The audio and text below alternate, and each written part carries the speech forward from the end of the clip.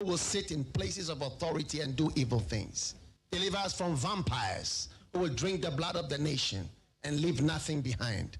Bless our nation with good leaders.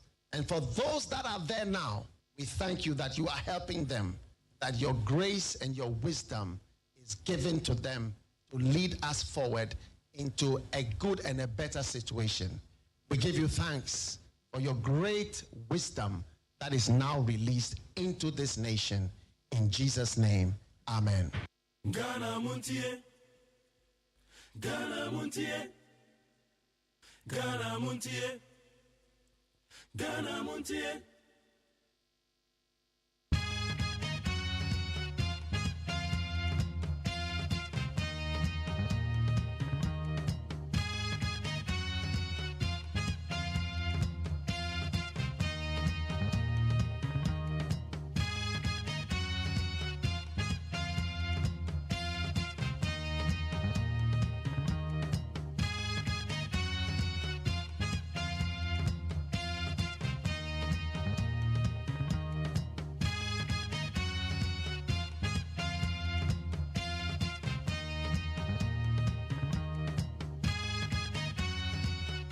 Right, exactly 41 minutes past the hour 5 for Neat 100.9. This is Ghana Montie. Today is the 8th day of August, the year 2023. To those of you who are celebrating your birthday today, we are wishing you a happy birthday. My name is Mark Jerry OSEI AGYEMAN. The program is Ghana Montie, sitting in for Kwesi Abuaje, the darling boy. Effective balance is not a matter of countering one extreme with an opposite extreme. You cannot eat everything inside one day and then nothing the next day and expect to achieve the nutritional balance. To address any imbalance, seek to rein in that specific imbalance. Adding a similar amount of imbalance in another direction just gets you more out of balance. So, Mebancho, balance that stays in balance. Balance that stays in balance is what you must practice. And the wood in your original bed, you're making it, and the wood in your original bed. What you're driving, why you're Juma, when you're Kakra, show bottom. And they are well blown in and ready and well blue and a pair sorry and a car coins in a good bottom. Also, we hear no say, will drive a Juma and run at the basic dion. We share no say, won't say Danny been put and run at the bit to our dying canca. Mate in what in trouble, and mate in what in trouble, ya. Anna, I am Montie. Oh, okay, Kafra. Mate in also why you want your Kakra show bottom. Well, ya, nay, ya were blown in ya. And ready anyway, and ready and so blue. Well, ya carpenter, ni. Mokra de amona sika ne ba mo nsamo ya no de ya adwuma ise abosome adwuma ya kan sika fo na ye moa omo every day we ye fitani stable ne masa kwa me no mo ye kire hei ogira o kan ho wi anu waje 300 cedis ede o na ya ti ede ma ke 300 cedis aje 300 cedis. Odi ashana o se ba ba she me o na Mark Jerry na yinipa. We blow cash ni nyina. Balance within balance.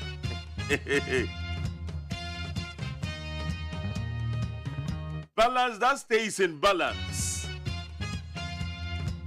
Jadini be pacho force bill wu yini kakra o.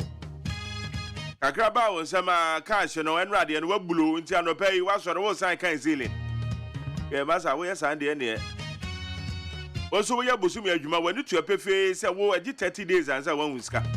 30 days and say, can I hit to account? I can't hit it and so I know blown in within another to cry saying. And then on the 8th, we are blow cash in now. 80 days and I can visit and well leave. Balance that stays in balance. Okay. One balance, and no man, one year steady. Who says, what the car and Namanasi a cassette balance and a channel? I am not here.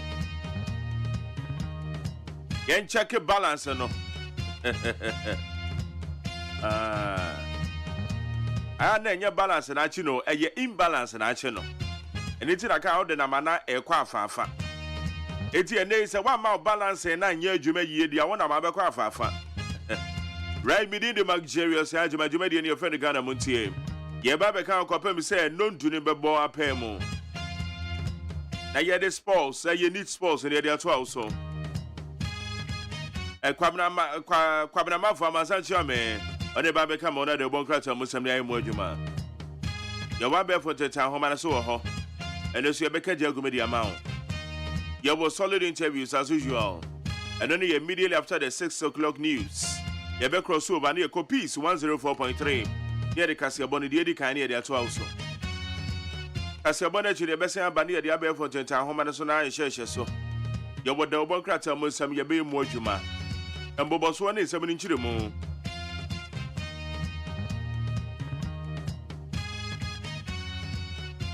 Mami fa 3 minutes being farmer Facebook for no fans kakre. Mo Facebook on mo mami homo. Get them on Facebook live why you need 100.9 FM any YouTube. YouTube ni Despite Media. Mo dem hono. And I no pay you mamu nyina kwaba. It's an pay sheshe mo amabe mo mami hwe wo ma about this here. Okay. It's a Haninden Fidel Hayford. Also, Mr. Host, good morning. Tadi, Kwasi Mintin. Kwasi da say good morning, Mark Jerry. Watching you live from UK. Yeah, that's Kwasi. Enoch Tete Kwame GH. Also, good morning. Wish you live from Asamaika. Say greetings, you win Frimpong. Darling boy, original. Opinion Kwejo. And say good morning, bro. Watching you live from Amasamai Ashalaja. And Krabby Enterprise. Hey, what do you want? And now Thompson Opoko AGYEMAN also good morning, Professor Jerry. Hey, wow, Professor and the one dear pan. Also, please tell Dr. Baumia he is going home with his gold for oil policy. Hey, an opportunity policy. We message you Samba Keko. Okay, Paul Kwaku, also I'm watching with you. Lamprekin Rashid also watching live in Temagolf Estate. Ejabata Denta, Oziminia McJerry, good morning, and may God bless you for the update. Yusuf Suleiman, say good morning still. We are the doctor, what's it then? Dr. Mamu Dubai near A. Is the one who can take us to 2024. Mepacho, who is Dr. Mamu? And now Dr. Mahamadou Baumia A. And Crawford was killed so. I said Dr. Mamu. Okay, you see Suleiman, no. Now, Ali Duademo said live from Saudi Arabia. Saudi Arabia, I'm going to say, I was saying, oh, Lamprekin Rashid, also watching you live from Temagolf Estate. We say, please, delegate, remember Dr. Mahamadou. Kobe Brown was say, good morning, brother Jerry. Please, we have not received the NSS manual. Hey, NSS for music anime. Me give to worry. Hey, Mrs. Bebajo, what's up? Hey. Nane kuya mo aboaten say nane kuya mo aboaten. Also Dr. Baumia is coming and the new Hafiz also good morning. I'm watching you live from Medina Estate. I am about why. Estate Mutina de Jolie Louisville. Watching you live from Düsseldorf, Germany. Also Baumia all the way. Michael Frimpong. Also Frimpong Michael nie. Good morning, Makijeri nie. Hey. Vincent Asenso. Asenso na meka Vincent Asenso. And also the no. Hey. Madam for now obedru kotoka okodi 2 weeks for US so I say koruka. Good morning, Makijeri, watching you live way from UK, Vincent Asenso. Hey. Asemo. Okay, Joe, you have say good morning, watching you live from Hamburg. Pakubu Ajo say, Makijeri, I'm watching you live inside Odoko Gloryland. Kechira Hofe, I say, Kai, Kechiri Sudi. Kechira Hofe, about Facebook, I just do a radio news and I watch it. Kechiri, I say, Kai. I'm saying, Woma, I want to train, and I want my woman. Okay. Kofi Alex Yarin, you say good morning, MJ. And Annabella Sunday also watch you live from Birmingham. My dear pal. Honorable Albert Amankwa say I'm inside USA. Yeah, Masa. USA is in America, Aminka. Watch United States of AGYEMAN, Jericho.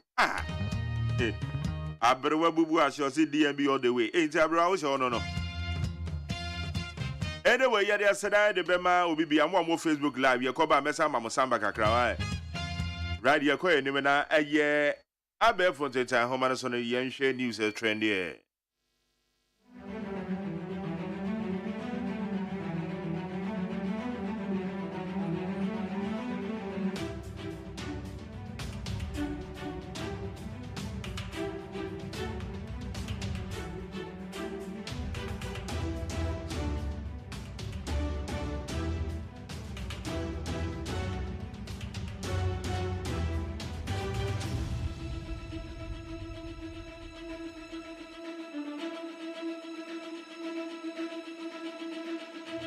Media Sedabema a peacefmonline.com, Namidiama citynewsroom.com, myjohnonline.com, checkoutghana.com, and Star FMGH, other relevant news portals here down my Siabe for the time home and Yadin somebody Yadebra with 100.9 so.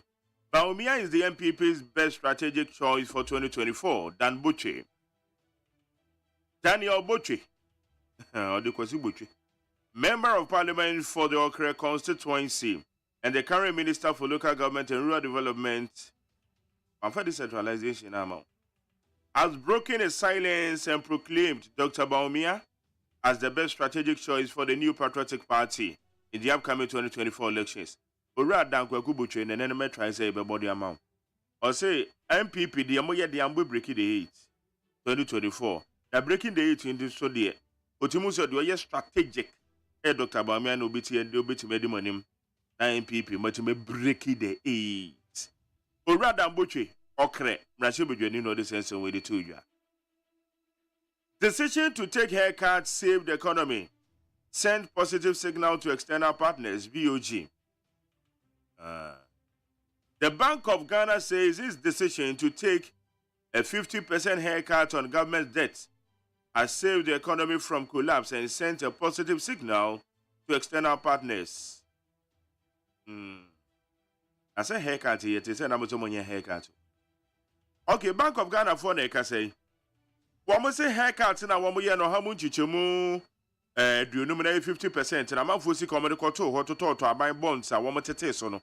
Or see a sable man you pay yes uncle may you seek a send better tap and some. I can see cano, send better tap and some bassa. No see a boama and crankle from 1 man on an near dear no at the GDB Brom. Why? It's a way a Bank of Ghana for nobody we are to. Scraping boarding system in SHS pointless, Professor Ite, a former Vice Chancellor of the University of Ghana and Secretary General of the African Research Universities Alliance, Professor Ernest Ite, has shut down suggestions for the boarding school system in senior high school to be scrapped. Eti amafokasi and scrapping through boarding schools. You boarding for every senior high school because one class is in Hunukwana so. And I say, and I will say they found me. Also, I said social media over the weekend. Now, my focus is boarding houses, you know. What would you do this? Who and say, I can bear you in trip.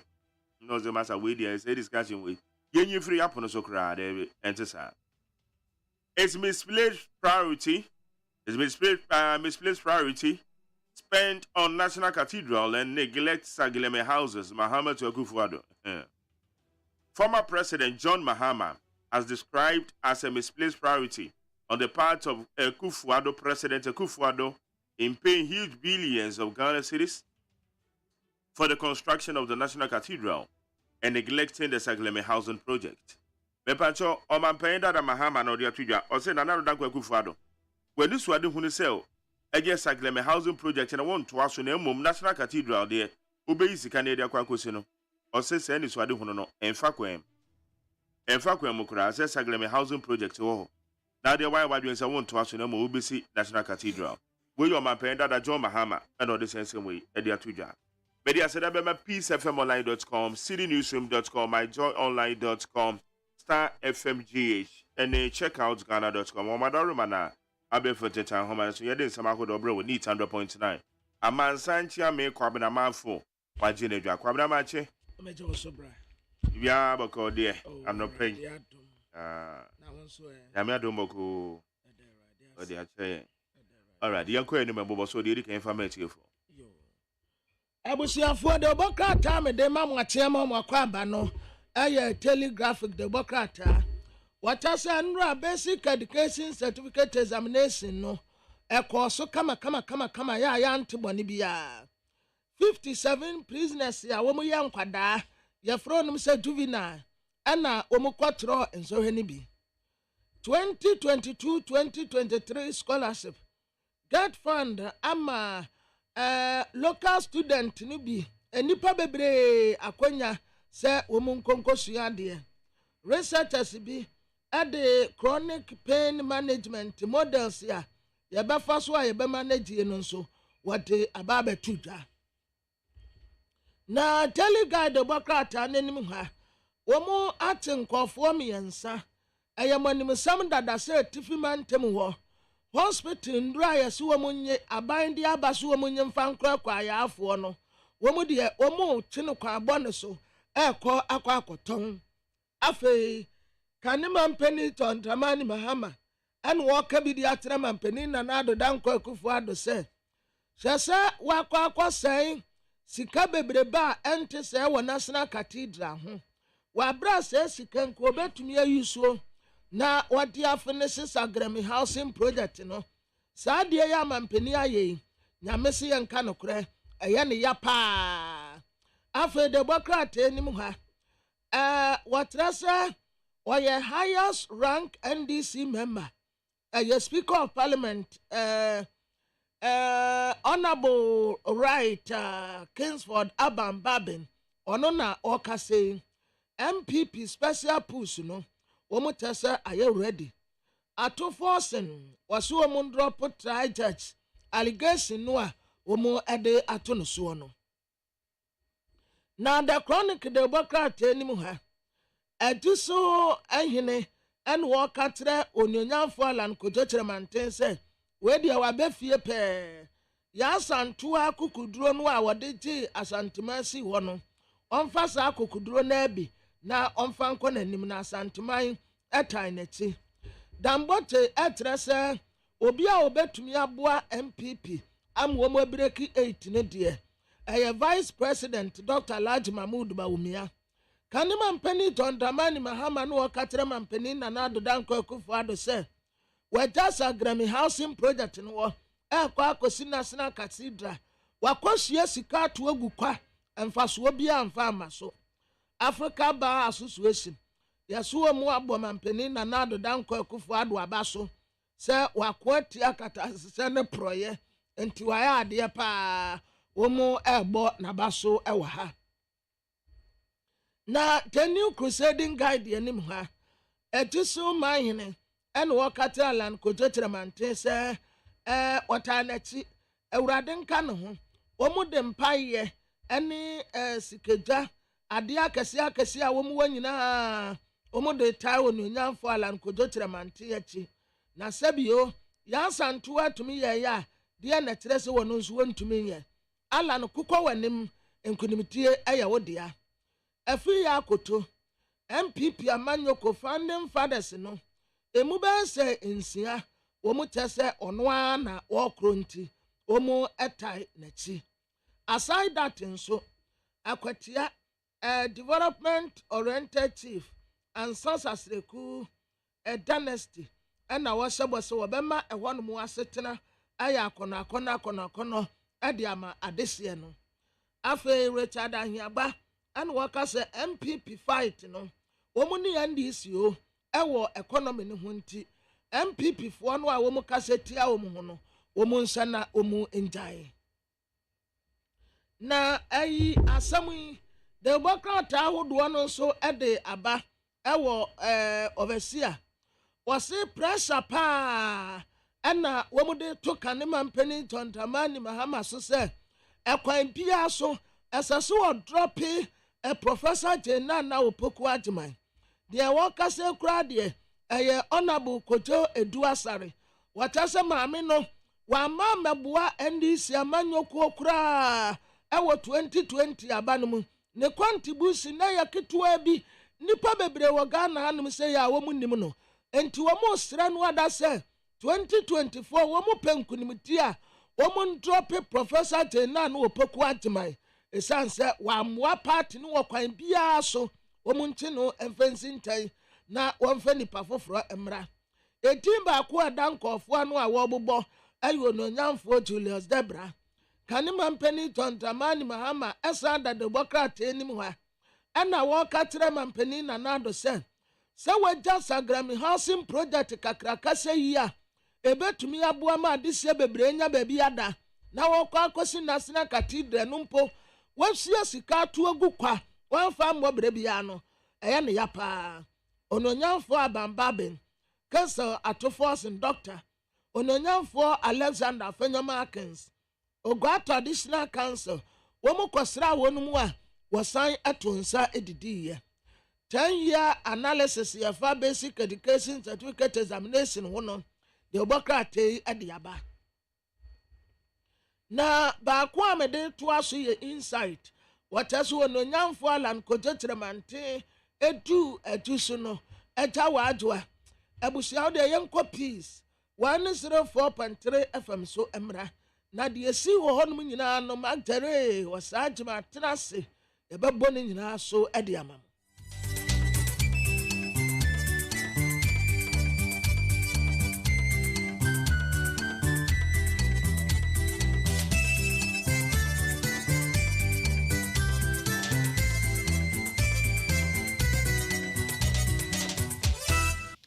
Abo no sia peace 104.3 FM Sonia de Shmaima yama munyina che ensama hodo a yaboa no omaimu ene amahodo so ena anope yesi ehun konwa ede besomo kaseboi etwa ne ho ede afa hello 101.5 yewo dum ewo kumase yebepie mu nkran a eye okay 101.7 neat 100.9 yewo ship house ewo Abeka Junction Ghana ha ene amano ne radio stations ahodo pi eno nyina akabom efa kaseboi bi atoapeti wiase ama obia enye bi etie ena no pay ensem a yede ebremo no ne yedi mo akoten ebi ne se mampanye na adodankwa ekufuado eye Africa Bar Association for ede abasobode akese ama no esanse wadanson ewo ne mpanyi nie emu Krobia Sante Kotoko hino sufo se toto sumi no so dia to ebibifo enim ese mi ani enye yabakosamu yamfa hwa ye ho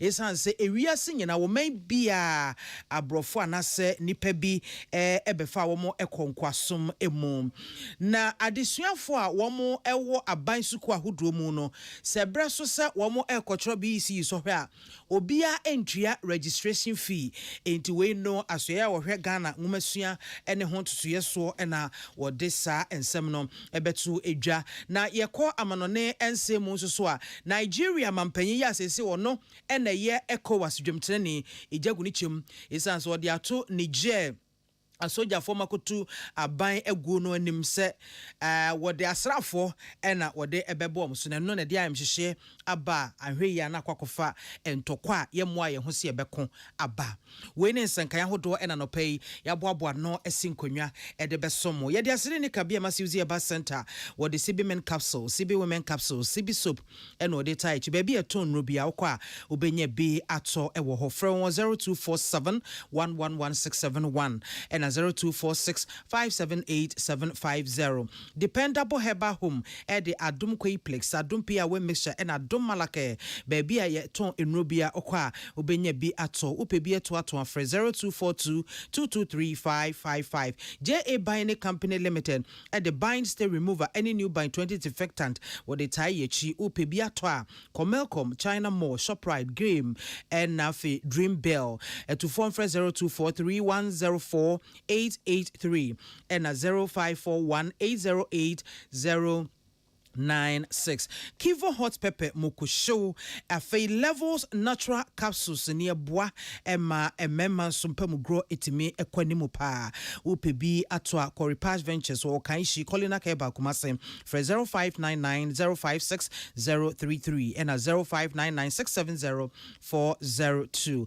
Onga soya bean protein chunks mames happy hand papa eboa emeduane eyede usokia na wachi ya what this way chocolate drink anopaid you here in sushi nyumekwa daroma ena ota yechi ma yede kasebono aba midin ede mame biama akwafo afin seminini Africa Bar Association one more afiafi enhyiamu one more de akoyehye so ama afi mpiemienu ene miensa de no so no abaso ewo South Africa Krupon Pretoria emu ne ho ene wo mugina so ede abasobode sonko wato di se Medal of Merit in Leadership Award one de ama Ghana Mampanye His Excellency Nana Adodankwa Ekufuado na sa abasobode President Anati Brekese ya one de koya no Hannibal egbe uwafo ono ena ejina edom no nyina anemu ede sa abasobode no ema Mampanyi Nana Adodankwa Ekufuado niema wo mugina so ne se oye ne mpani ni eso ani oye obi a watu ne ho so no mo ebo dawro se obetu kata shepre kankan ene dwirim ase oye obi nso akabama menka bia memu otiase yi na ede din so ewo na mamuomu ena afenso oye bibinia odanson ewo ndwumadi ahodo nyina mu a ene mapa waye ewo bibrem hanom no abakosemu nchirima ebeka ede ayasam na ebra wode abazoboy ema no wie na Mampanyi Nana Adodankwa Ekufuado enso ede ase de PC ema ekono ode etu dwakirem se bibiman ye wonne mapa bebre na enso sabisabio yentimi enka ye ne mapa ne yentimi mmoho dawuro ema chese so manfa so emfa emayen na wo hwe se de bibiman odoma koma amayen abro na wadom yen amayen niema hodo pi asase mu agudie ahodo a wo senka bima yetimi etwa yen ho na yankasa epeyen ni nyina sa ne manyina ni duagubre yankasa pemfidie de be ye ho adwuma na so fa so no aba mayen no da bia ne de ni ato obi so nti ebraso se bibiman ye fa yen hyebre ehye yensem na yetu anamo na enema pa odoma koma ede adom ye no yetimi ehwe ne yedadam se ne beya emfaso bebre ebefri so aba amayen was signed to dwa ebio ese enema hodo bebre nso eka ho bi na agi abasemu was sebio wo mo a ebetu yen so sabefa yenumum ede yen kwasom mu etena yen so ano wo mo di se bibi na ahye adwene mu nti ama abibi ma yentimi enkeka yen ho enwene nkonkan fa yen hyebre enhye yen sem was burumfi wo hanie a chese saa enema nyina ekokokoso no was braso nti nhranka nyame krase yede African Continental Free Trade Area yede aba ese January bosom da ne dikan fiempi mienu ene aduno ba komo nyame adom Ghana yen ena esi enso so anase ne headquarters no aha no mo ena ewo no se no ebeboa yen pa ma bibiman yen tamantam nkita hodie wadwadie mu no etimi aboa yen se ne beya yisi kasam ene adwadie ho totoye ebekoyie. On behalf of the people of Ghana, I thank the Bar Association warmly for the honor of this award, the Medal of Merit in Leadership. Ghanaians are deeply humbled by the award, and we accept the challenge that it poses on us and in what the world expects of Ghana. As you know, I was first a lawyer before becoming a politician and subsequently becoming President of the Republic of Ghana on my third attempt. Nonetheless, I've been fortunate and blessed to have chalked a few significant firsts in my political career. The sweetest being naturally to have been the first opposition leader in the Fourth Republic of Ghana to have won the presidency of our nation on the first ballot. I was also the first sitting president of the Republic to address the conference of the Ghana Bar Association. So being the first Ghanaian president to receive this merit award from the African Bar Association ranks as equally sweet, and I'm grateful once again for the honor. Any out His Excellency Nana Adodankwa Ekufuado Ghana Mampanyi yenua na abana entri ena ebuansem ya no ebaye.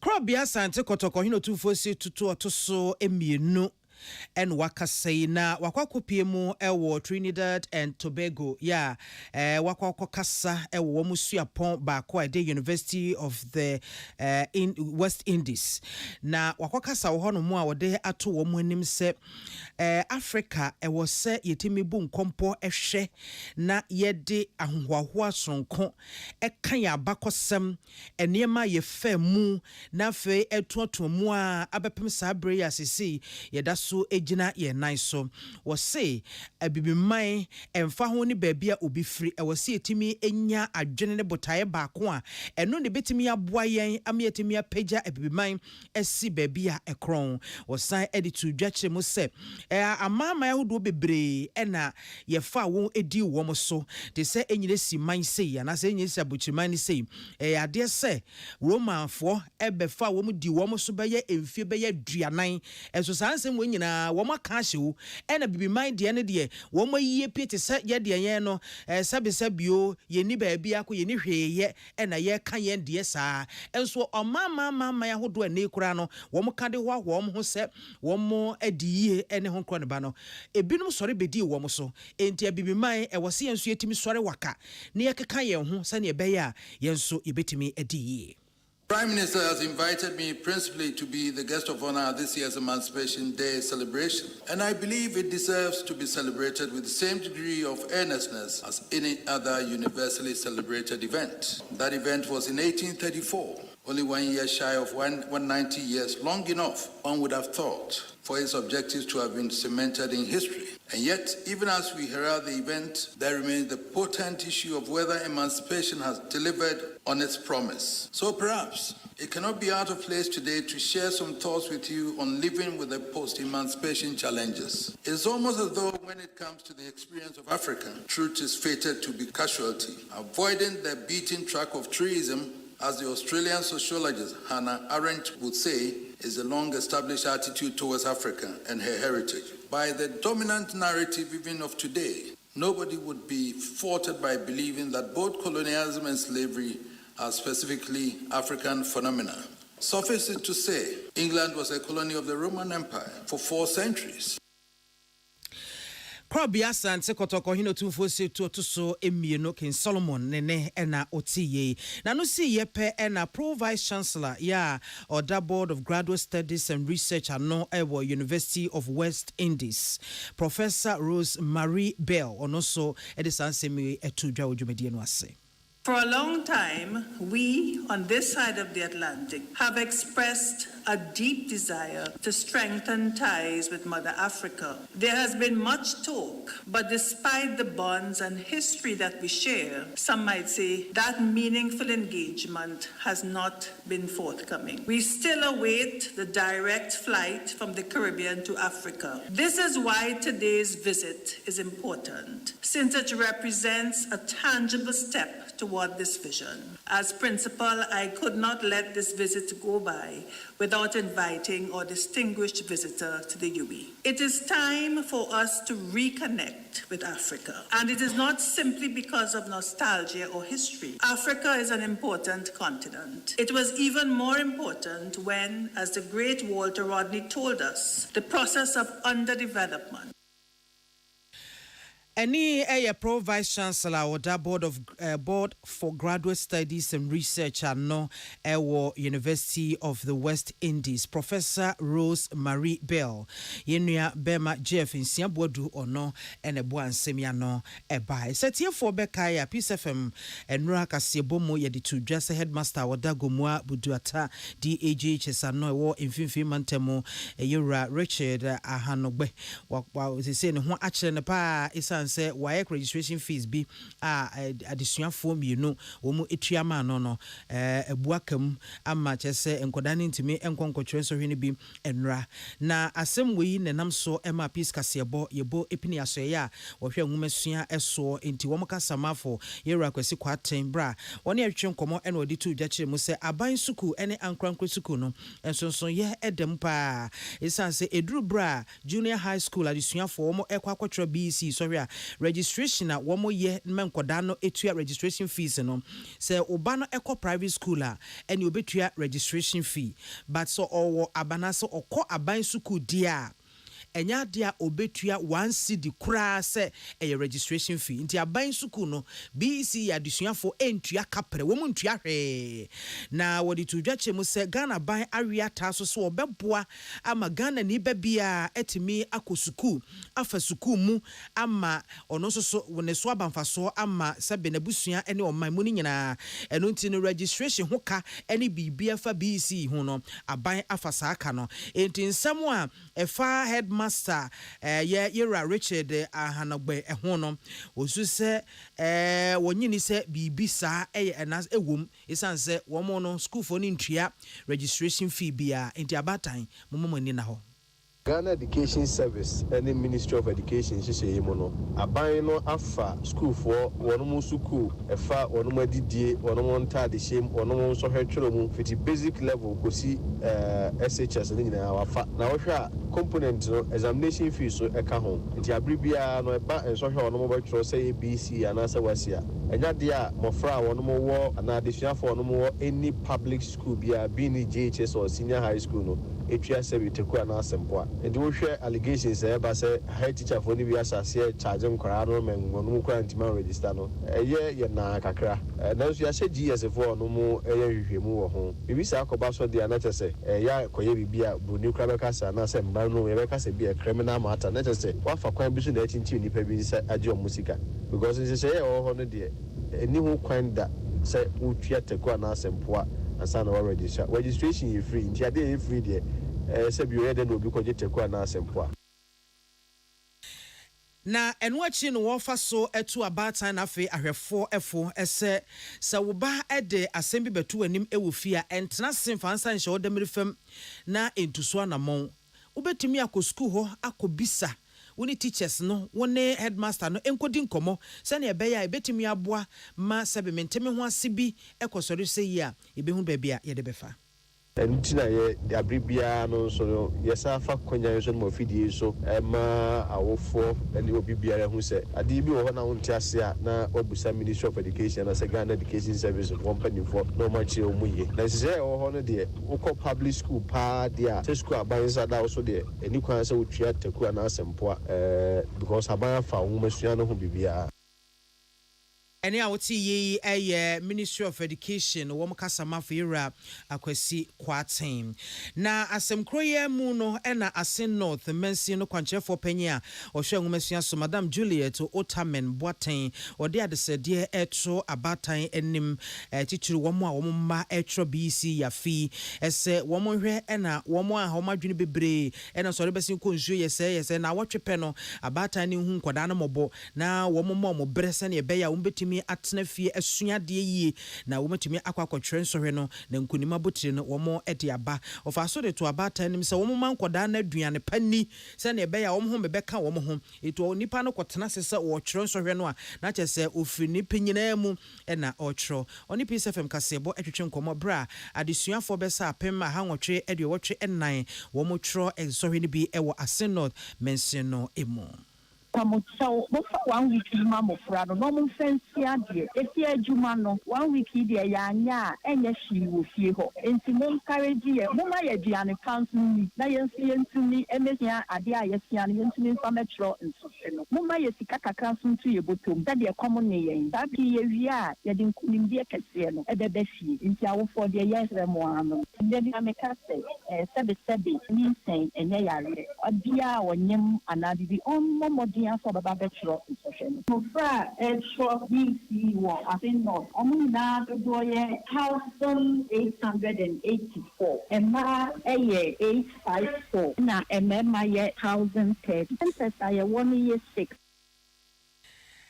ene a woti ye Asen North kwanchefo panya wo hwe enwumasua so Madam Juliet Otamen Boaten na ne krakra mu na opanyo no so wo Asen Fosu Municipal Education Officer on kasa mom Yera Samuel Forinkum ono so egina enwumasua asoye no anemu ede etudwa achechre nkoda no sede sohwe no ebesi akwafa se michichema ya wo mema 918 and mba so 932. In all there were 72 schools. Na 72 there were private schools mo ye 32 and there were public schools mo ye 40. Na municipality there were centers makuma kunsia or postcode demonstration center near railway station is after the Jones School Center no Kusukale cluster of school center ewo ho okọ Nyankoma senso a yewo Nyankoma se center baako ewo ho okọ Ekropon so yewo Ekropon center na okọ Ewusema akonso yewo center baako mo kan ne se omombo omomode na omozo encourage omonkara because the teachers na omaye na aye de omapemu de nyina nti awofo no enhwe se omba encourage nkara akole bi wo ho a aya no ehu ane ade hye ni mu nti omonyire omo no omombo omomode na communities no so ebesere oma aya the various centers no mo nko ho.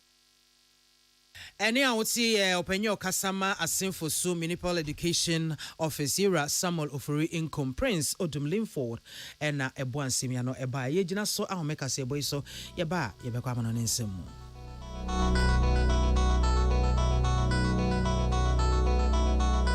So wakoma ho hyehyew ana ebo periperi de broni kan hardware no a ede na se woye na se woyam so atim so wo be packing a farmer Martin's liver salt tira kwai entem ehwie nsu agu glass mo ate Martin's liver salt no ba ko no na wo de agum wo be hu se ehuru wa glass ni mu na wanom Martin's liver salt ye won orange flavor ana ba ko so ye plain wonumu a ho beto nemum edi na anu na ho ntowo a ko hu doctor. Amen. Yenim some busa say nije ase ne say. Ase ne say what the army Nigerian sani ani our herbal ayaresam bio na nkunimdie adasidie na ase ani abasobode nko a. Se wa so wo hwe apomdim ahoto a wode abra manfo efiri ye ntiri so ekosi ye na ase. Ehina yade sha army hu ensaw yade. Wode ne nro ne abefo efidie echi yade no kunu what time. Army e the herbal modern was signed in naturopathy and homeopathy kwan ekunye nyarewa. Say sukuu fofri amano ne besua ekwane a yade herbal say yade ewo army. When nyina nti e na yade anigye frefrem say. Se we pa wo yare bi hyehye wo ho ana yare bi abagye akonya wo nipadua mu a Allah shafi onyamene yaresafo inshallah enyame adom a ayaresa beba. Army wodome wo be old snake flag ultra modern branch Waklagon Tama Road free 020-722-9505 and 0245-275254. Amen Scientific Herbal Hospital. Amanfo dia moka kire Freddy's Corner home appliances hono or dia ba Freddy's Corner home appliances center home appliances eye papa bia ebi wo ho brands ben media Samsung Kaiwell TCL TV air conditioner freezers fridges water dispensers and dia keka ho nia ubenya good warranty dia ko Freddy's Corner home appliances okokomemle CCTV a eboama monitor of properties any business at anywhere in the world CCTV ani da ho e wo detector clear pictures Wi-Fi connector. Utimi connect my phone. Na wa monitor baby a wo wiase bia. Freddy's Corner home appliances abeka Freddy's Corner edwosu ahodo a oton phones ene ho accessories no ho. Fresh 0544-959195 ana 020-7937-323 ana so brakoko memle city light in Chehwa. Na ye can discounts ene achadia. Ubetiasie. Freddy's Corner, home of authentic home appliances, phones, and its accessories. Tune it in, turn it up, Peace FM, and rip off the knobs.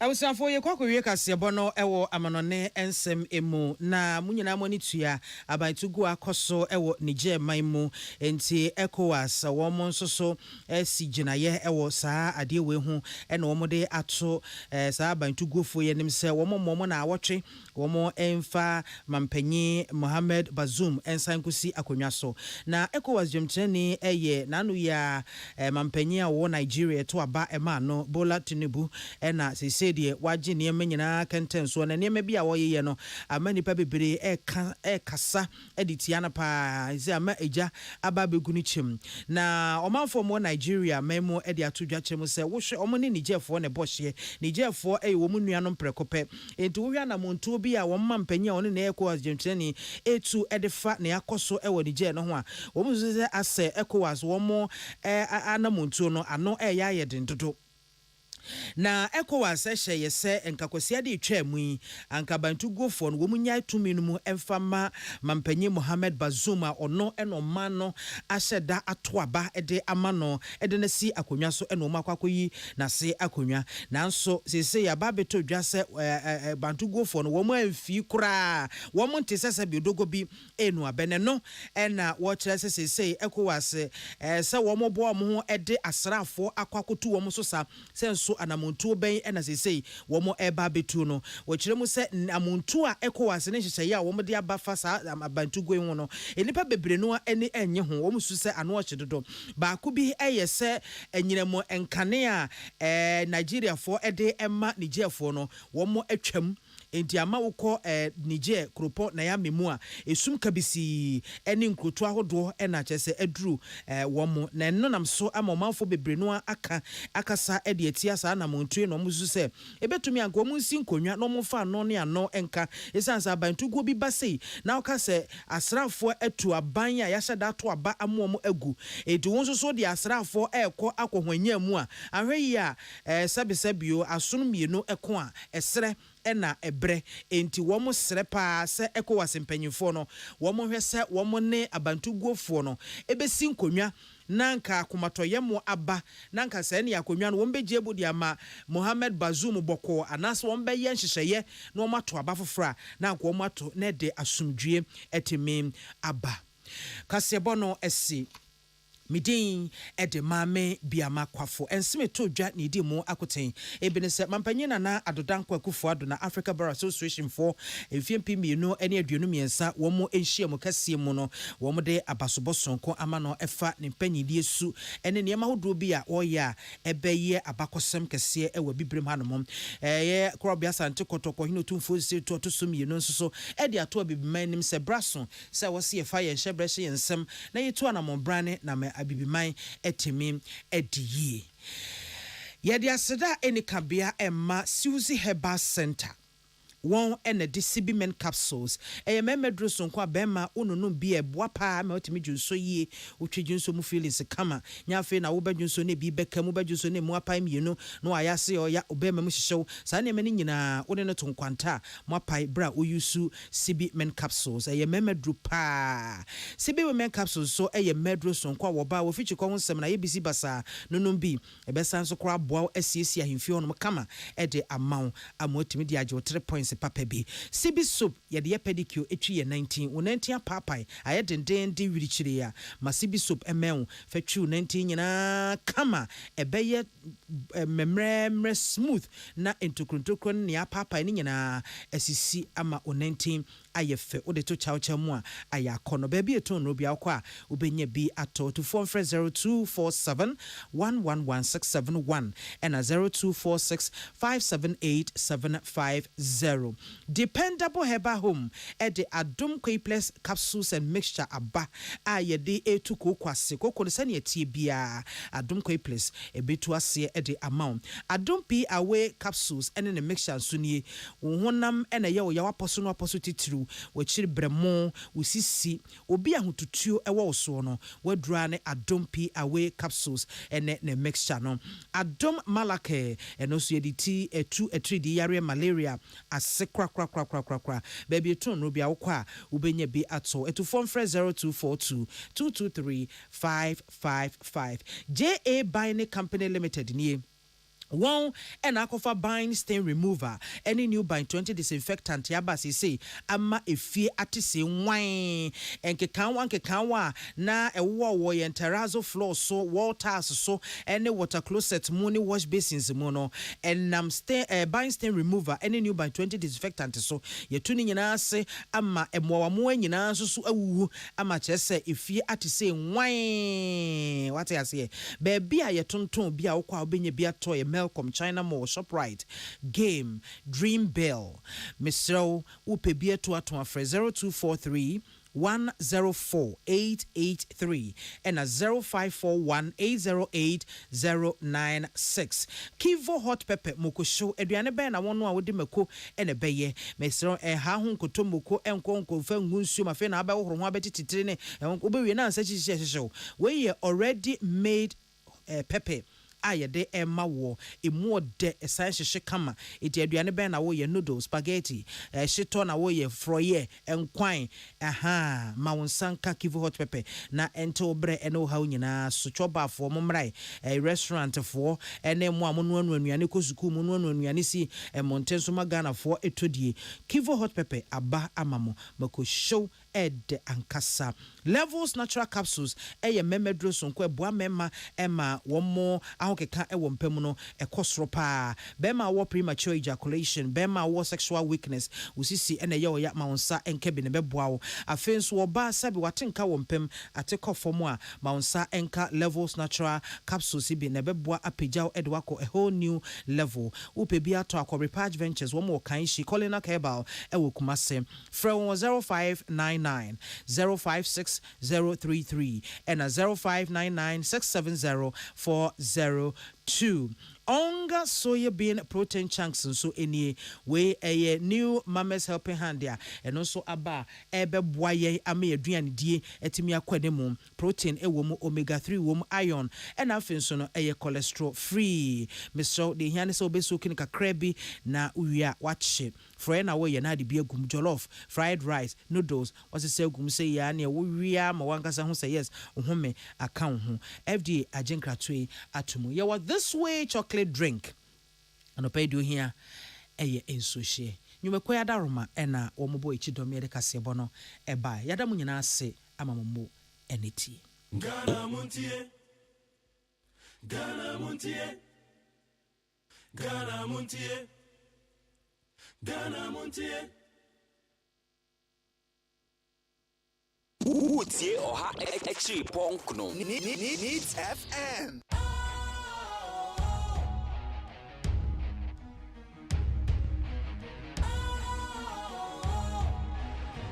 What's cool, fresh and trendy with a new look? Makes you feel real good, that refreshing vibe. Satisfies you right just the way you like. Do you know? Do you know? Do you know? Ain't gotta do it alone. Specialized makes you flow. Anytime, anywhere. Specialized feel different. Always think specialized.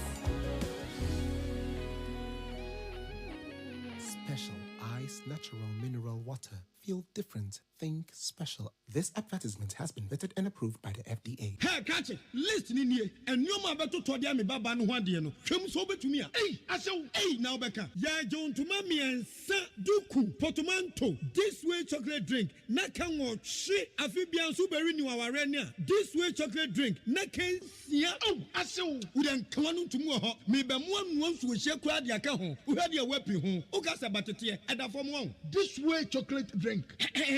Crash up a pair, Baba Warrior. Aso, ye fear said this way chocolate drink, yes, or no pan on the enum. Ye bishop free genome no snack. Ye know who I don't yet serve woman. Ye did any a pebibia bob we had yasua. This way chocolate drink in the enum. And at this one, what's your has such a woman, cocoa woman, prick woman, bibia woman. I don't hear any so here.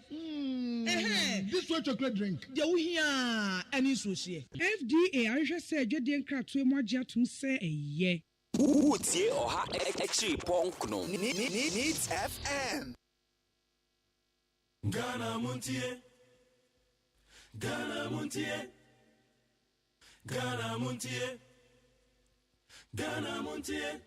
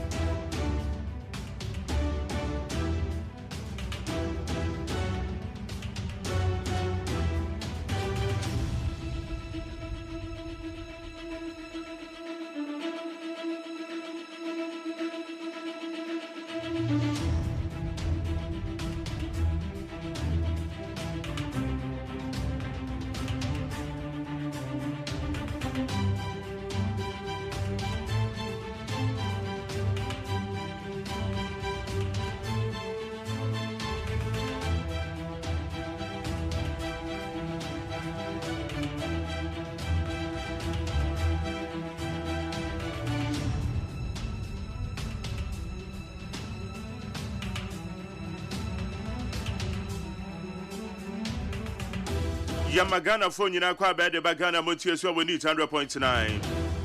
Bepa cho de Kasiabon ne de brewe. Kasiabon chi ne yaji AGYEMAN sanchi ame kwa bidamafo ha me so me wa ha. Mimi din de luxurious AGYEMAN. Ojo da bia do na produce ojina machi and a frame bankro. On na na yan for one na ye in charge of the social media handles. YouTube na ye live ewo ho, YouTube ye live, Facebook ye live. Anope me ba cho bia wo te say wanya kokko bi atafre. Because they yendi koko they said ya eno amate and yendi koko no yetafre. Because koko 2 cities no betafre e yenom yeah wo manu koko de e na 7 cities o e 7 cities woji koko ne be 4 cities no waje ye ko se ne 3 cities na pa sa wo kwa akoto koko wo di 2 cities e ko jira koko wo di ana wo to atafre etimbe bi sa wanya koko bi atafre. Okay, Facebook live mo amo ho. Ya mo bibia kwa ba. Ba ku no hu wo ha, ya mo akwa ba ho. Paul kwaku wo so wo hwe ya mo akwa ba. Ensemble no rada mbotwe waka. Dia fa Dr. Mamadou Baumia ho. Na ejo so hene nso ensemble no no so aka. Dia fa owura lanchamaten ho.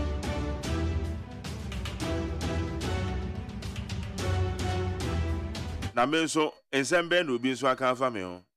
Na me so me a person.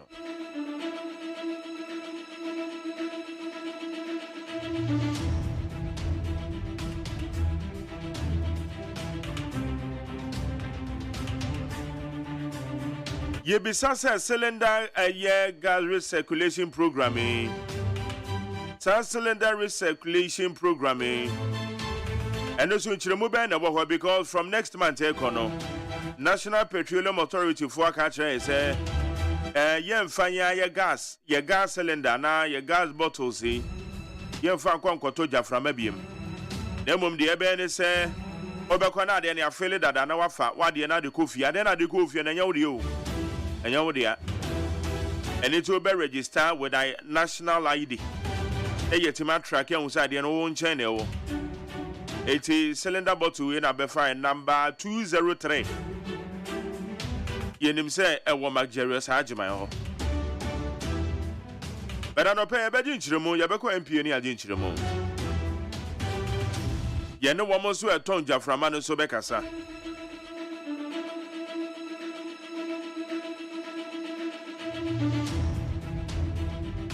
Emun semete sen edema.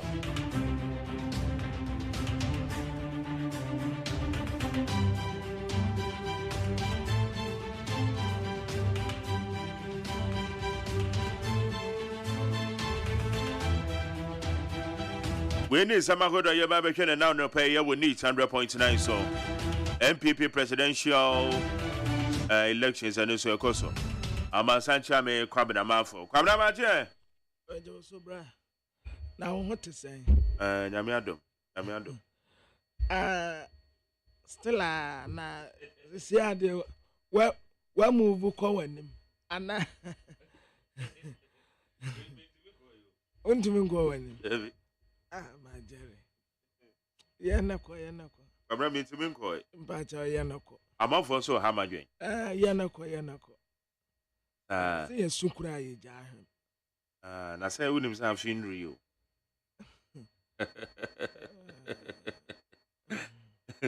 Ene de on gaza bi mo. Asemo babra. Ba mo ya de mom. Say Moyade. On say enne boys na ya ba no. Yantisa tete nom dia asebu amemfi nom ni ayi omu koe no. Oza. David. Enne wanyi a yanso ya che. Nti boys no a ya baba this time. Obi ani da ho. Obi ani da ho. David. Say I will say, went to me fast and done it. There be abraboya this year. Inti, you say life is a teacher. The more we live, the more we learn. Inti, nkɔfoɔ binom mistakes ɛyɛ first no ɛna wɔbaa no ɛɛtete wo a na wote ho a wokɔ asɔre a na yɛse bɔ mpayɛ na wasa aba back na wasa abɛtenam na wakɔ asɔre mpaebɔ na wasa abɛtenam de saa na tim no wawu na neɛ wɔtete wɔ ama wawuo no wobɛkɔ no wɔkura hanki gyina asɔre dam wɔ ohim yɛato worship a wɔto bi yɛato praises a wɔto bi this time sɛ estate bɔdamfoɔ na wɔbɛda kɔmɔ wɔno wɔnya akokɔ funu no wɔkɔhwehwɛ silver ansana wakɔ akɔnoa by zongo abɔdamfoɔ de yɛnkɔ ne saa o yɛnya akokɔ funu na mpo ne yɛnya silver yɛbɛtoto awe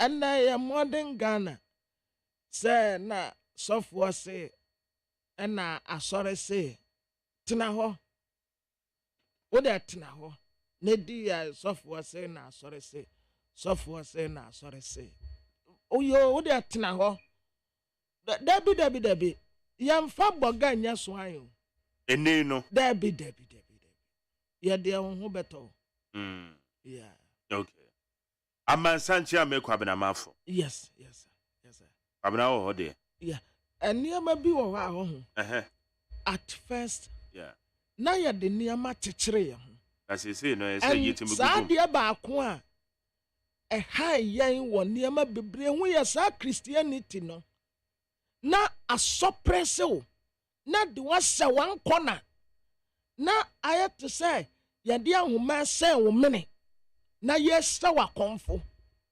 nti ana Kristo som na kɔyɛ Kristo som na wo ma at first na yɛatene yɛ sɛ saa na Kristo som no ɛteɛ sɛ wonim sɛ asɔre bi kura sɛ ɔmo sɛ yɛnya awareɛ kae sɛ meeting baako bi nipa baako a ɔsɔre gyina mu sɛ ɔmo ngu awareɛ no ana ɔmo kan nyinaa sɛ daabi week ni mu ana papa no bɔɔ baa no firi soro bɛhwɛ fam kun no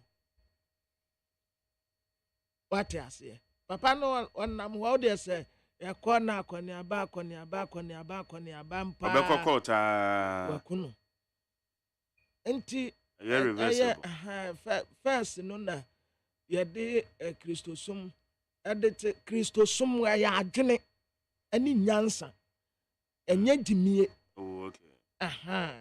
yɛde adwene ne nyansa ne yɛde som yɛmfa gyimie nsom awurade nti you awurade adom wabɔ wama wo nkwa wama wo life a wo nso ɛsɛ sɛ wode wo ho. Why do you have to allow Obi to tete you to kill you? Now woko Debbie. Oh, and you may be a yan teenager say, or baby or my jelly.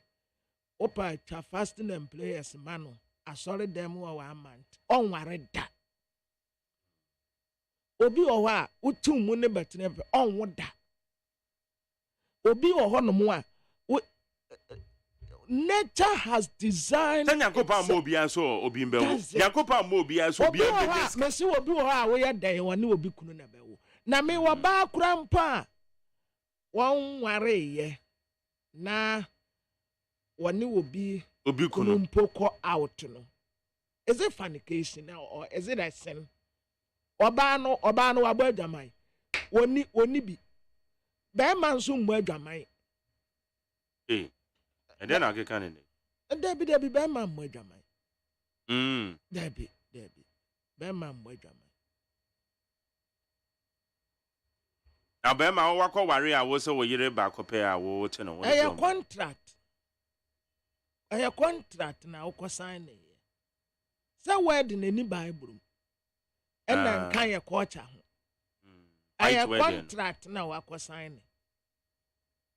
Ɛna mmaa ne bi di gyina so. Once a ɔne n'akɔse nsankrataa ne deɛ. as we acquire our university awie no I relax no what ho enti obi be force one na your wedding ya wedding ukwasensa awie pe eno anu no de no wo hwehwe ne nsaka enti eye contract ya because adentina ade bi a ye sign krata wo no what does it mean Esa wo sign dia say ne wagye atum meaning a contract enye wedding eni bible ena eni ya kwochem nti eye kwasiburo ni contract ya ne ye pe na yakwa kofa sa kwasiburo ni contract aba ne contract no di aba besensa ye kon ena ye nice way nso a sa abrofo no awu say ebi wo honom a omma waduro no ma wonnum onkuwo anaso wamfa tuo megina wo so nkuwo but obeye bibi ebeku ntem obeye bibi ebeku ntem nti ebi no say enti na meka say at first na ye de nioma tekere ye ho but this time around it's not like that. Okay. Debbie enti me hu ebi di agi wo mu ebi nso de enam so akun wo mu na ya boy na ya guy na oton phones ni ade wase ye ono okwa anti akoso ono so oti wafutu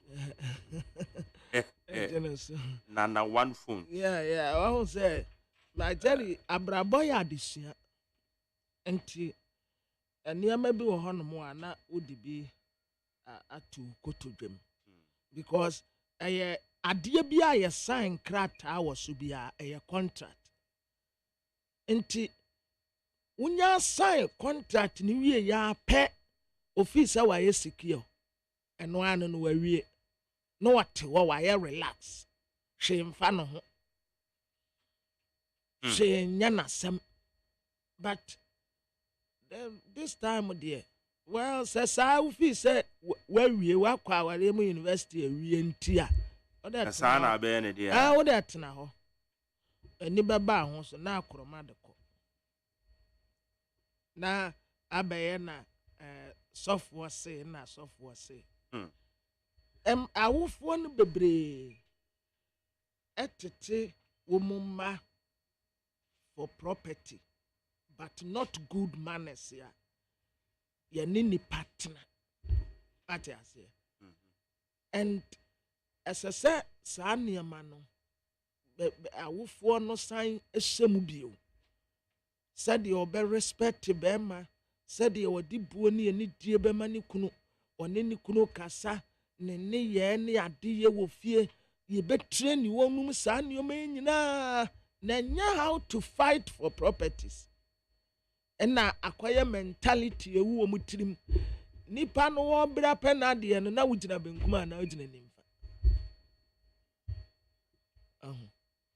nti okay yeah abra boy e man fan no ma bi nhihye debi na nyamesom see yes ye nyina ye kwa asori ba nyamesom ye ni da ho higher needs 100.9 nti enanopai afutu amasanchi amedia man no about 648 okay kwabra yenko we nim kakran yo bra afi wi ana egba wura nkrata no ni ahwe de ese president so age award president age award award nso obeka ho asem kakra na me feel say enkofo na de award no man no oza me hu Africa Bar Association yeah na me nim say ye eku e wo Ghana ha o de ba sana say ya Africa lo ya fonka bomko no wo mu wo yes South Africa nti na mama my reserve me bibia tire say wo mu say mampeni eye anti-corruption crusader na say ne de no kra na nya no so you will be our kutia kata asese ne proye Debi o say crusader obo ho dawuro just wo bo ho dawuro just wo kan wo wano ene woni ye ne ye different de but award we ne de o say anti-corruption crusader obo ho dawuro o preach but the preaching ne ye different eno ne ye different matter altogether. Okay. It's have to say dia nanado kind no no ye ne de no. Na say no de science and data no. Say na wo kofa Transparency International e be kire secretary session Ghana ya boy homoden ana say ye mo ye homoden. U Google sisi a obenya. Latest one obo de buy so obe position ayeda. Na say ya boy homoden a obehu. Ye mo ye homoden a obehu. Enti ane de we so be be ka. Ade no de ye da.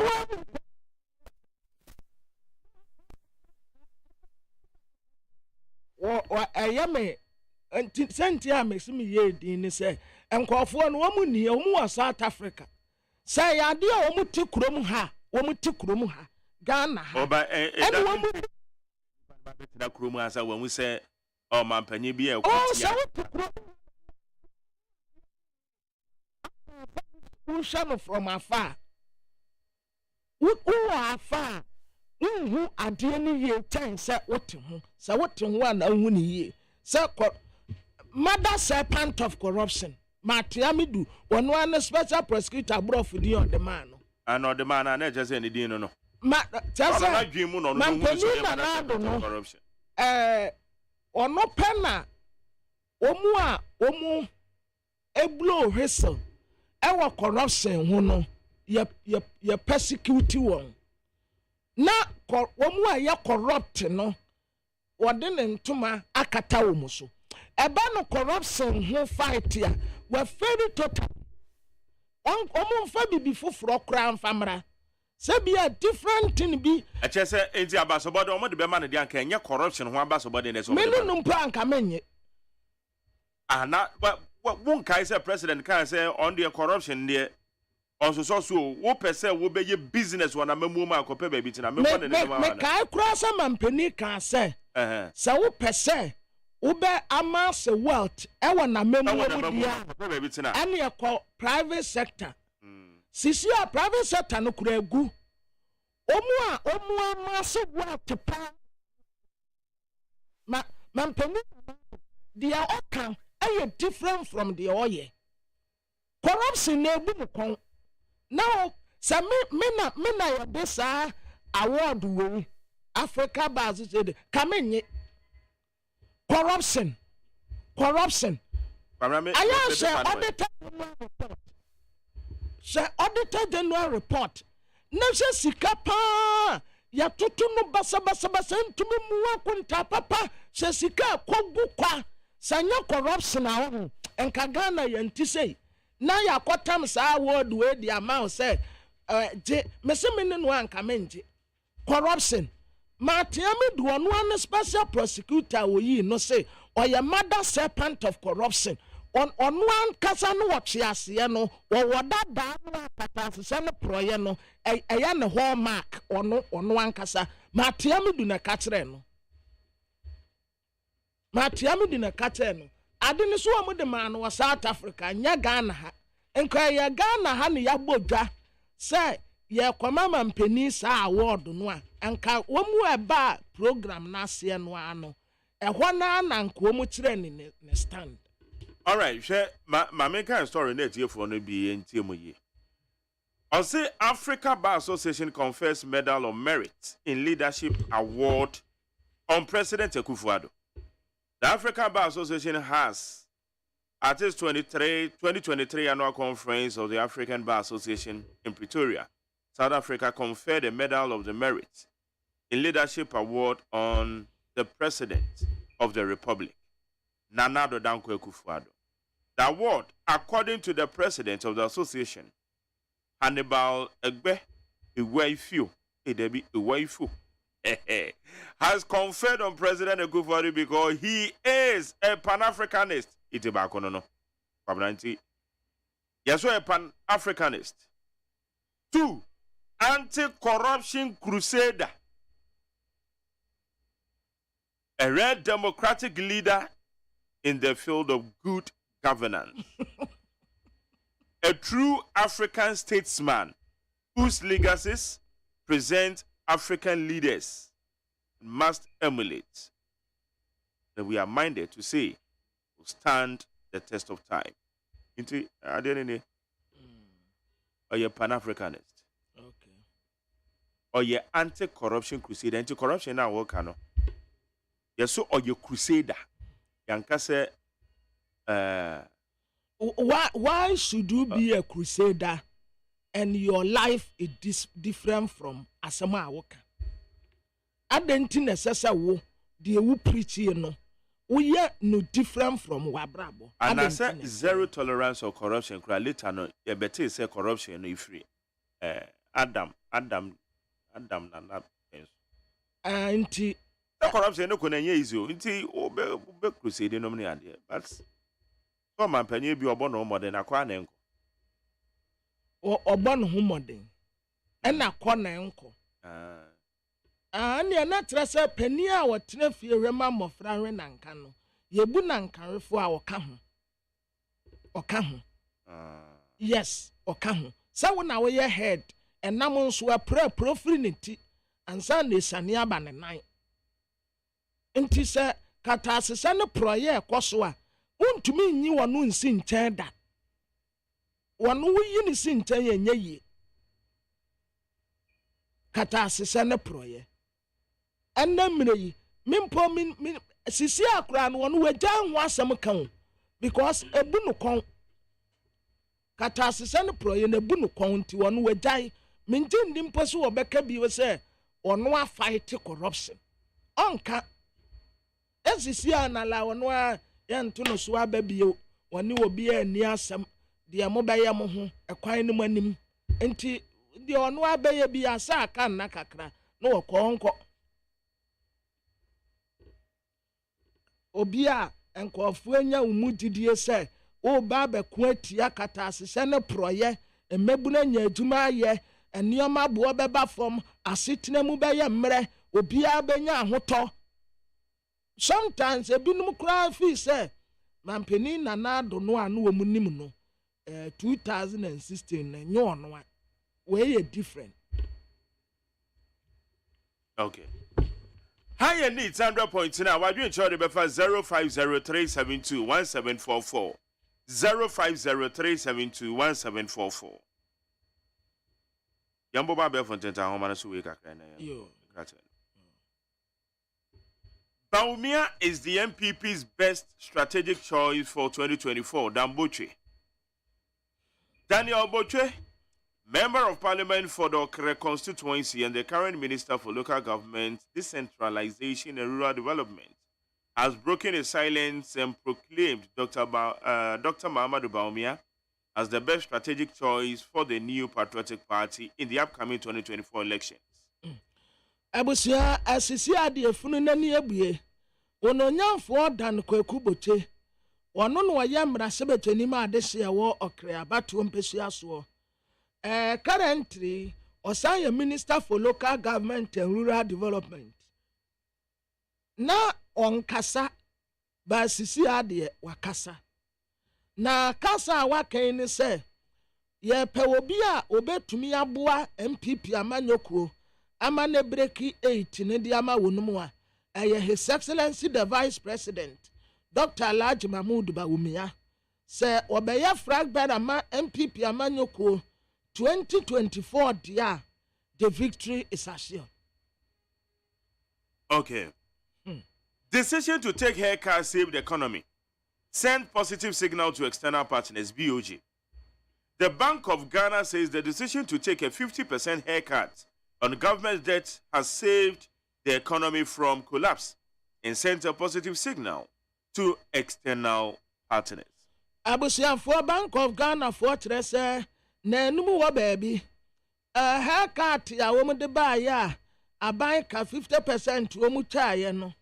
What Trese a boa meko economy no, Nanka Diego Kranso, it made none and asunti ama, and Kofwa and Uomo. Edins I was swear be woman on Neno.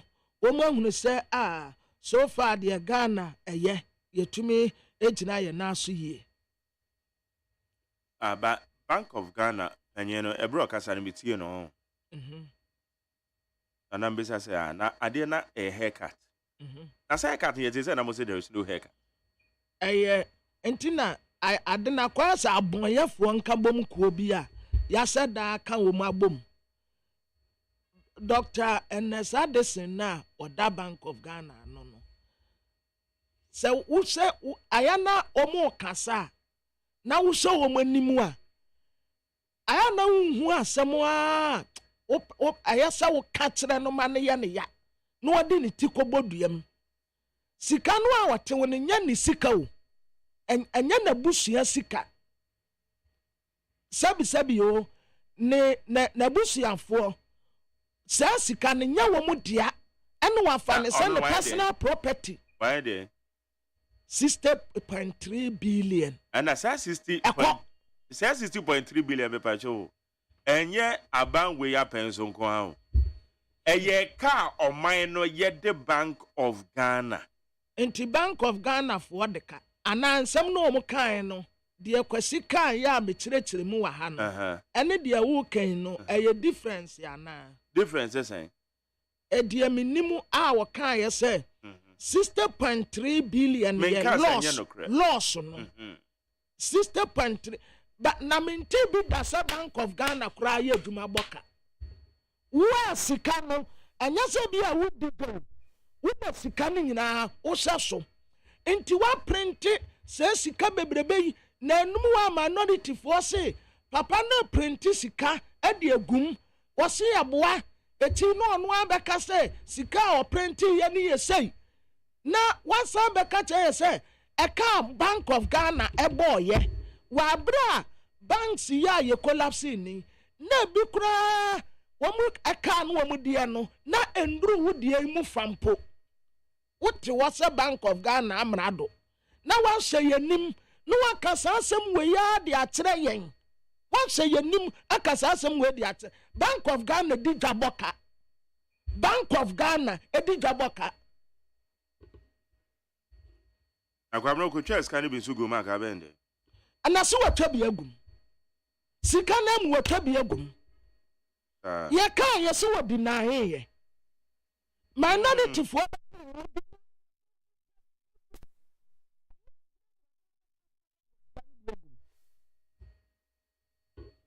I have to say, Obia ye de wono apɛ a ne ho beto no. To say nipa no ankasa ono entina sometimes I am etna wodi na medine say Christianity no a omode abesense ye kom no. It's a nice way a nipa kwata kire di bone ana. Sankofo anyina she Christian Council eku amuye Kristo sumufuo kuo. A bibi nkwa ye ya ye di obuo ni eni die ma fa mo kasa ebe ma o man ni mu ato se pani na ti a mo betumi atene no o mo nyina ka o ma no ato ti sa de ekose so you call nyame sumpa Christian Council one council a Christopher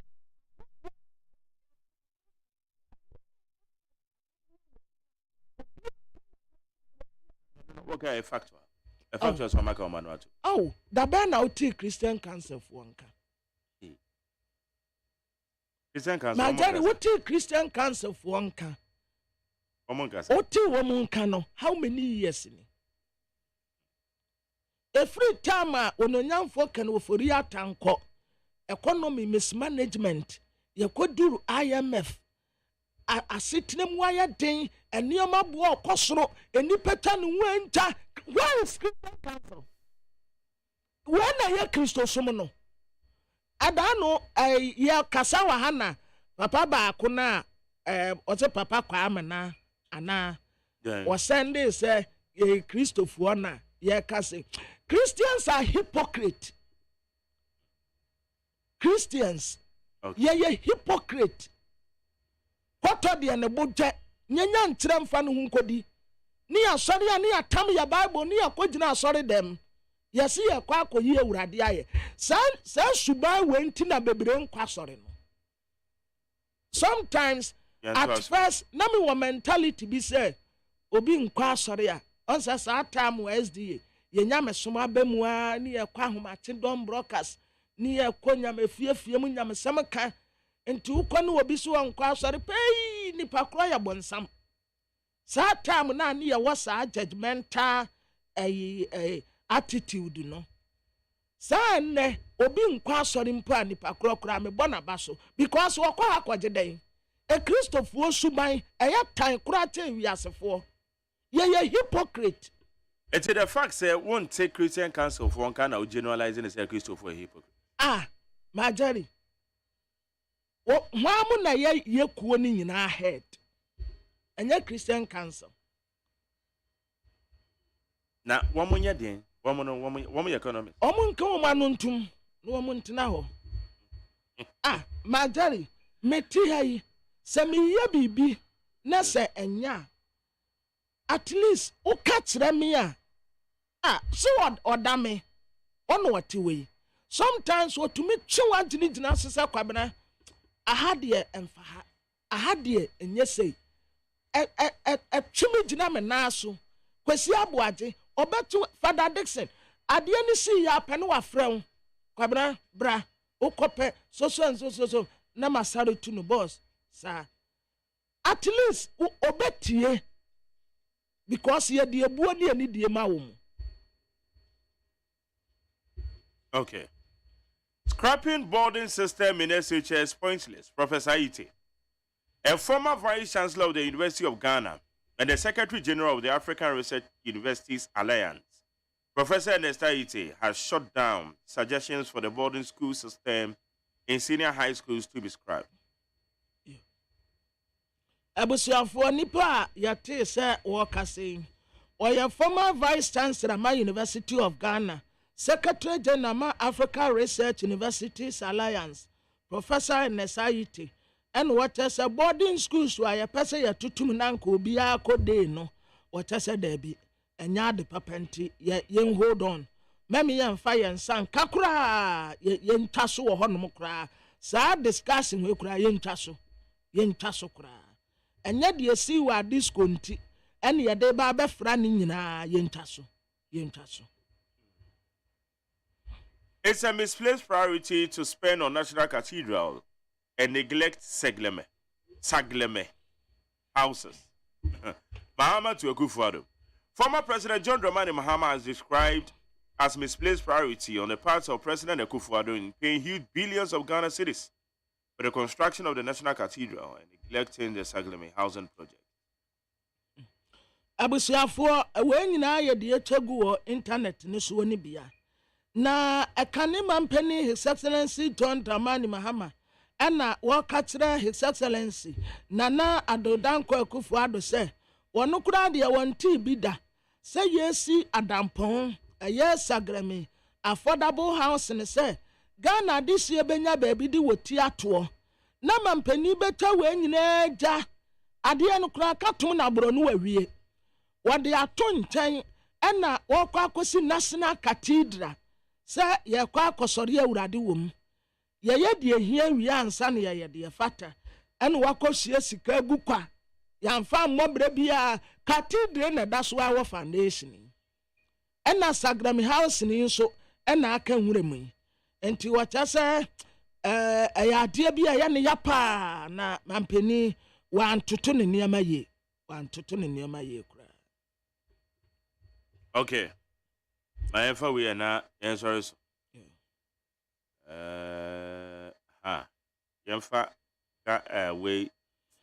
The friend is saying a cylinder recirculation model. All right.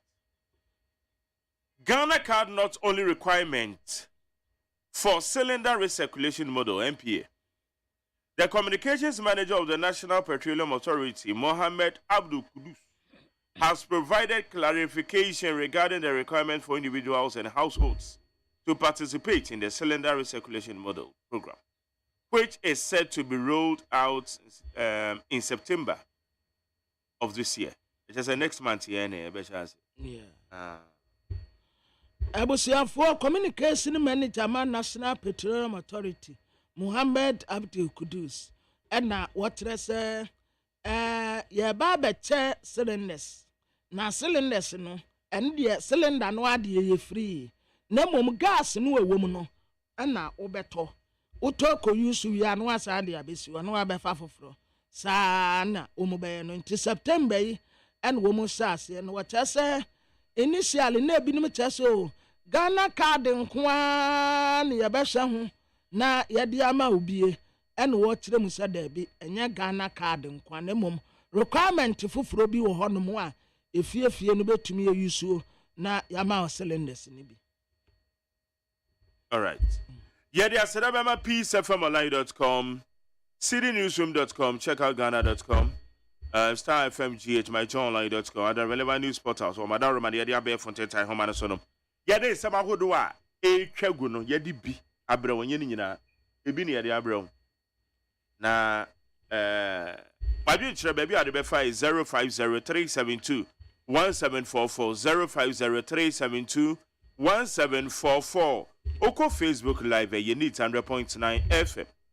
Need 100.9 FM, and also what the one channel. Ever found I can be near the amount. Non son about Pahon Simano. Aha, you need 100.9. But I never called the one crowd anymore. You now, you said the answer. I was here for the Bocrat daily graphic, Yanimuha, and Quadana Titianum say, ya, one more try exams. Na nipa wotina wonu mu a wo se wonu se kura ye prison officer wata se omu ya mofra na womu asodin du omu akopie wo enti womu ya juvenile inmate for 57 na kwotro basic education certificate examination no ebie enti ye de womu foni aba hanum sei 2022-2023 scholarship wa womu de man kofo akosua ade no Ghana Education Trust Fund, Get Fund, at the 4,279, and Womudiama student here, Womukwakosya dear universities, and a colleges ya Hudwa, a Ghana ha, and to Womu benefit, yano, Womuya 4,279, Yampri Wonumu, hey. Researchers you, and na Womu developing more de be a bit to me abuao, so chronic pain ya. A choir obefa so a obe manage no the Obokrata daily graphic at the Huasam Kakra ete aba. Na at the Obokrata your friend say the overseer enimu hanum say what the aba ana what say peniya nimfoni eda hanum eye honorable Kojo Eduasare was a space ana was a to a one more time yegusu ni ina white ni wayi no ho ene wode professor Jena no opoku agyeman so wode ne mfoni abeto ana ma aboniti ne ho ayefe pa na wode ni chain no a wotade tunu kom ebra na woye minister of education no sa chain no sa da ne kom na honorable Kojo Eduasare no wotre se wo sra kanema mpeni John Dramani Mahama ana NDC amanyoko national executives say as quickly as possible Professor Jena no opoku agyeman womu nsesa no na asade niam keka kono so womu de maame no kwa answer the same defeat no a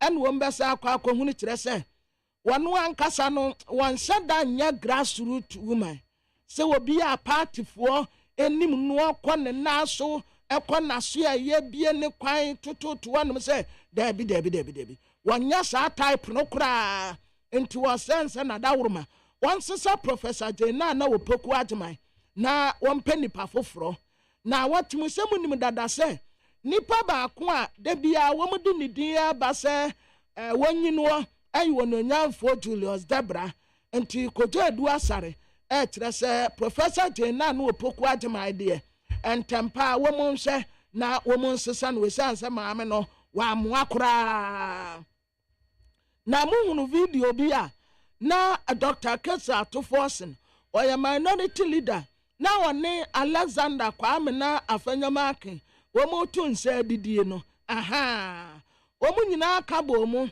ekọ ogwa manhene ogwa traditional council na so ewo Cape Coast ogwa akoto jojo ba odani tano edasa onya apem ko ya apem antum won ɛyɛ ogua den na ogua anya obi ɛnkyɛ ogua afetu afasɛ no wɔn ba abɛdi na mpanimfoɔ ɛkɔɔ wɔn n'aso bie mehu yi manuel ama kofi bua ne mfoni da hanom sɛ wɔyɛ deputy minority leader mehu ononyamfoɔ aban kingsford sumano babe nso ɛwɔ ha ɛna mehu central regional minister ɔno nso ɛda ha mesan hu ononyamfoɔ kokuru ketegan ɔno nso da ha ɛna dr kesel atoforsen ɔno nso mfoni ɛda hanom sɛ na wasan de abɛbio no wɔtɛ sɛ 10 years nie analysis ya wɔn ayɛ afa basic certificate examination ɛwɔ Ghana hanom sɛ no wɔn ho sɛ nsakraeɛ kakra bɛm sisi adeɛ yɛgu so a yɛrekɔ yɛnim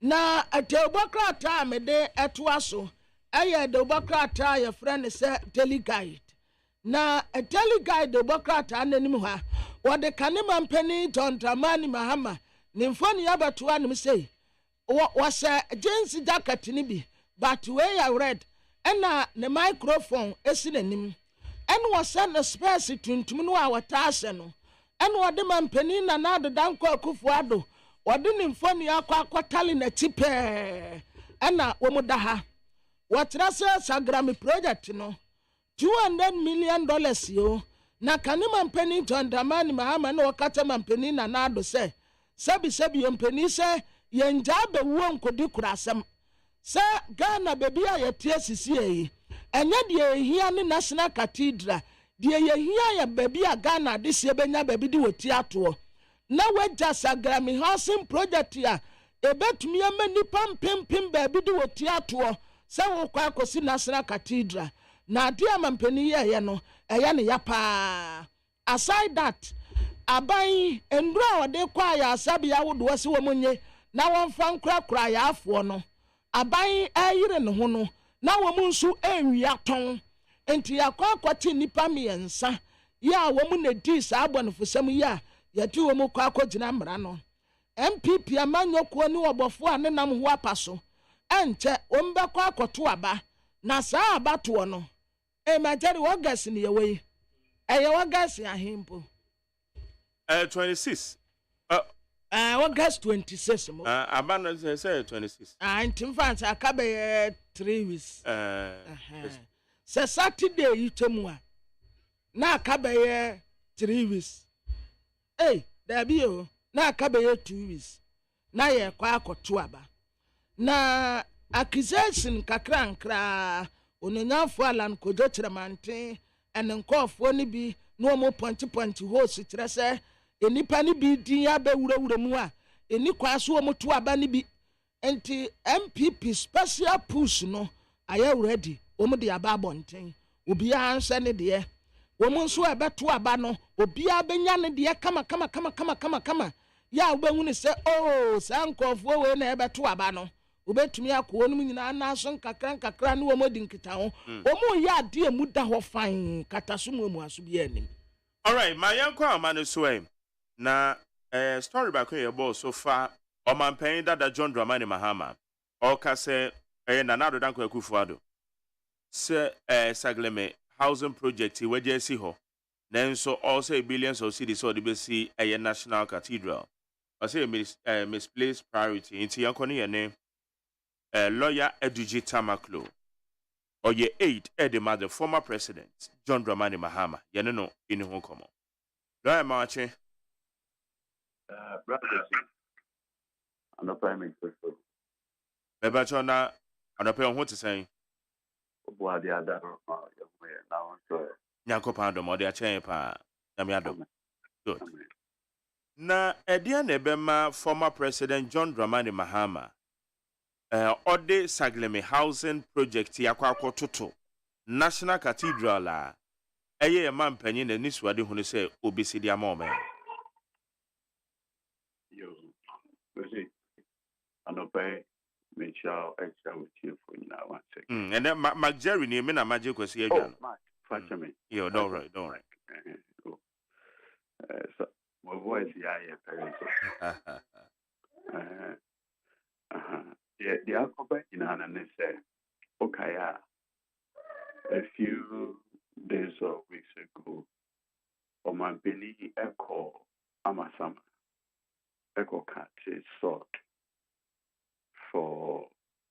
housing project.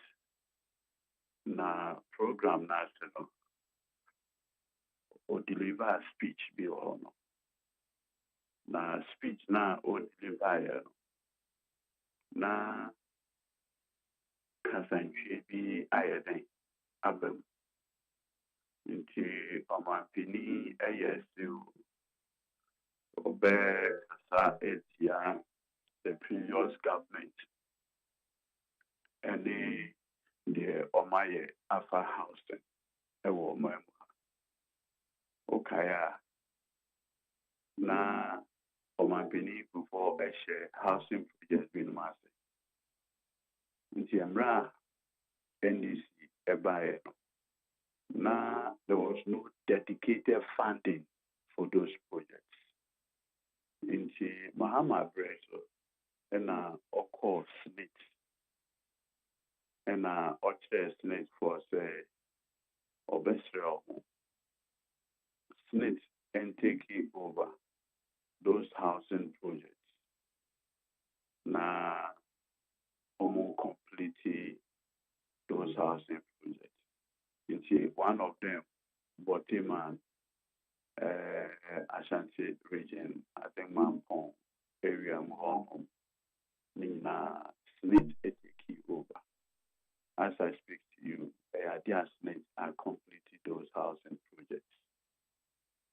Into Omampeni John Dramani Mahama, share the FNS Agreement housing projects, no. Affordable housing projects now. Into the expectation and say, I'm running another down for Gufado, AGYEMAN, obey me ahead. I completed those housing projects. Na it's Yamagana for na other Omuntina.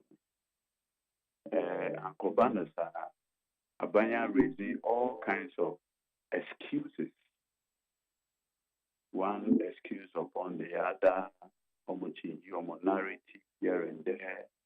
Eventually, some former appointees at their court. Make us say, some of the appointees are on their court. I'm even their lawyer in the case Ekoso at the court now. And because I'm cancelled on record, I don't want to discuss those merits. What I say. But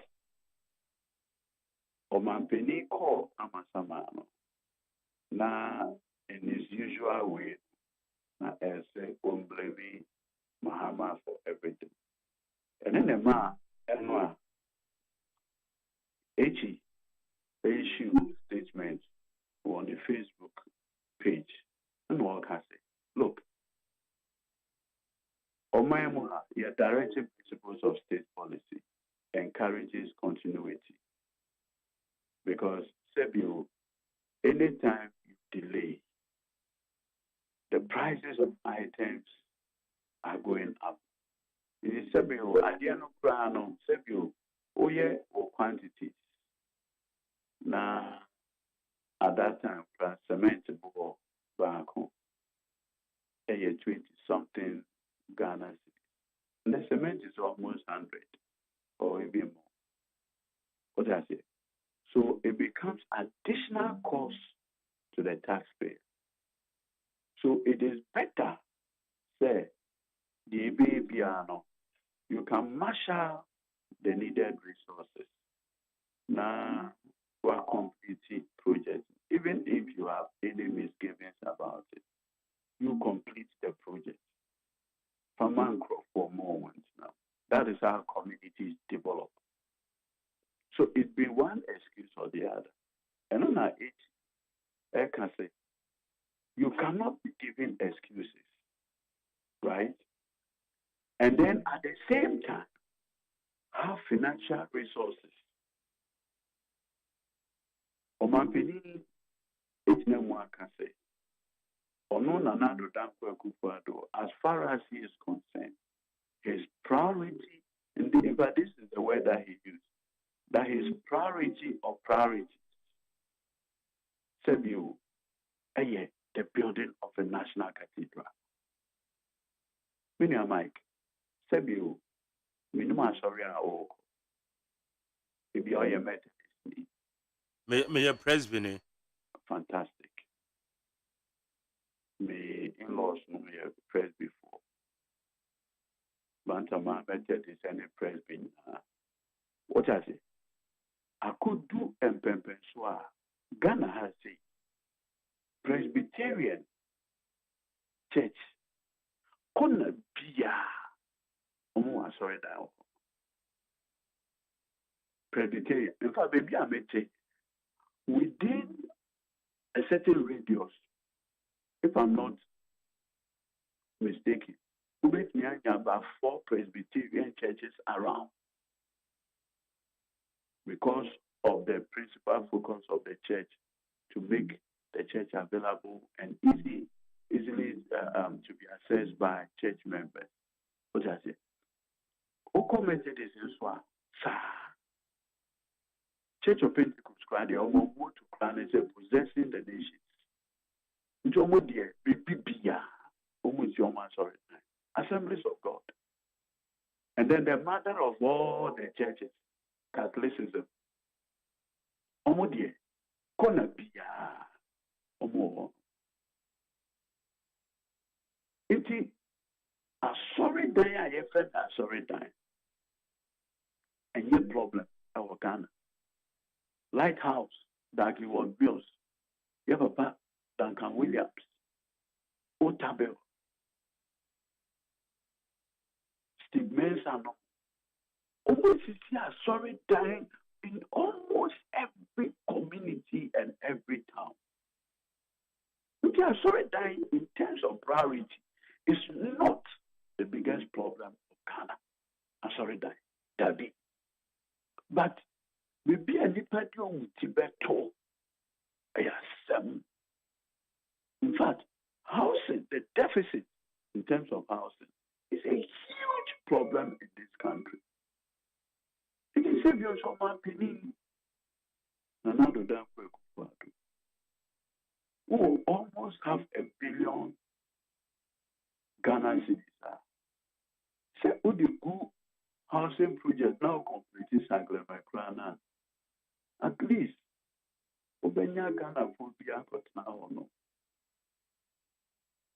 Consider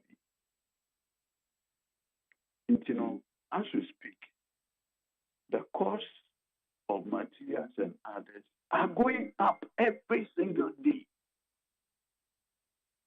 And no, in our age, John Dramani Mahama, Edwin Nanado Dankwe Kufado, Adwin Ediabasu say, Sebio Oman Penny, Odi Abetuku, say, after 6 years in office, OCC hospital at time.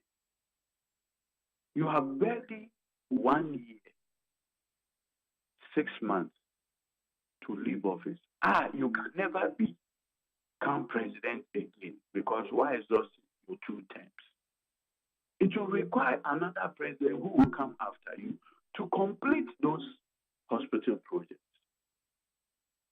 We can't continue to play politics with this because at the end of the day, the costs are increasing. It's cost and burden to the taxpayer.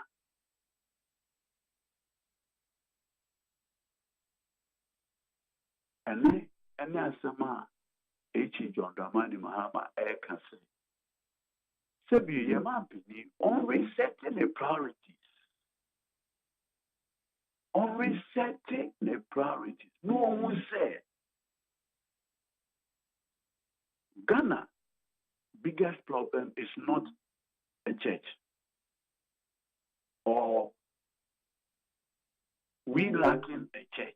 That be, we don't lack churches in Ghana. Sebu, Minia, Mike. When was the last time Oja was sorry? Echo Catholic Church. A Jew be a may call wedding because Jew be wedding. Exactly. National Cathedral, yeah, the Bible everywhere. So send the bit to accommodate events in but in any case,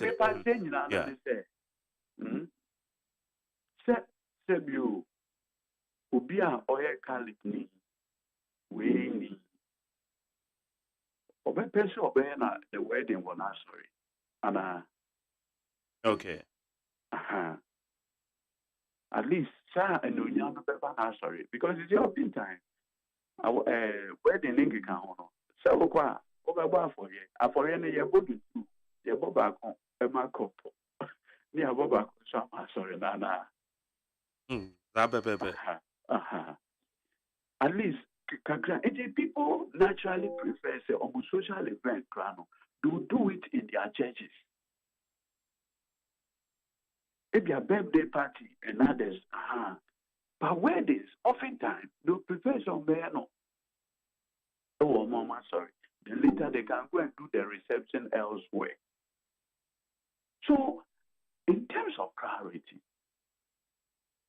Oman Pini Nanado Dankwe Gufado, Yekase, was spending,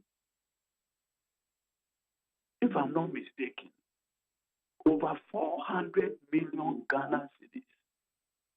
And the only thing that we have is the biggest hole in the whole world. The most expensive hole. It's John Dramani Mahama Kraja or say excavation. The most expensive hole in the whole world. Cathedral hole. It is a Galamsey pit. It's one. The last time I met here, almost said they need about $100 million to complete the cathedral project. And that is what the president calls his priority or priority project. Yeah, can say, Mike, we say,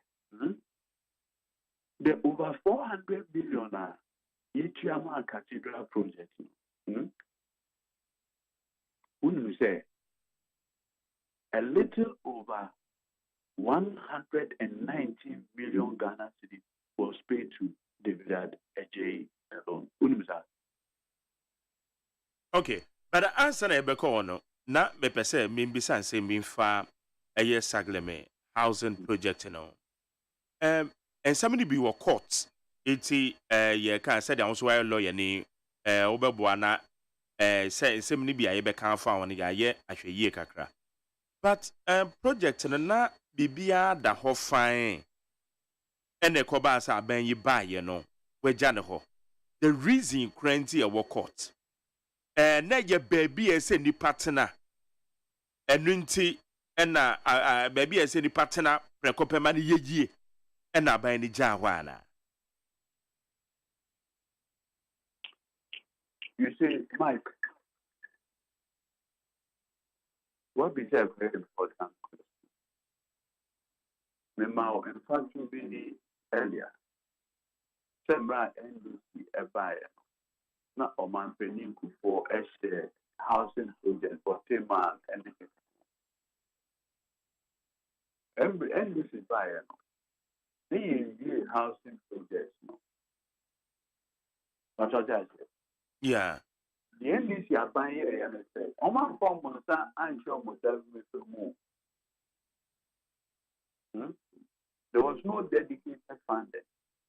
It's almost costly. A buying a costly. A buying a purchase net. Just net.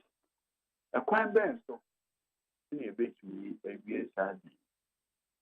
Majority. Yeah. So we can take it as part of our investment and invest a housing project. We will recoup the money once we start selling the houses. What has it? So whether the houses in agreement were completed or not, it's irrelevant. It's irrelevant.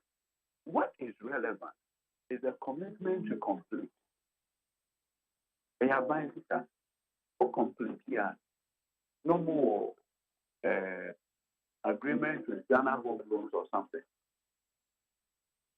As an off-taker to sell the house and reform the bank. You do that easily and get your money back. Okay, but according to Mampini Mahama Nasha Tenkwadi, main farm and tanker. I don't say that parliamentary records indicate say well Sabreno one more approve $200 million at the mom say you basic 5,000 houses. Later Koba say ade ayesiesi hono a 1,500. Sewer system krana ye challenge. Eba ne sa no yete se nkrofo bi kura sa akɔwie ho no ameno na ka ye mu bi because me have been there makoho itina na menya abota na bibisa no ama 1 or 2 bi. Beba say Emrebe no mo boss actor. It was not in 2016. It was when the government came and decided to abandon the project. Yeah, and I make us say sa krono na so adu na ema ye mu bi no sparky as a yintimi enko ho ne enko what is really going on there.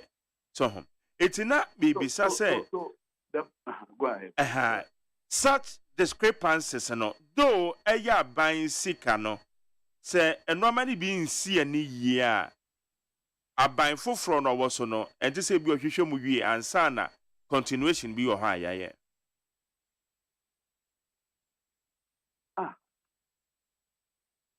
Bruh, so you mean you cannot chew on and still walk? Mike. Yes, sir. When you are walking, you can't chew on. Oh, you can chew. Obey me. Mike, one and here, won't you be able? Obey to my bro pa. And the crown head say what one are there. Exactly. You won't grasp. Sometimes you hear from where back. A bro. Any other now, a KP company for the road. So you can do an audit and still complete the project. Why don't we all do status review? If we are building a house at home, we'll do a great put me can 4 months. But so you review my man. Maybe I use it. Then I'm being here. Or structurally, it's getting yana and yet review. We are not answer. Anna. We are not answer. So you can joke on and still walk. Where is this notion said? Oh yeah, all this are. You must stop and abandon the project. Is that not the time cry over Bongo by?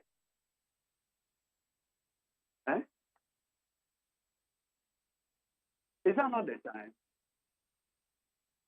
I will be more at the end of my because you at the time a housing project when you're MONTIE and that's not the same thing. Whose responsibility is it to go at the end of my and yeah, buying. So you cannot abandon the thing and turn around and say, I was doing another. And I remember classically. I'm right, entity are very right. Coco Mod, I want this project. Coco, Nepia, Coco. You're audit. Mike, senior journalist like you. When Coco audit, some reports in it here, when. Meanwhile, you're spending taxpayers' money doing the work. When we say at the end of the audit, they kind of classic move forward to justify. Not company, it's the only company, go like that. In a new storm, because November, December 2016, now we was that fine. MPP, we want to do an audit. No, that I know quite a bit in the graph. We audit. And one part transport now just the time road project. So they found no wrong to it. So they have asked the contractor to come back on site. By which time the price of cement has gone up. Mike, at the end of the day, who bears the burden? And yet the taxpayer. Meanwhile, we could have asked the contractor to continue the job. And it would have caused the taxpayer less. Why are we doing this, Mike?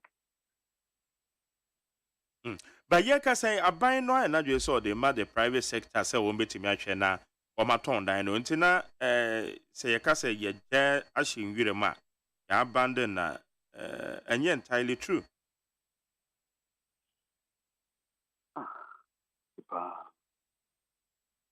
In 6 years, what has government on the field? It's not an abandonment. What giant idea for 6 years are a thing? Okay. Mike, what giant idea to go 6 years, not 1 year, not 2 years, not 3 years, not 4 years, 6. After 6 years, don't say asking our private sector. Have you not abandoned for 6 years? Huh? Mike? Yes, sir. You have abandoned the thing for 6 years. There is no way you can romanticize it. 6 years. What are they now for?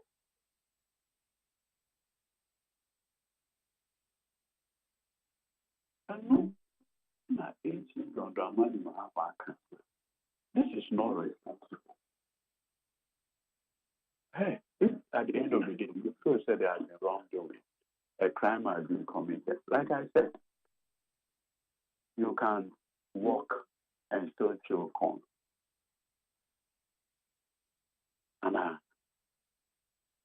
Okay.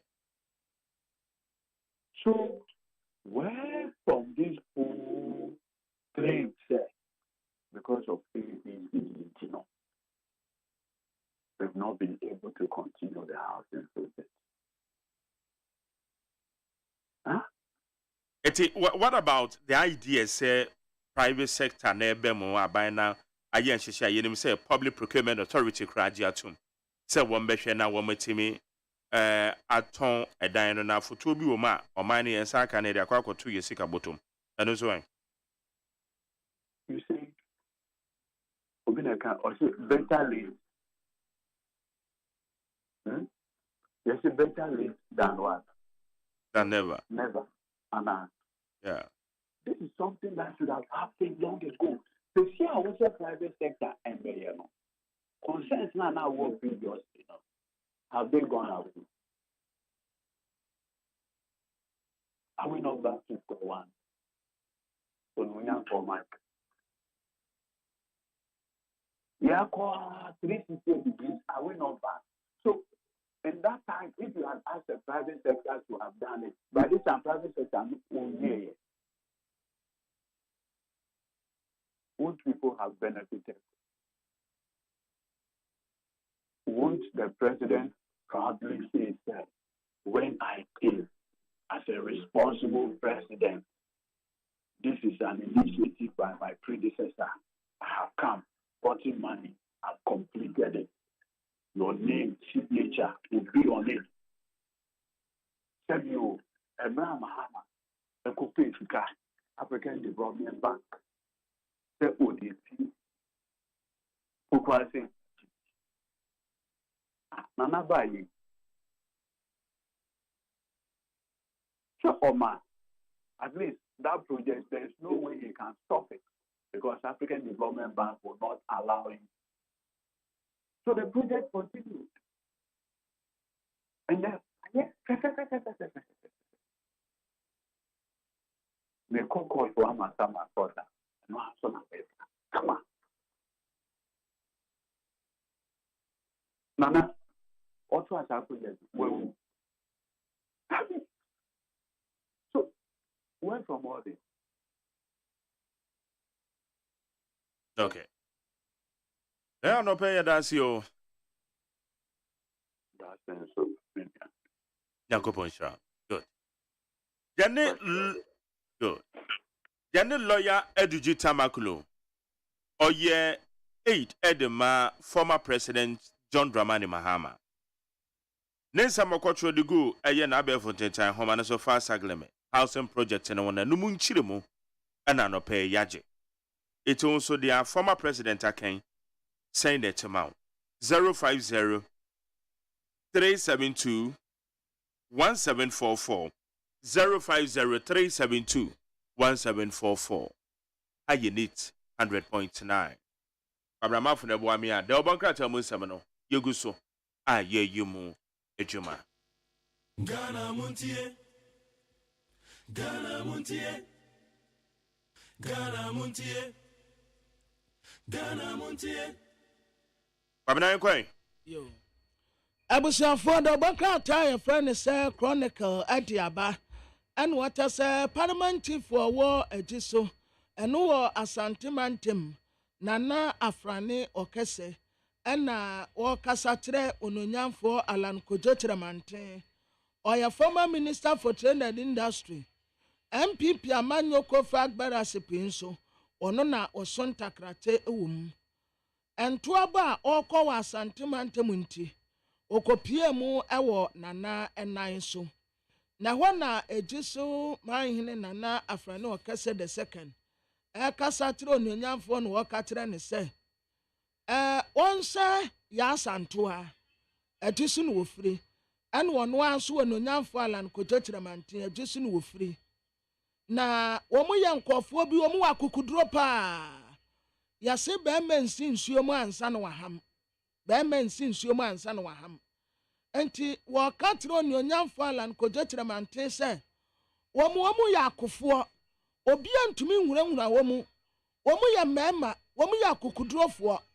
onse ya santoa sade osidi memanim edi akonti asantima de si wono enne eduru no so ononyamfo Alan Kojotremante wakata ne se overcome challenges ya wodo nyina na achieve greatness emfama asantimai ena titru pa MPP Amanyoko ma womani adano so wakatra ne se wono Alan Kojotremante na sister root to our free mu aye ho na womu yankofo bi a womu was strong bond pa adema titru asantimai enti wakati wono nyamfo Alan Kojotremante se wonya kukuturo onfa hoten ensiye na wonkonkɔ nanim na omo etai nachi ema na bamumu ema wonsuro bia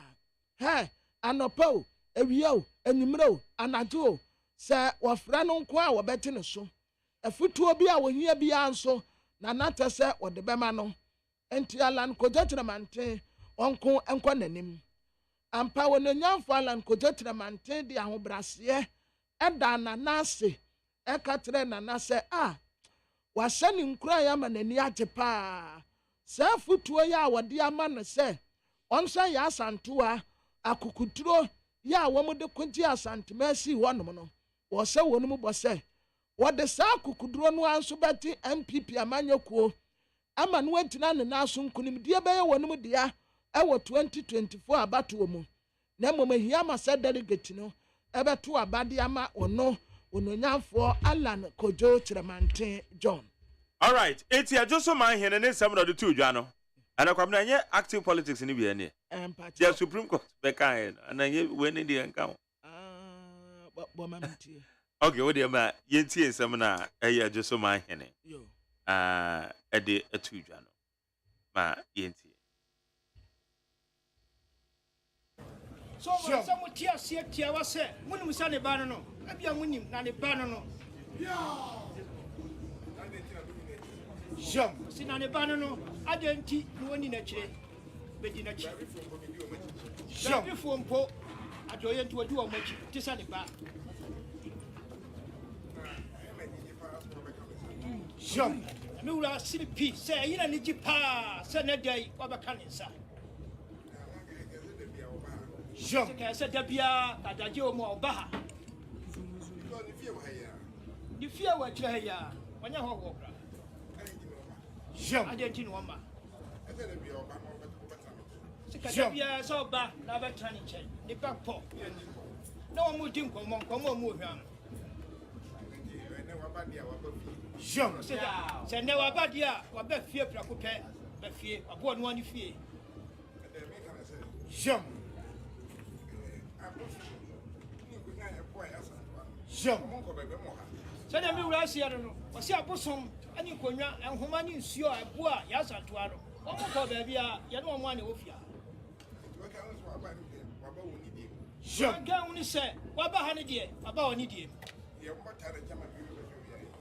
nomba tana chi ama di opese we ye bia ye ye wura se sure so de mpabo tana chi na won gidi nim se ebe ye sure omo mpo ya na nanu ma honhom anim se ebe ye yanyi tum se ayeyi awie ani nyina ani akokoduro man yam shishino awo baabi a ohufo ni fia na wo ha papa watanachi kwani asan nyina so kwabia so se sikao se hunhumo ni nyina watanachi wasi mo jam sasu wakacha mu amutanachi no mu amutanachi nyina se mo bia mo Jabeye.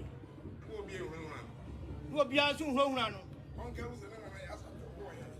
Aka hu sanare asantua. Oye. Eyeye. Jom. Adenti no ande wosuro. Enyeyi. Beye.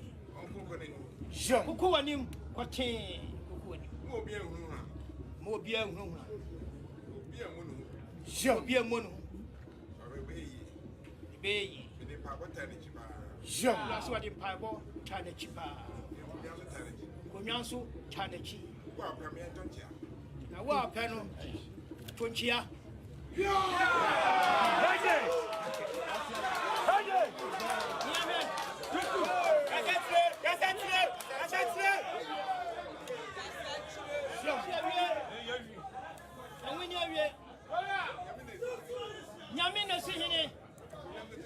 Konyanso tachile jom aya wie enwuru pa wa bato ato wa pebet tontia si aya wie so ka chire jonkuma ka jo obedi am no ka woni bi na obedi jom so obedi eno abie odi na so odi jom ya kanina sama kanina the jail. She don't trust it. Didn't come on. The that John. So I think I crow. John, you see the burning piece of more paba. Now, yeah, we. What can't you know? Shadow. What in Konya Bosom, Sio Nim Humana, what is shout. Sure, when you was a cray, and young woman at here, whom I cheer was she, I didn't have more happy. I'm just to see a dear way.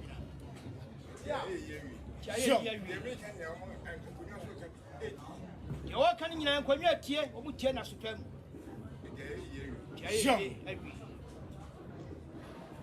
Give me a record. You are so damn. What's your hand behind him?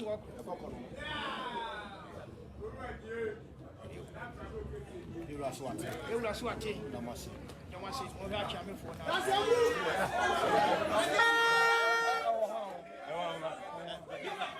Enti aya Joso man hene Nana Afrani Okese otosumienu. Nanu di 7 of the 2 dwano na me amenyonkopa John Kuma. Dr. John Kuma. Joso mrase bedwane Nana se waso ayedin.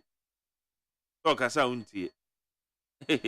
Pamna na me say we na nya Supreme Court active politics na ye kan no ne. Dey wa your constitution na we ne dey na nya active politics on. We I say otunofo. Ah we your futu. We otunofo. Margin na ye mesa. Afutu na enchia ye nto nchia nyina wo mu. On say we ne ye internal ade no esene se bia campaign platform wana se na beka se montuma MPP na munya NDC ose wo na 20 anyina o na 20 anyina na me tese we internal ade Well, and then the active politics, you know. Well, me who said it. Me describe As a what ya me need dear do. On sa na ka some na no watch them. Na ka some na no watch them. Yeah, hona ma ba sane ye wo ekura ba ko be na akokwa anso. Na ohene owo na no woni nkonwadin nti Isaac Musa na ne de friend na Musa na oye yi na me chirechiri ohene na wo chire mama no no ni nkonwadin na ye fe ne ya so ono onko da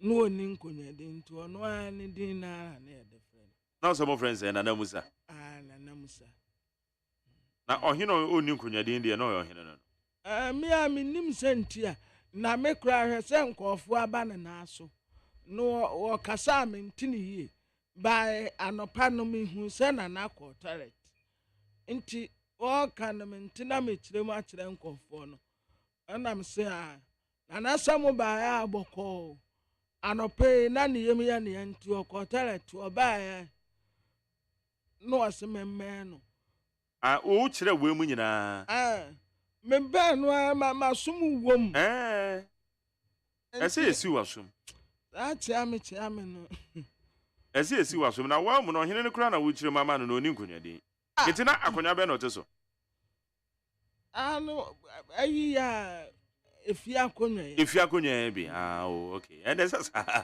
ohine oti efi akonya so na wo dane ne chia me dia chotro na obedi ewa kwams azemo anyway enti na eno no eye na na afa ne okesi otosumie no ne nsama odeto eye owura alanchamati ene mo no ena mebo kire wo no na yewra dambotwe nso de ono so kan no ene so yebebo etu first story ri abewie na je say ye no so voice na baba ma me interview wenwie yenkwa ama no so na cylinder recirculation model ye ne gabi kumi vice chairman na Kamebeka Liberal Party vice chairman aye liquefied petroleum gas is a Kofi Akpalunti LPG ne kakra na ye hu LPG na ne review the vice chairman LPG Marketing Company Association ye no ni nkomo gabi mache Ejo for you so now to say nyame ne modaroma yepepem kakra all right cylinder recirculation model say ne ye beba say yemfa ye gas cylinders ema makache mba beto jaframa na emom obekwa ne afele suo utu aka na de amana de ko ofie aban se yakopon ya adoma ne titiru pa enkran ni kumase o sha se de aye adwuma ade we nso ye ne de akira some I think 2018 Emma me kai pass and meto safre mu bi ba me program so no money ade ana ye dwendwe sa ade we ho esa fe na bere wa yi poma kwa na stakeholder consultations be na koso me that's it that I would can you know so they were there not even 2017 na buying decided say obey study way na the first for the past 6 years the NTV you know actually say ade no enema bebre wo ho say you're sorting it out sana yetimi akwa ni ayesa ade no MP ayebia my ayebia ama baby ayakodro no omo decided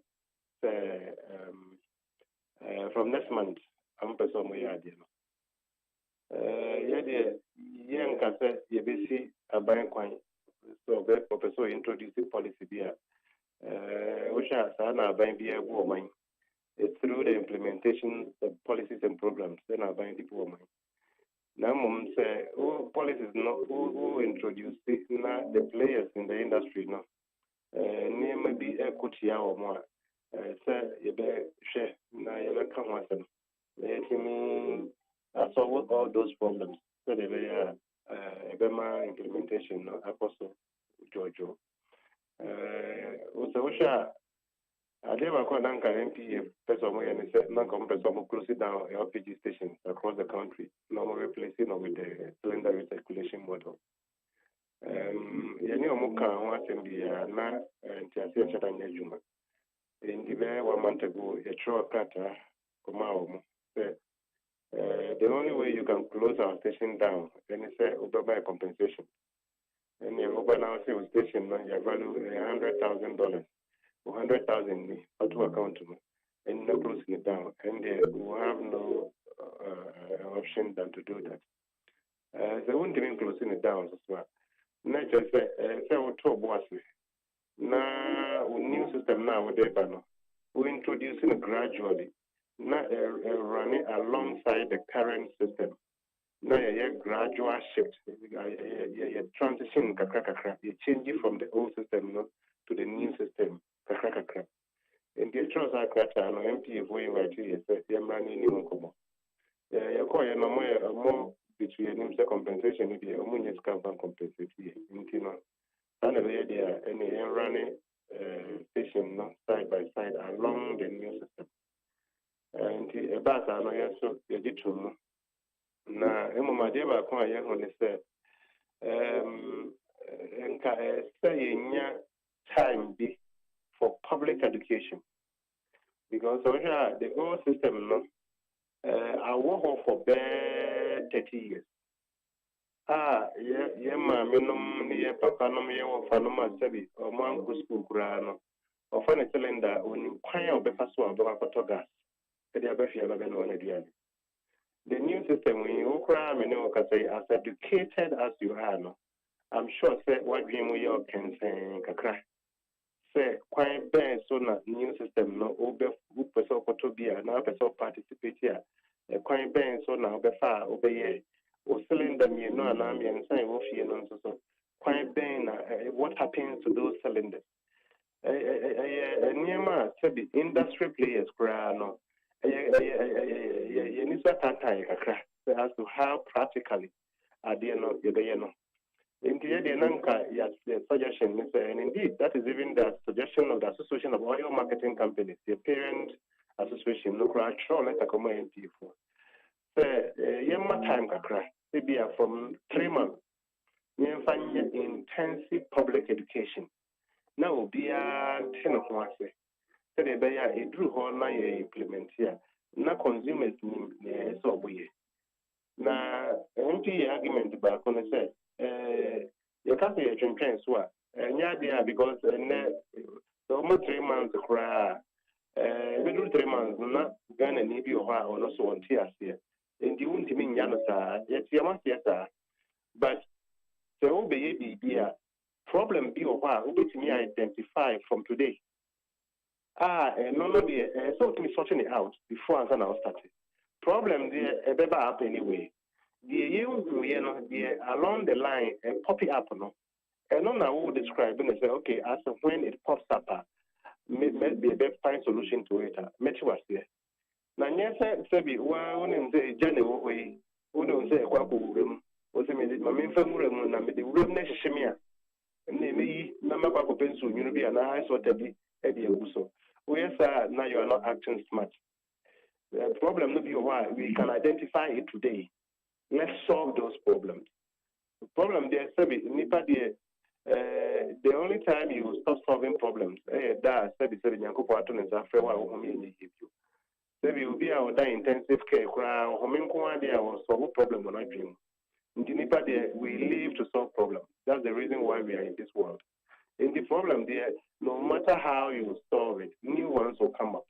But then the argument they say problem be over who be going to see a deal way the man fix here way problem when the paper or China there's a this is what it will come up with. In the no you take measures to solve them and then you start. But sorry, I'm on authority no crowd yaka almost say September parent association of oil marketing companies so sure concrete young Franco November, how baby. The position the rest of the year, and find new public education. Not from January, near ya kick off, nothing started. But I'm saying for I am again that I am say am I am again from next month no. On to so many ideas no. And any home shake. No mum yadi idea back why DJ.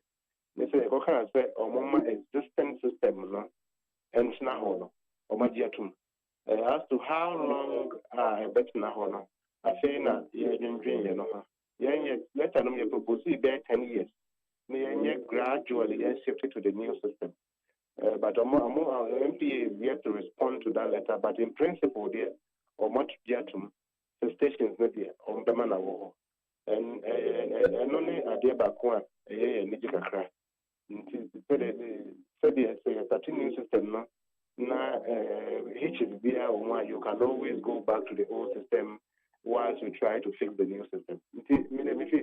But public education is very, very, very important. Even journalists,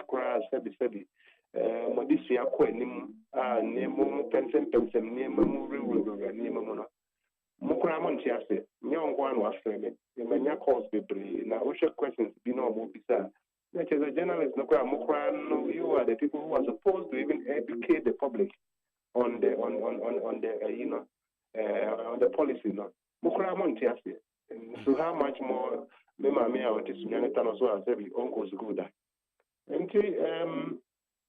education now within 1 month the MPA between. Yeah, because I know say October 30th, 2017. Enna a Ministry of Energy at the Krata at the National Petroleum Authority say one more and constitute an implementation committee plan. One more and constitute a committee. I won't bet me a plan is a year cylinder recirculation modeling the implementation lineup. Committee initial AGYEMAN say November 17th, 2017. That is a month later. Ninyina no more unswa moton eye jaframe maye no such a huge investment amoso maye. If sabrina ebe ni mo no. Edien na akoso. Obetima kire say no cylinders no wamudi kogu hin na ye no me akwakoto. Na ye no se beba makate no so yaba. How is it going to operate? Because I can't say you operate here how. Okay. I'm saying the okay and 2017 and ministry buying tax ministry so money and you said also NP and implementation agency. The also ministry also the Asudiano Emma MP so money. In fact 2017, 2018, 2019 they're not and Tawantama just that the way our mopes or moya, the na ya cry and tiasia. In the end, you are the boss of the fact that for 6 years we've not been able to implement this tells you that they are not see you would share near year.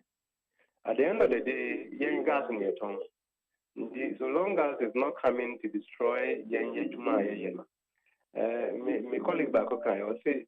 At the end of the day, first, not ice water, you turn or cap, you move from cap move to rubber, near friend of the friend penny. Yeah. Along the line, you move from penny, the current sachet water in a bottle water, you into a processor, and a bind so the BB for a bar. Yeah, the Ankaye need one too much. Let me can explain here. Sana buy people mine. Oba, a deal with Washa or say, they say, say, near the queen, say, change with you say, near the queen. In principle, the Ankayan any problem with it. Now, the way I obey idea is where the problem is. It's our current system, yeah, is so entrenched. A very new system, to change consumers' mind and to change the consumer's perception and prepare the consumer towards the new concept, a whole ball game altogether. Gabi. Yes. To more retailers, so more than the retailers, right? Marketers. We are both marketers and retailers. Okay, very good. A fine na wamode cylinders in the Bible ni ababeto.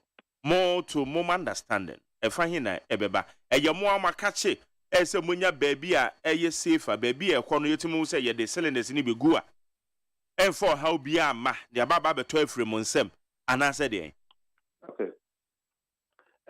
Initially, Nanka MP actually upon a second come proceed down yen existing outlet no. Near to 3 tanks, near dispensers, near DBS, near turning the outlet, no current outlet no, into an exchange point. A bay cages near here, a brown of cylinders no, near the Ababicum. You cylinder san, gas na san, no answer of a cylinder. Now they are called baby auto gas and me. Okwa no about just failed one. No it's fiaka, now the empty one number. No, a bisa almost say. A gas station here we. On the average, the gas stations you see around, each of them values about $100,000 for one. And we have over almost 800 gas stations. In the office, you're closing it down. Me tank, me dispensers, me motors, me pumps, me pipes, me installation and my Nina, me closing it down there. Now, as I money and I send me to Name Coffee, Bona Bisonamidigo. I did also a bank loan, any Abakoji, any idea of Sadina. You because I'm closing it down. What happened to those things? And no, say, it's a no-go area.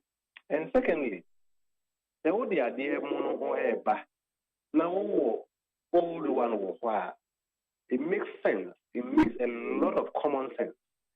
Say, obey new one, obey introducing the the ones who fade the old one out. In the end of the year argument, no, say eto AGYEMAN kakra, say that approach no, wrong. Now say existing ones, no, say we should operate. The bottling plant, mobile produces cylinders, no, and I'm sure say more marketing strategy. And the owner producing bottles. Your system num dadano, and you ever acquire the first of the marketing product. And we are hopeful that the bottling plants no, a marketing strategy, or more babe, tongue or moniema. Now, the Osha, you see, a criminal MPA has opened the thing to the general public.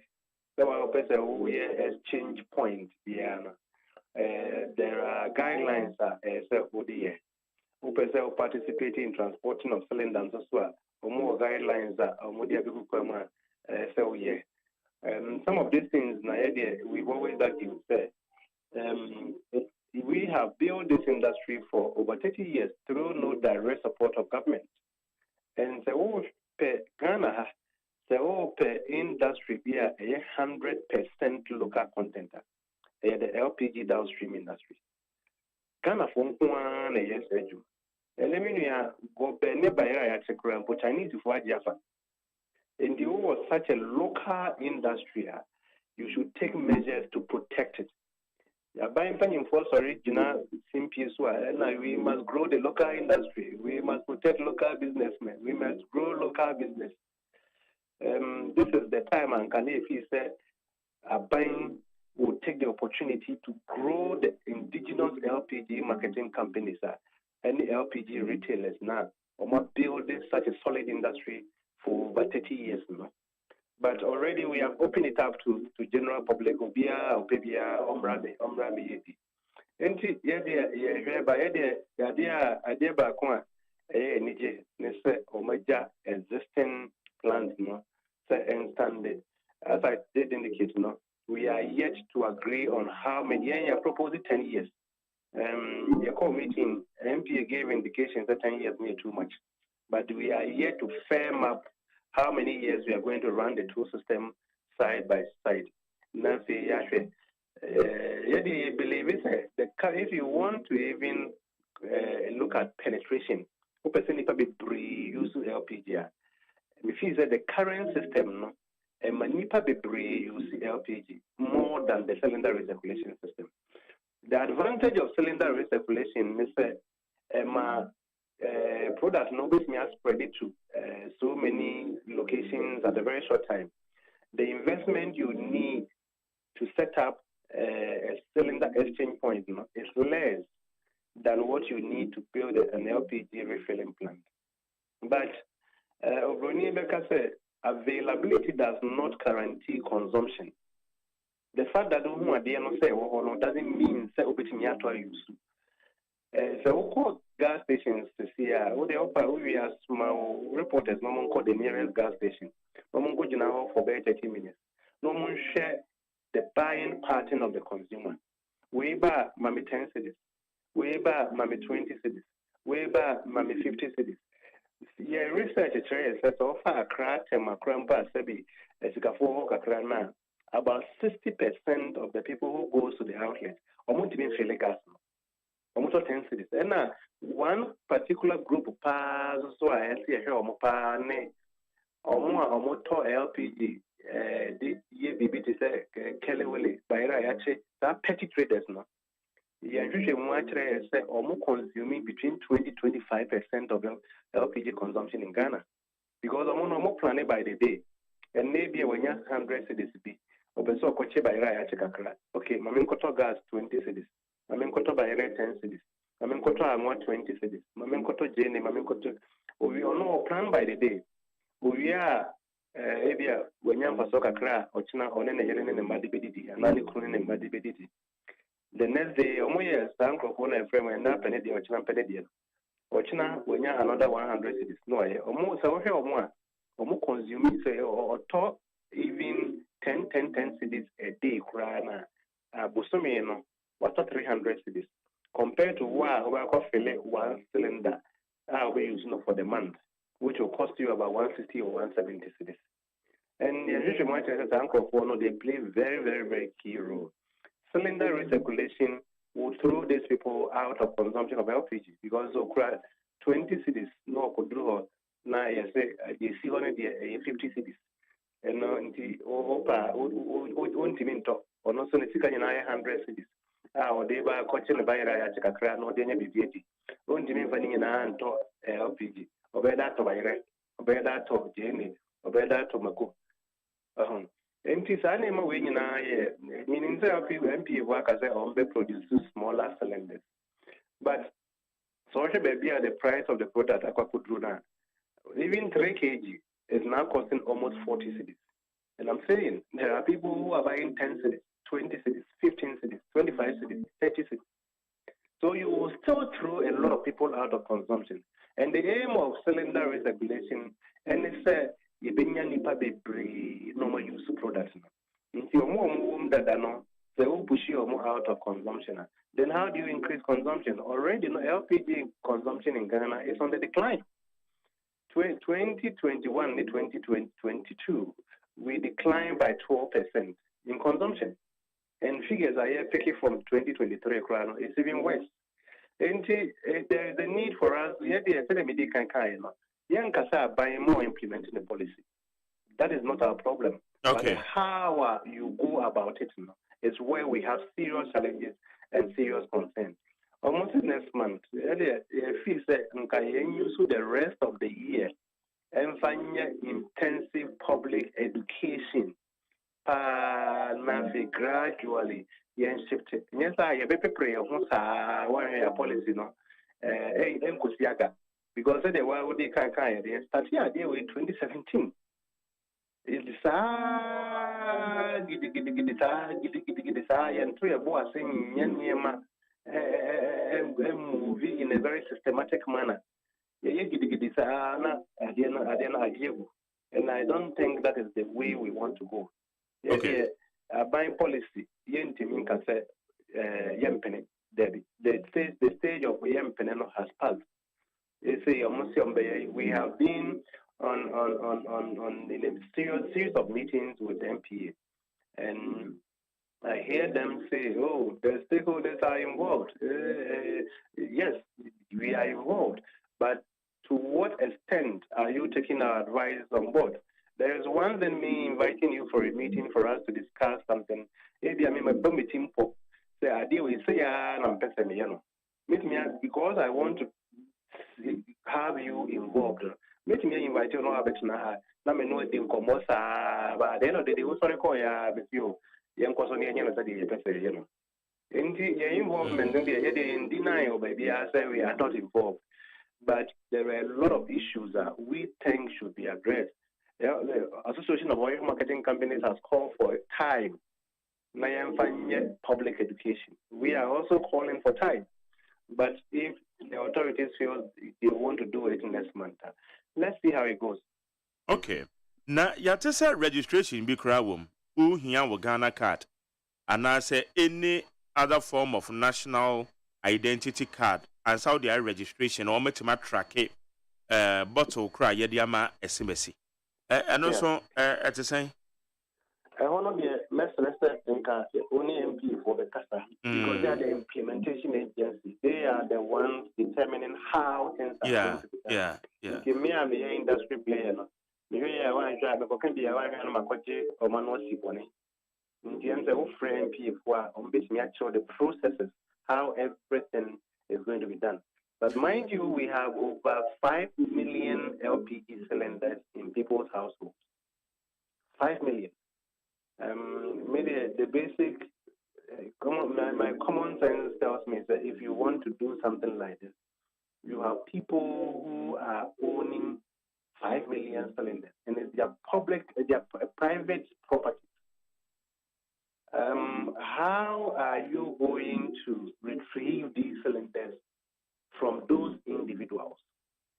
How are you going to dislodge the consumer of his assets? Cylinder, any or a crowd who's a cylinder is nothing. The whole cover beer cylinder and propose by a more asset. Papa Bicraga say, Papa Bia, we need 2 cylinders, or the shed, we will move them 2 cylinders. The money offers it. So it tells you the value people place on cylinders.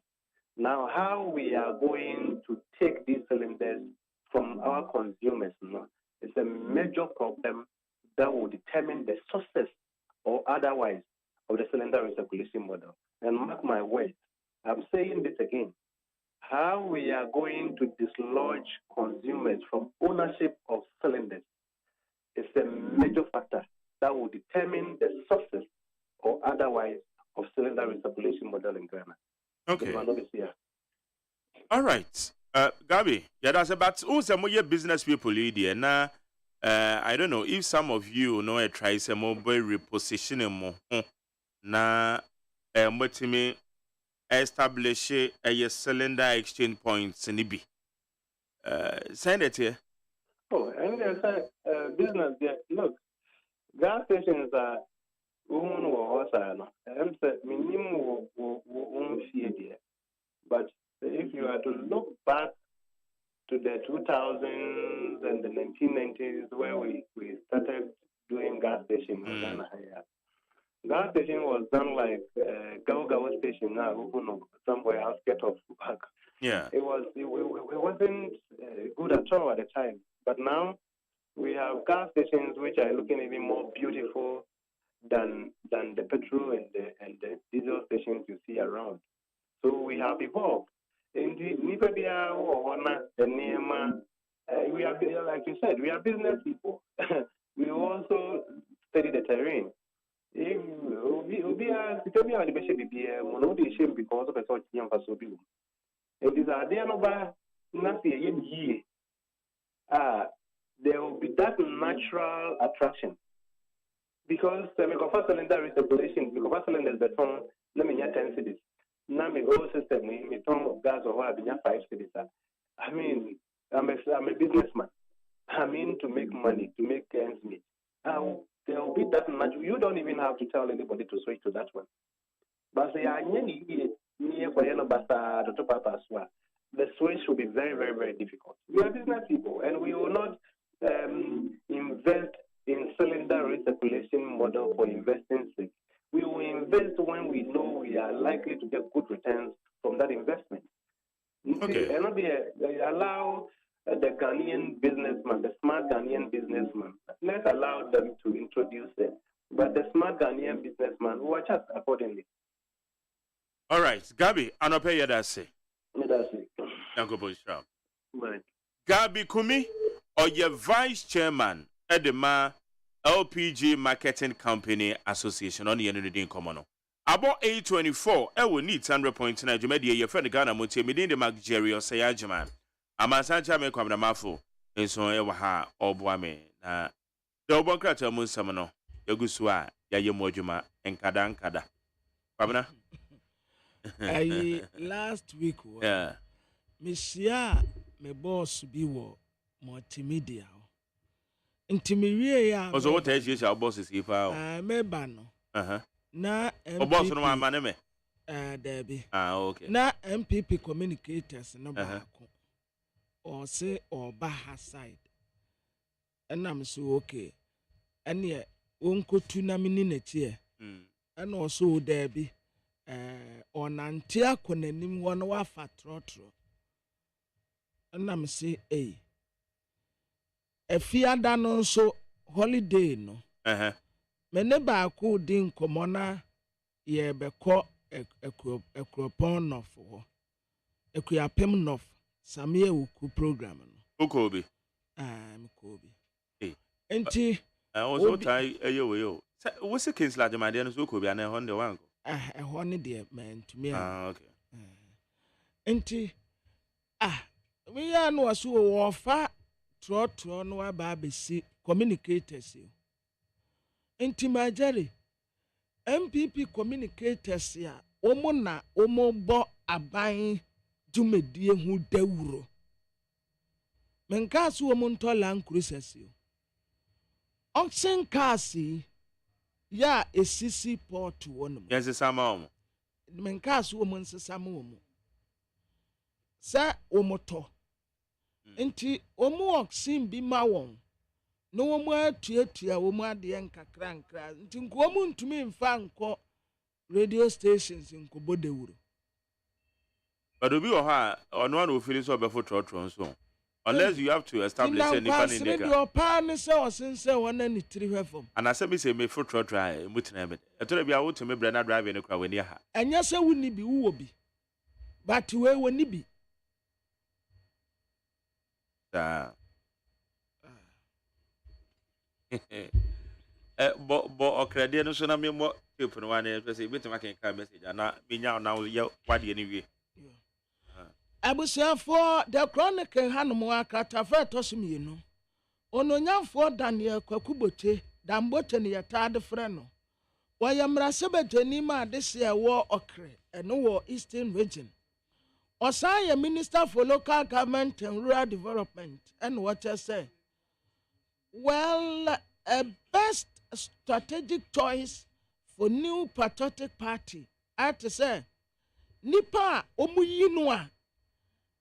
I have to say, wasa dina pay bi say obetumi aboa MPP. Na woman win 2024 no. Aye Vice President Dr. Alhaji Mahmoud Bawumia. Wano ena oye a strategic choice for new patriotic party our 2024 election. Ononyam for Dambote and Wakase. What I say? Usa a breton ya obey politics ya. Distinguished career our MPP amanyokum. Into one dear 1,000 sanwa bonamrane ene ye probia obetumi aboa party ne breki sa 8 no a wo mu ase wo mu pe no a sa wo kofa nipa fofora etisa de wasaka poma no wandam nipa officer oye competent osaye onwevere onwevere loyalty ewo new patriotic party unwavering now kind of say no wavering loyalty ring kan RARI song wavering Vice President His Excellency Dr. Alhaji Mahmoud Bawumia inti omuntu abano mfa and yentie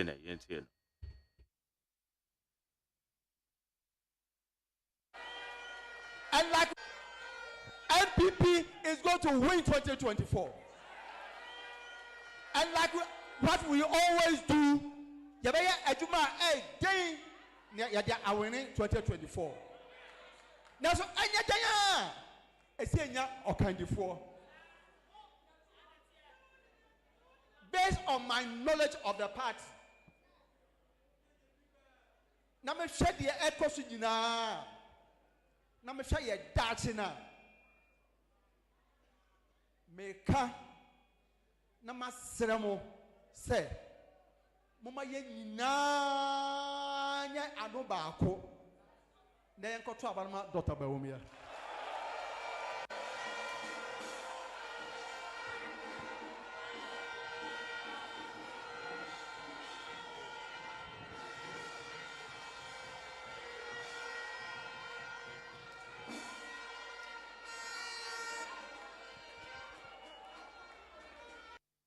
Okay. So okay, Eastern region. Eti enra mene eye AGYEMAN kasa ye no. Oso no kasa wo mu etutu omo ho fo. Se wo mo campaign wo mo ye mpanyufo party ni mo, especially within the Eastern region omo campaign ma candidates and aspirants no mo ne ade no. Womo end this state womo entry omo free side no say ebeye enu tina na bibisa na say enti we dia wo ken we just ebeye adwuma no enti owura dankwaku bojo honorable dankwaku bojo de no mo kwa kire no say ene da wi say na ofane Dr. Amoakoba kasa no obisa no ho asem no on the okan straight say even the mampeni kura kan no oboa ontinindi because majority at say yeni a yewo ni tefam hai say mimi pia bonte koka say ye supporto security for no a te say de mo na masoma me say me nkoka because me koka no kura ma anka hwe enti say abayimufoɔ ministers, regional ministers, DCs, mpanimfoɔ directors, nyina say, womu supporto asumesi wa bra womu nyina nso hya wase a ekyerɛ sɛ yɛse yakutia kantema obiara nim ne de ewom ɛyɛ wo na wasoma wom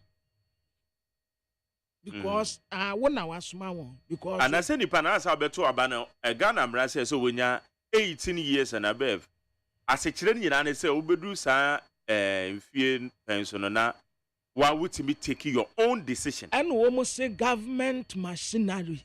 And as a government machinery, no, Omanpenye say, no, on support to be. And tin almost say the organ or boy. Now, evidence of government machinery is support to be. Oh, Nanya be rather than butcher in a way. So, no, a government machinery. You can't government machinery. Or Minister of State. Or Wabemu. Now, does it mean so no support to be an or a government machinery? Or a Minister of State.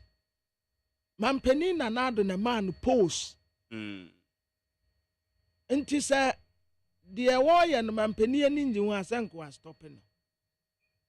Say a man and ma bontin be declaring support. Or maybe they said that their president in the bit man they say, wow, be the candidate be a chino for a jumato and a conacodinachi. By one kind. I bet there be any on cancer. Nti a tressa or no wasuma wom. As Sane wadwin. Sir, or no, uncle dear Chiriba wasuma. It's on no suma to say honorable Dankwaku Butche. Sɛ wo free krutia na nkwala tutu abo bro a na pani bi hye fie ho pani na ka nkwala na tikoso o mototo abo pani ne na ka nkwala na tikoso o mototo abo no enti saa na kyerɛ me na mama oppose ma jare me na mama appoint because sa wokona ukoka asemi a mensoma wa see a tea radio is cry. Ebi wo wa ye kan asem bi a etumi ka se krache baby a okeka kono ansha wo ma adwene bayi wo mu saja mapani bi na asoma enti se ministers deputy ministers MPs wo mu amampani am wo mu appointment enyina se wo mu supporto asomasi a ekire se wo na wasoma wo because on frɛ obi anka nkyɛ ne sɛ deɛ woyɛ no mempagyae. Okay. It's in just a who's to say Mampenny now small. I'm penny now small. Okay. How you need 100.9? It's a way Minister for Railways, Railways, Peter Mew, yeah. It's almost so Mampenny now, Sumano. Peter Mewu. I was say Womua a D vice ye chino a door so chain. David Womua a D. Kwabna all point and say Mampenny na so afo no mudi actually including Honorable Danko Kubucha me born in no. Mampenny can wash in the NHS say would you to say government machinery no? Ana me susu Peter me wunsu man minister. How minister? Man penin na asoma no. So good than sorry good alanja was so obi anya de ope. Okay. Man penin na asoma no. But I know they won't me describe when they say government machinery. Only a government machine. Okay. Another government machine. Machine. But honorable Dambuche, the government machinery. Machineries. Asemo. Anything that make us say, Kwabena, when a individual decision. No, I Railways there. On one was man. So could the Ura Lancha Martinez. Okay. Okay. Mate. I'm making conversation. Now, I had it. Why? President. I don't too kind. Maintain say what too kind. I association for an award no more demand inside. I know go South Africa. Me name is yeah dear. That's when you know what I'm for. Now, but I would too kind. Oh man, you want to crying any day. You know down for now. I down for the president. I know too kind. Who names too kind. Oh, my name went to crying any debut. My making messages. My quack was Rano. So that for me do a mummy. Anyway, high need 100.9. Richard, if you have my son, my maker was a message line 050-372-1744. 050-372-1744. Richard, if you have my son, good morning to you, Mark Jerry. The Council of State must leave their MPP t-shirts at home and work for Ghana. Hey, Samu. And Richard, baby, are you doing it? The Council of State members are chiefs and prominent people in Ghana. They must not behave like the MPP full soldiers. Please, I need Reverend Kwabena Marfo's gargantuan prayer support. I'm contesting for an executive member position at Masama NDC on Saturday. It's Richard Amasama. Saturday or moto, Sunday or Canada. Oh, who said, as your friend said, constituencies need be your heart, NDC for and Tuaba and your executives were home. Okay. Amasama can home. Okay. Omu hold you on, yeah. Who said constituency need be Omu hold you on? Omu hold you. It's Amasama can win. According to Richard, no more on Saturday. And I bear me say, Omu appointment bebre hoso kura so omu nyeye. Ebia omu to aberia. Appointment is saying. But one national executive now. Yeah. Sir. Okay. Omu to aberia. All right. Okay. Lamprey King Rashid Odifitema Gulf Estate, there be Gulf City. Also, hypocritical NDC have soon forgotten that Hadia Sadatu Maida before her appointment to the EC, she was a women organizer of the NDC in the then Tamale North Kugbegu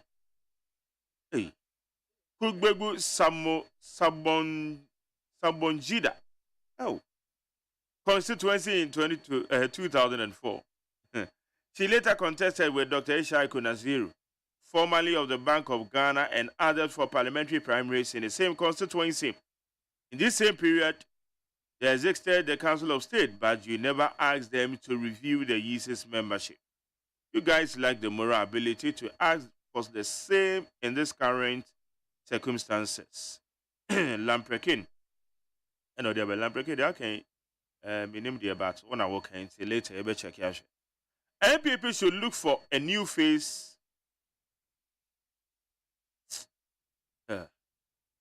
They should look for a new face who is not part of this government. Kennedy, a Japan, for President 2024. Yao Edu. So back when I'm at a Kunodiabe. KW. Yao do KN, KAN, Kennedy, a Japan. KAN, Anna. Well, okay, I'll see you for KAN. Iti ya odo mateku yate. Well, Sebasa, good morning. Oh. My problem is we pay street light levy, but about 85% is not working across board. Also, I watch the traffic lights. I watch the traffic lights in the party. Urban roads for the empire mo ye found. Urban roads. Amount for ka. Na say kromo ko block road. Nem say na say o se da ben. E mo mu chi ni pani bi. Was it Enra? Yeah. Also, please, who is responsible for these projects? Me patch no na mabacha on urban roads. Why? Clement Odum. But that's it. Also, regards to the pastor Clement Odum of Ghana. It's where you could do trumpet, tasty aspect fast food, or the free bubu ashene buy him. Teacher Kujo, to your bottom of the entire also, NDC is not an option. Even the MPP government is not performing well. In fact, the worst of the MPP is the best of the NDC. With the NDC, Ghana can never be progress. Ghanaians breaking the 8 is a must. Greetings to Honorable Christopher Ambiyawa Kunfi, Honorable Martin Uti Jako, incoming Techman North MP. That's it. We see those saying Dr. Baumia can change things when he becomes the president. What prevents Dr. Baumia to change the so-called things now? If he has something to do or to change, this is the right time. Ablade Efiakoma Zongo says Dr. Baumia not part of the ruling government. Ablade Efiakoma Zongo Tade. Where's which planet is this African Bar Association live? How did the president Akufo-Addo, aka Mother Serpent of Corruption, fight against corruption in Ghana? Or they are using the Chebi chief lenses, Unless Kofi Yari ni Adenta Commando arrested. They say, oh, you're anti-corruption crusader. Well, be an abroad fundamental. Well, say good morning, Mr. Mark. I love Kabinama for Pa. King David from Kaswa and North Town. NDC is coming back. Co-Mensa Domi Peletude or said Domi Kwabenya constituency. Dr. Baumia is the best to lead MPP party to break the 8. Let's support him for better Ghana. Regards to Ninoy, Kole Clote, incoming MP. And Miss Cospelele, the free. Are they? Domi Kwabenya so. Adwasa fo ni abrepa o. And why not also adwasa fo ma? Yeah. Na ni abrepa papa se sa road e wo ho no mo awaye. Anti obesa akobi. They say we do type anomaly ade atum say you streets no. What you try to tumpa. Baby anaka enkane untimi mfa wo mpa bo wasora ade enkonkofa ne obedu e ho nyina dane kota. Wasesa dome wasesa dome kwabe. Yeah. Friends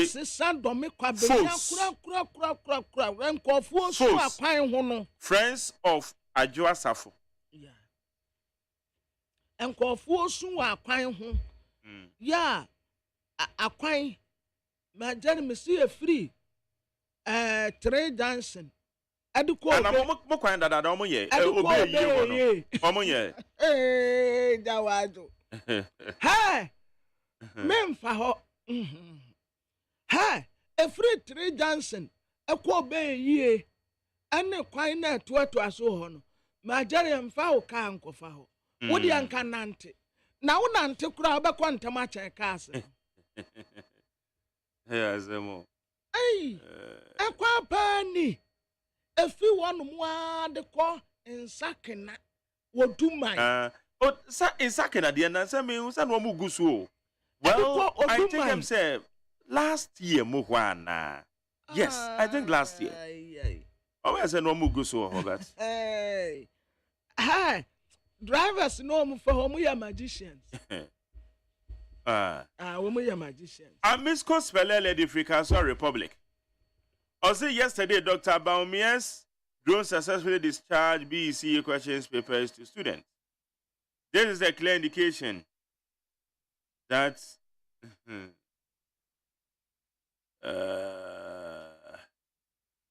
it is a clear indication that voting for Dr. Bawumia signifies growth and development. Suchi Honorable Mavis Halcom. This one says this government doesn't think of Ghanaians at all, even to pay for our children to write exams self. No. Why Nanado? You don't disgrace yourself like that. TK the Spintex. We say good morning, Mark Jerry. Who says Bawumia is the best bet for MPP? Please tell him he's going home with his good for you. Kokuromenya policy. Kofia Jema Yika W. Obia Dase. Ena Kadife Asamai Kese. I said the MPP used all sort of sweet words and lies to win the 2016 elections. They promised Ghanaians heaven, and today they are delivering hell. They promised hope, and today they've delivered or delivering hopeless. They promised to fight against corruption, but today they are swimming in corruption. Indeed, Ghanaians have trusted these MPP at their own risk. Also, Chia win from Pong Kwame, a.k.a. Darling Boy. You know, Kadife Mike said. Well, so good morning to you, Mark Jerry. Kwabena Mafo is one of the best teachers and truthful speakers. I will always pray for the two of you. You guys always miss my morning. Carlos Ofu Emmanuel or the Finima. Nana Kuyamwa Boateng, aka Dr. Bawumia, is coming. I say good morning, MJ. First of all, very special greetings to Mami Fiakoto, parliamentary candidate for Lokai North constituency. I have a firm belief that the economy will bounce back strongly. It is also clear that all the microeconomic indicators are showing positive signs. That's it. Teacher Kujo, and yeah, Efiakoto politically, why not? And yet, Chibine. Oh, no. Okay, or Quay. Or Queen not. Or Queen of a year, baby, Docria Bano. The grass will call Queen not. And ye be a namin a mean when ya acquitted my side one. That when you know Queen not. Yes, I'm saying, I want not Docria Bano. Yes, and then Docria Bano no Bano. As I've been out to be say. Obi e bani dia o se do keba no. Sasami kotu no free e ho no. E ho na ye se omra. Nti minim se o baba na minim se afia koto nso. Ene no ko. Afia koto. Oh, okay. Okay, ko no. Let us we fan forms dada o. Se e ho no se ko ye orphan. Ai. Okay, ko not cry em pidim podi ndi se. NDC ni maame no. Maame no. Onna wote so. Ene na tese wa fan forms dada. Na tese wa fa. Mu obi amane. Why na mu obi amane? Estafia. Ko fan forms no. Estafia. Yeah, we Teresa Ladia winning. Yes. The constituency now. Need to bear them. Oh, no, maybe na me running the story. We now friend. Come with it. Oh no, they need to bear them. Papa. Na one woman wonim and this wonim MPP. One new woman in I one. Okay. Hey, it's the fear. Sister, yeah. All right, DJ Omale, anyone used to say Ghanaians should continue having confidence in the MPP government because there is hope at the end of the tunnel. And NDC as a party has nothing good to develop Ghana. Alfredo Furi, Anye, MPP parliamentary candidate for Wenchi. Yomo. Well, so good morning to you, Mark Jerry and Kwabena Mafu. If Ghanaians have satanic-minded MPP administration, the end result is paying over $80 million for COVID-19 vaccines. And after 3 years, we have not received a dose. See the rotten ambulances they could not give out to clinics and God's Manhole Cathedral. And MPP have not embarked a single revenue-generating project. But this Yanom MPP administration, full of talkative, we are live about the free Medina. Where's CMJ? Good morning, all.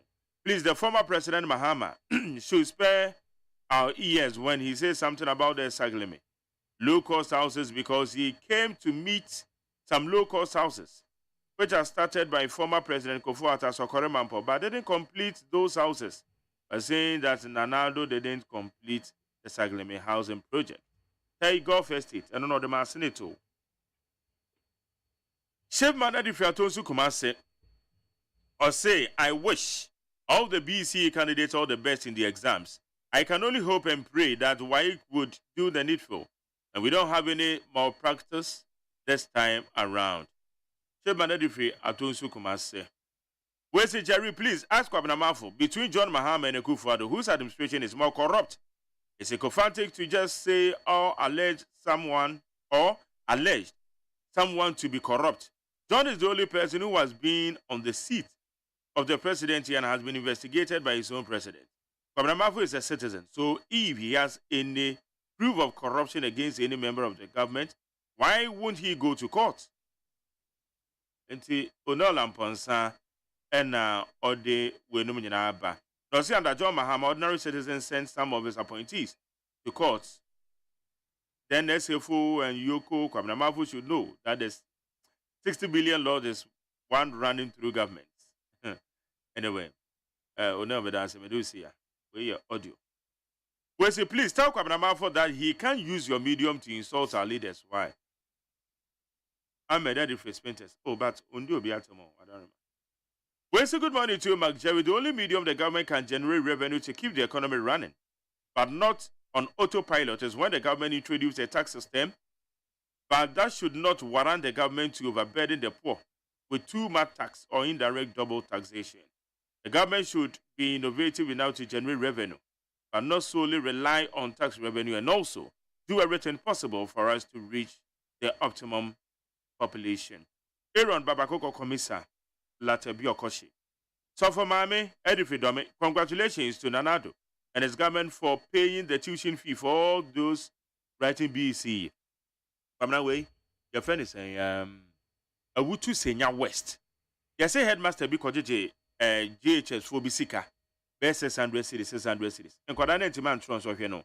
But now I was wondering, say, and I said BC registration going so about enough. It's about the same and buying school. Buying school, and you're private. I buying school. I buying school, and you're private school. Yeah, register woman. Woman register. I don't get it. If there be any west, where you would to send your east. Madame for no come ho. How a kumsin. There be how comes in the east. How a kumsin you would to send your east. And then okay, now 1 year. And and then west. Come where? Gizel, Tete, no, ye, good to Senya West. Baby, I'm not first now. This is, my uncle, this way, from your west. Yeah. Go more, no, go more east. Oh, okay. Near Bam said go more Buduata.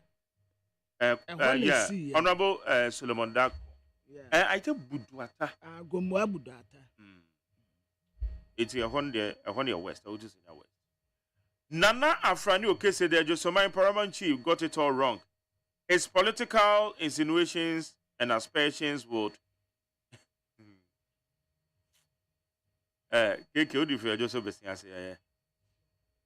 We say hi, Mark Jerry. Good morning. My name is Isaac Yawa from Israel. Lamenava. Mark, why should you allow Kwabena Mafu to blast president like that? I was expecting you to educate him or explain the award he received very well to him. But he shouldn't say president is the mother of corruption. But John, I say award me explanation. Me explain it to the extent of reading the news report, news reportage.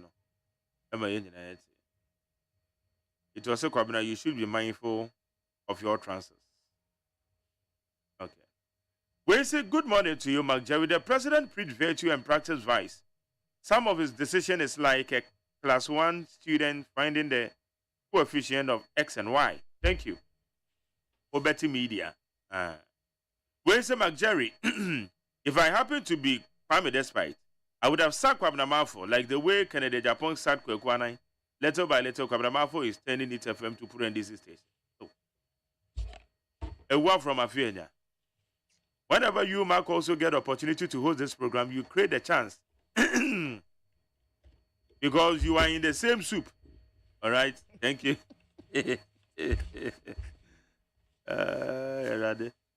Mark Jerry, good morning. Oh. Please tell Kwabnamafo to stop ranting because he has no evidence to prove that the president is corrupt. If not propaganda, then he should provide the evidence. Jerry, tell Kwabnamafo to shut up. He behaves as if he has personal issues with the president. He has also been found of chastising the Christianity currently. Honestly, I can't fathom what has come over him. Whenever I hear ex-president John Dramani Mahama talking about misplaced priorities, my heart breathes. He has no moral justification to talk about it at all because under his watch, common shock for teachers were not there. The question is, were there not affordable housing projects left for him to continue before he constructed Sagleme housing project? Hypocrisy at the highest level. Yao Sankide, thank you. Where's Mark Jerry? If it's true that Bank of Ghana spent 131 million on only vehicle maintenance, in which that amount could have bought the nation's 70 brand new Toyota Land Cruisers, then where is the credibility and thinking capability? Or then what Deborah Tishi gone to school? Musamba to the we all know that the president Akufo-Addo is not ready to fight corruption because he's making his government unpopular, but we are begging him. As for Cecilia Dapa's case, he shouldn't try to clear him at all. As he always do to the alleged corruption cases under his watch. We are told initial report to the police is not contained in the police docket. Musa Abatwadifi, a year as one say. Musa. The current situation in MPP calls for immediate restoration of the true identity of the MPP to bring back the love, the hope, the respect, the trust, the cordiality, the sense of belonging, the unity of purpose, the patriotism, the passion, willingness, and the determination to die for the party. My regards to Honorable Alan Tramatin Tete, all the way from Sunyane. Where's the brother, Jerry? When I listen to some NDC people and John Mahama talk about abandoned projects, I just laugh. So, was Mahama aware some projects needed to be completed and they were wasting money on bus branding? Nana Ponsabe Dia Koniem. Where's a good morning, Master Jerry? If you define corruption without mentioning MPP, cite an example like PDS Ajapa Galamsey, COVID-19 money, that could not be accounted for, you will get zero. That looks like human hair. Gold for your policies, another big scam. Obibini Black Man, Tema West. Thank you. Mesha Gasante said the only person in MPP flag bearership race who talk more sense is Kwabena Japan. But I know he will not win the flag bearership. So it's going to be easy for JM to win the general election. Wesley McJerry, former President Mahama, is confused.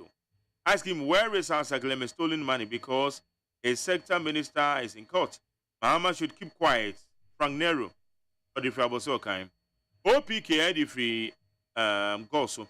Also, the call should fast track things on the corrupt Sagleme housing deal, in which Honorable Collins Dauda has caused financial loss to the states by building 1,500 housing units with $200 million instead of 5,000 per the contract signed. And Mahama and NDC have the gut to talk about corruption and completing of the housing units. Meanwhile, the money involved, which was a loan, has been squandered and it's very shameful. As I said, the court now the can't count some rough. It's the allegations. Right. Abranche KK from Kaswa Kinky Town. American Town, Kinky House. Dr. Baumia is the only one who can beat JM Dumso. Simple. For us, let's support him for a better Ghana. Kudos to Honorable Mavis Awakumsen. Positive change at the free, Medina. Also, Ghana's economy is in a junk state. No amount of political preaching or political deliverance can bring it back to life. The most discredited vice president of our time, Dr. Baumia, and his boss, Nanado, has retired our progress as a country. Mystic won the difference on Omar Duwejiri. Also, McJerry, good morning. I feel flabbergasted anytime I hear some angry, suffering MPP supporters defending the indefensible. Catastrophic failure by the clueless President Nanado, Dr. Baumia-led government. It makes sense economics to invest taxpayers' money into the Saglemi housing project than pumping money into a so-called National Cathedral, which has become the biggest manhole in Africa. Never again for these wicked and heartless people. Where is it say? Dr. Baumia is the best choice for Ghana now, so I'm pleading with the super delegates to vote massively for him to maintain our presidential power. Where say good morning, MG. I always listen to you. I can confidently say your presentations are the best, honestly. Keep it up. More grace to your elbow. Thank you. Where your Katachi and Nanu Uswa Sante, all the way from London. We say it is good suggestion that Nana should have completed the project at Saglemi. My question is, why did Mohammed's group didn't complete Kofor's estate at Nungwa Farms? Both sides are guilty of wasting public funds, but we thank God that Mahama has seen the need to continue with the works of the previous government. Pabana Edifiadenta. We say thanks. Man is not made up of only flesh, physical, but it's also spiritual. We does have spiritual and physical needs. Matthew chapter 4 verse 4 says that man shall not live by a bread alone, but by every word that comes out of the mouth of God. The housing project is a physical need, while the National Cathedral is a spiritual need. Both are necessary for our well-being. We have to budget separately for each one. Okay, thank you. But that's it. Messages, you know. I mean, try me when you're going him. Actually, Ponkno needs FM.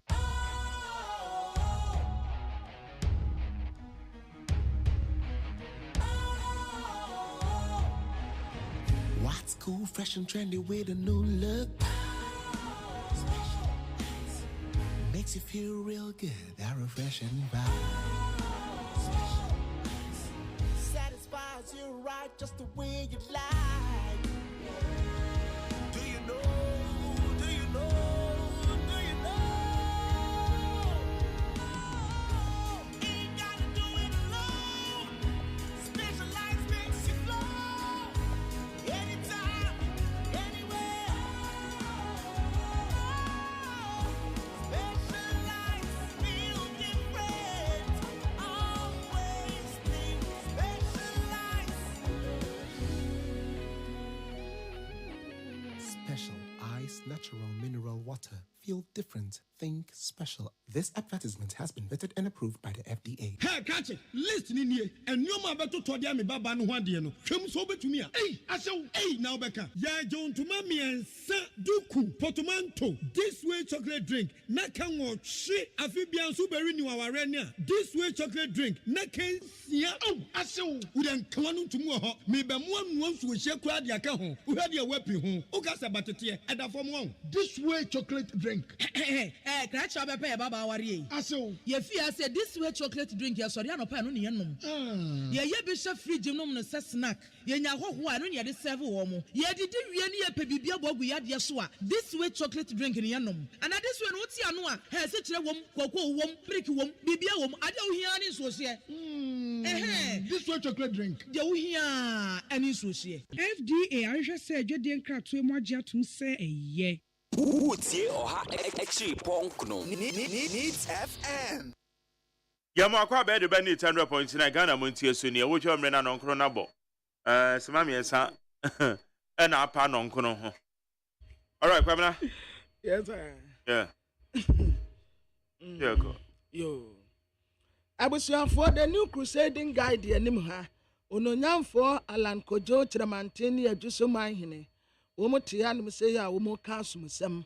Wose won fa kokudro nkonko nanim na nkunimdi abotire no ne nsa ebeka polisifoɔ ate former Werensi Emrase Bedeni MP sɛ jirimdie bi akɔso wɔ ne dwumadiem asante mantemu ekuku dam nsia ɛne wɔn tɛ sɛ Dr. Free Akoto ɔno ana wɔkoro afei garamse ntokwa no wɔn tɛ sɛ wɔn akɔtɔ adeɛ bi yɛsi yɛfrɛ no river guide system na saa system yi ɛna ebedi nsuo no ho aproba na ate wɔn mu ɛyɛ garamse nyinaa nti garamse no yɛba betu aseɛ na tele dispatch anim ha aguna dua kwa akwambo festival no nso ɛnkyɛ wɔn de bɛhyɛ so ɛyɛ Tuesday 3rd October wɔn de bɛkɔ akɔsi Sunday 15th October nti wɔde nana kojo amoakwa ya wɔtɔ so wɔnum nana mfoni abɛtoa His Excellency the Vice President na yɛ strategic choice ya MPP ya wɔn betumi edi nkunim ononyamfoɔ dambote ɛna ɛkasa Leslie Tamakro ɛna wɔn tɛ sɛ NDC amanyoko wɔn na ɔbɛyɛ running mate nti wɔde ne ho asɛm aba na Dr. Mahmoud Bawumia no wɔtɛ sɛ ɔno yɛ Paul Amantem nso wɔsia dikanfoɔ kane tete paa Bible mu asɛm wɔsi yɛ wɔn kura ne yɛfrɛ no so ɛna some time ago no waso wɔkɔ akɔtaata awurade mma ɛna han bi tɔɔ n'ani so yɛde ne kɔ anane asoɔ ɛmi yɛbɔ mpaeɛ maa no afei no wɔhyɛ asɛmpa ka ase nti wokɔ mfantefoɔ mu mpo true faith ɛmɛɛko adwuma no mu bi yɛ baabi kura mpa ayɛ a wɔn de Paul Amantem to nnwom Paul Amantem wɔsan de kanfɛ wɔn taa de to nnwom kura wɔ hɔ wɔta so wɔyɛ Paul Amantem nso wɔsia de kanfoɔ National Security Ministry say something campaign no wɔn de kɔ North East region ɛhɔ ɛna wɔn akɔ akɔpie mu ɛwɔ na daily statement nso national service ɛna wɔn ɛbɔ nkɔfoɔ kɔkɔsɛ scammers bi wɔn so wɔn bɛyɛ posting different amamo ɛnyɛ saa na ti o owura Stephen Ayensu intim wɔtɛsɛ MPP amanyo kɔ pillar paa ɛyɛ youth no a get fund for others bɛsɛ 25 million Ghana cedis a scholarship grant ɛde ama 4,000 students a wɔn kɔ akɔsua adeɛ Africa Bar Association wɔn tɛsɛ mampani Nana Danko Akufo-Addo yɛnya ne sa so da mampani kata asesa ne prɔyɛ ɔyɛ obi a wɔkutia wɔn pɛ koraa nti abɔ n'aba so UCC foɔ abɔ sɔfo bi nso aba so wɔde saa sɔfoɔ no ne mfoni aba abɛto ha na the insight Democrat anim ha wɔtɛsɛ Brown nyanyamfo Alan Kojo Kyerɛmanten duru Asante Mantem adi so mahene ɛne ne tɔmte na wa atu yɛsi akuro ne dane butu yɛ na nya asɛm ketewa kora sɛde wɔn si bɔgye no so paa chanteɛ eduru so yɛ de mu a efie de fie Alan Kojo Kyerɛmanten na ɛkorɔ nana abrɔkwa asare wɔtɛsɛ so agyaman seat no ɔbɛgye ade ama MPP amanyoko nti tɛsɛ so agyaman nana abrɔkwa ɛne wɔne ayi Pius Enam Hagide wɔne ne contest ɛne nana abrɔkwa bɛkɔ nana abrɔkwa no wɔyɛ yɛse ne nsɛm yɛ paa ne tirim yɛ sɛ yɛse ne no mu kura nana abrɔkwa bɛyi ama wɔne nipa ne nyinaa ketewa bi a wɔwɔ bi a wɔne obi akyɛ ɛne na make difference ɛwɔ nana abrɔkwa ɛne wɔn mu a wɔne wɔn contest ne nyinaa ntem ebi tirimu ade paa ebi nsɛti te sɛ Habo Gate ne tirimu de ne bɔwere bukura a wɔpam wɔn kɔpɛ MPD Adam GH ɛne wɔn tɛ sɛ COP Alex Mensa wɔn ɛpɔbɔne a wɔkɔbɔ de fa IGP ho no ɛsɛ si yɛyi na die ɛsan sɛ wastable IGP ɛwɔ n'akyi nti wɔn mpam no Wulensi Mrasebedeni Omate no National Food Buffer Stock Boss Alhaji Hanan Abdul Wahab nso or contesting a pusiga akọ mmarahyɛ badwa akonnwa Nigeria for ɛna wɔn kyɛ sɛ ECOWAS wɔn de sojafoɔ ɔkɔ akɔtu Nigerfoɔ soja aban na wato agu na nka wɔn de president na abɛsi so but Guinea ɛna Burkinafoɔ nyinaa kyerɛ sɛ Russia koraa bɛka ho wɔn si ECOWAS pa wɔn nso ma Nigeria ekɔmɔkofoɔ no na wɔn ntu wɔn nansi Niger nka wɔn declare war nka wɔn ne wɔn bɛko am wɔn ahu sɛ yes ɛnyanto kaketewa the hawk democrat ananim ha ononyamfoɔ dan kwakubo kyerɛ sɛ His Excellency the Vice President ɔno ana wɔkorɔ late brother ma Mrs. brother pa na yere ne ma atam no akɔgyina court sɛ wɔn atu Paul adom ɔkyerɛ no mu asɛm ahu wɔsi sika no emu $800,000 yɛ ne nua ne dea nti abusuafoɔ so wɔn kɔgye wɔn sika na wɔn ti wɔ yi ahokyerɛ paa no wɔn na mu nya ahokyerɛ ketewa saa na wɔn kunu ɛwɔ $800,000 ne yɛde asie ɛna wɔn ho kyerɛ wɔn saa no wɔn gye wɔn sika Paul adom ɔkyerɛ nsuo no mu asɛm ɛna wɔn tu ne ho Ghana foɔ bi yɛso wɔn adrive efiri hanom sɛ yaa akɔduru landing wɔn de 16 days na kɔɔyɛ ɛyɛ Ghana foɔ baako 13 wɔn atwa 10,000 kilometers yo ɛna wɔn de akɔ bi wei saa wobɛtumi kura afa kaa ɛde akɔpie landing na de bia yafoɔ lu pra afoɔ school feeding sisi ɛkɔ de gitaa wɔdike akwasia de wɔdike wɔsi wɔ support ku enti wɔn ntuma mpanin na adada nkɔ akufo ado aban ne ngo esante galamsey ɛne economy no wa collapse no enti wɔn ntunu ngo wɔnya 12 mind yo yɛso wɔ nkɔnkɔ dem adaya wabɔ police ne dua ɛbra police ne kye no ɛna wɔbɔ police ne dua enti yɛso wɔ nkɔ dem afe baako na te break ya ha sei ECOWASfoɔ ɛtrɛ sɛ okay yɛse aboa no wɔbɛpem a wɔkɔ n'akyi enti wɔn ne Nigerfoɔ saa akɔsi nkonya foforɔ akasa asogyafoɔ na nkomo de rekɔde for now de wɔn atwe asan Dr. Mahmoud Bawumia ɛna ɛkatra BC foɔ sɛ wɔn yire wɔn ho na wɔn ntwerɛ yie asantimantem wɔn trɛ sɛ wɔn wɔ yusu prague ya ne abobo ya no wɔn ha atene wɔ kwan so paa nti wɔn bra ɛna abobo ya ne prague afoɔ so wɔn nte aseɛ nti wɔn ne wɔn siani wɔn tɛ sɛ nipa bɛyɛ sɛnsia koraa ɛna eprepra ya na eni enyan wɔn so wɔn bɛyi so wɔn abobo ya ɛna pragia ma mpanin na adeda nkɔ akufo ado yabɔ na ba so ɛne si yɛde ɛnadeɛ na gu no kɔn mu a award no nso yɛde akura ne nsɛm yi the anchor the democrat ananim ha abrantie wɔyɛ boat dɔba nsawam ɛna wɔyɛ adwuma wɔfiri nkran ba nsawam o wafa passenger fo a wɔde wɔn ba yɛhwehwɛ no a yɛnhu no wɔn akɔhu ne funu wɔn aku boat driver na ato baabi Votarians MPP executives yo ɛna yɛtɛ sɛ trouble bi ɛba wɔn akyi nipa ne bi wɔ CCTV camera campaign nneɛma a yɛde baayɛ ebi yɛ fertilizers hand dryers sewing machine ɛna nneɛma bi yɛka ho no wɔn adivert ne nyinaa baakofoɔ wɔkɔ akɔto adi Western Regional Minister charge business community si yɛhia businessmen foɔ bebree ɛwɔ Ghana ha University of Cape Coast alumni ɛna wɔn abɔ prophet esihene ejakwa abaso sɛ wɔn agye ne sɛ religious personality religious personality na say UCC for awards ya modeme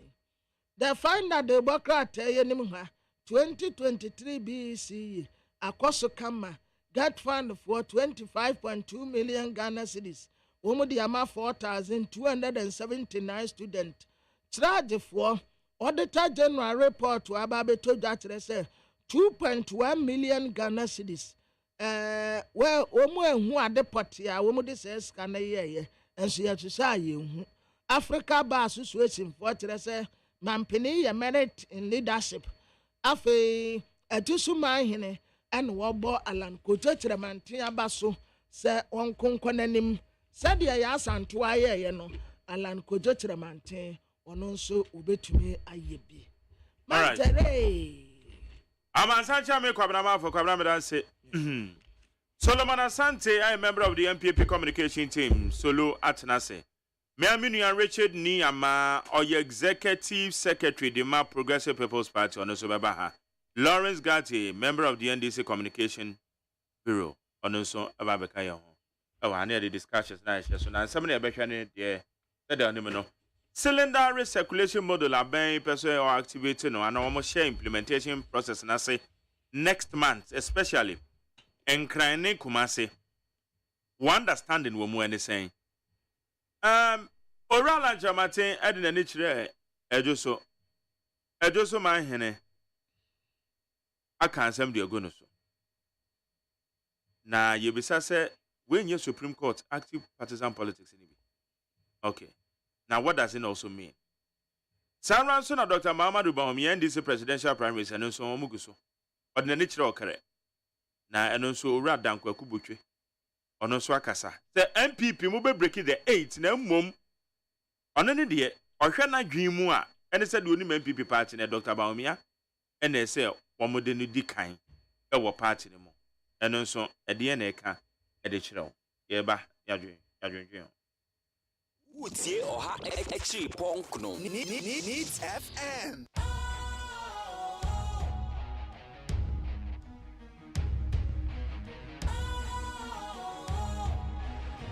What's cool, fresh and trendy with a new look? Makes you feel real good, that refreshing vibe. Satisfies you right just the way you like. Do you know? Do you know? Do you know? Ain't gotta do it alone. Specialized makes you flow. Anytime, anywhere. Specialized feel different. Always think specialized. Special ice, natural mineral water. Feel different. Think special. This advertisement has been vetted and approved by the FDA. Hey, catch it. Listen in here. And you ma beto to dia me baba no hwade no. Twem so betumi a. Hey, asew. Hey, now beka. Ya John to mami ensa duku portmanteau. This way chocolate drink. Na kan wo hwe afibian so beri ni waware ni a. This way chocolate drink. Na kan sia. Oh, asew. We dan kan no tumu ho. Me be mo anu nso hye kura dia ka ho. Wo hwade a wapi ho. O ka se batete e da fom ho. This way chocolate drink. Crash up a baba worry. Aso. Ye fear said this way chocolate drink, ya sorry, no pan on yenum. Ye bishop free genome no snack. Ye nya ho ho anu ye de serve womo. Ye did ye pebibia bogu ya de so a. This way chocolate drink in yenum. And this one woti anu a, he se kire wom, koko wom, prick wom, bibia wom, ade wo hia ni so se. This way chocolate drink. Ye wo hia ani so se. FDA ahwe se adwede nkratoe mo agye atum se eye. Utie oha extra ponkno. Needs FM. Yamu akwa be de bandit 100.9 ye share discussions na se bra metwen abedwafo na aka bombebe nam se ni bre. No ndum pe mu pepepe ne asoro ne de eye neat sports ne de ayisho so. Solomon Asante ajinadua solo mache. Yenyo majerim. What is sound up here? Yamena domino mo pai majerim. Yeah, then Yakoba say good. Uni aba kwa be kan de amema na kwa ba preko na ya fanshesha so Richard Niama executive secretary the MAP Progressive People's Party ni na ezize twedi ampo da roma me huye na wonso e nyame ado ode achen de nyame ase de achen kakra pa good PPP no ma go ye oh party papa yeti ase no fine that's right good that's great so no ma me sha se free ho na o man pan dada Bahama ne nsamo de kogu na be fontentan homa no so Pasaglemi housing project no and no say Saglemi housing project na yade ahuhia chen Nanado the National Cathedral can say priority na adentina obisa say yes sika on National Cathedral rather than say be abandon Saglemi housing project. And it's a quack where I said, president ani so ade hu no ɛfa project bi wo sei no enko yie na yebisa sɛ so yetimi ede toto ho the Saglemi housing project and then the National Cathedral saying it. It has a Jerry. Dedicated, she has to go my a tier for and pay any Yasha or Abbey from Tintan. So, meaning Richard to Suma or Quaba. Come on, with your two guy and pay, you know. The middle chance and say, I can't say, be say, cotton wool, a shell, or two who are time bontra, sir. But I don't know the try, a man penny that is Excellency John Dramani Mahama. Of all issues, a national concern or point on a Saglemi issue. Perhaps he wants the citizenry to know more about Saglemi issue, you know, and therefore, once he has called for it, we would have to let Ghanaians know what he's talking about. Saglemi issue, you know, former president, instead of say, a bind we no, be say or quaco ye. A Pokwasi project, we know. Anke was a Utimishena or continue with a Saglemi project. Ordinarily, an issue no Nanka. That is the ideal situation. But where other options are not alternate ones are a bit also less to the nation. Now, it will not be wise for you to take the Ebeko so more. Why am I bringing in all this? Saglemi, a $200 million meant to have built 5,000 housing units. A year no na a 1,005 pena yetimi aye. Fine. Aban we buy a na do dan kwa kofa do aban buy no enye si omutu na jeje mu aban ne ekọ ho na ekọ ye realize say yes adan ne yesisi baby ewo Saglemi wo edi bakrom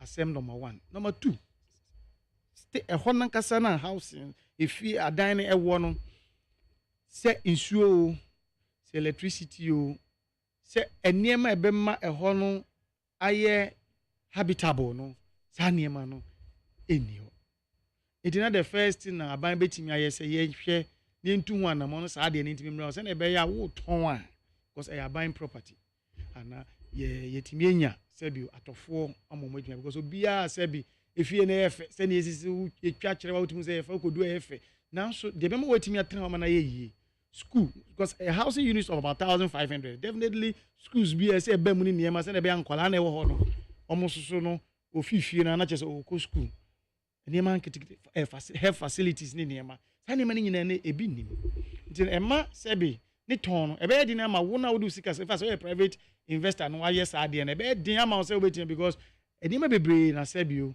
nkrofo ehwe ansa na omotimi akọ hi I make a choice of say omoko hide at a particular place. Electricity ni other insuo ni other niema ye ken na electricity it was going to cost us about $47 million to get electricity from where it has gotten to a site honor.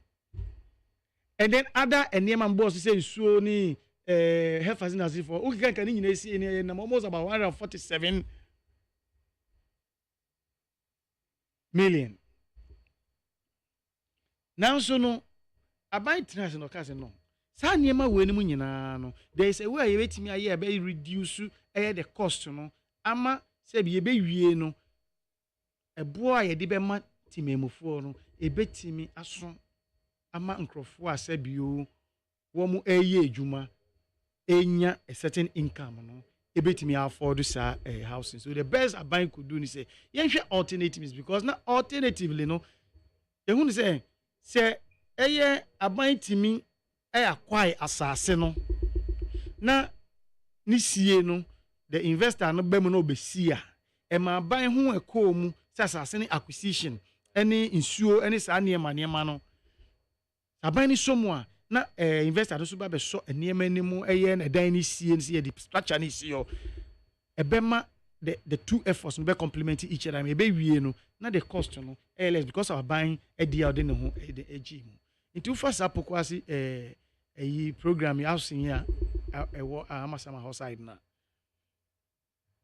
ade ni nyina buy ho ebe komu nyina about $47 million and also they build about 80,000 units buying subsidies or here any there when asase no investor no is not buying it buying FMU die yedi HS housing project ni mu 2 electricity insuo health facilities animals so ye niema so asebi aban afa aka ono ni component no enyes all for fiscal cash say na by the end of the day no we share from Pokuase to Chrome so bi obi obetena no Chrome how close it is as compared to Sagleme na which means say differences room. And then if Sagleme after spending $200 million we will need about $147 million US dollars to get those facilities in place as compared to Pokuase the bank we just put in 47.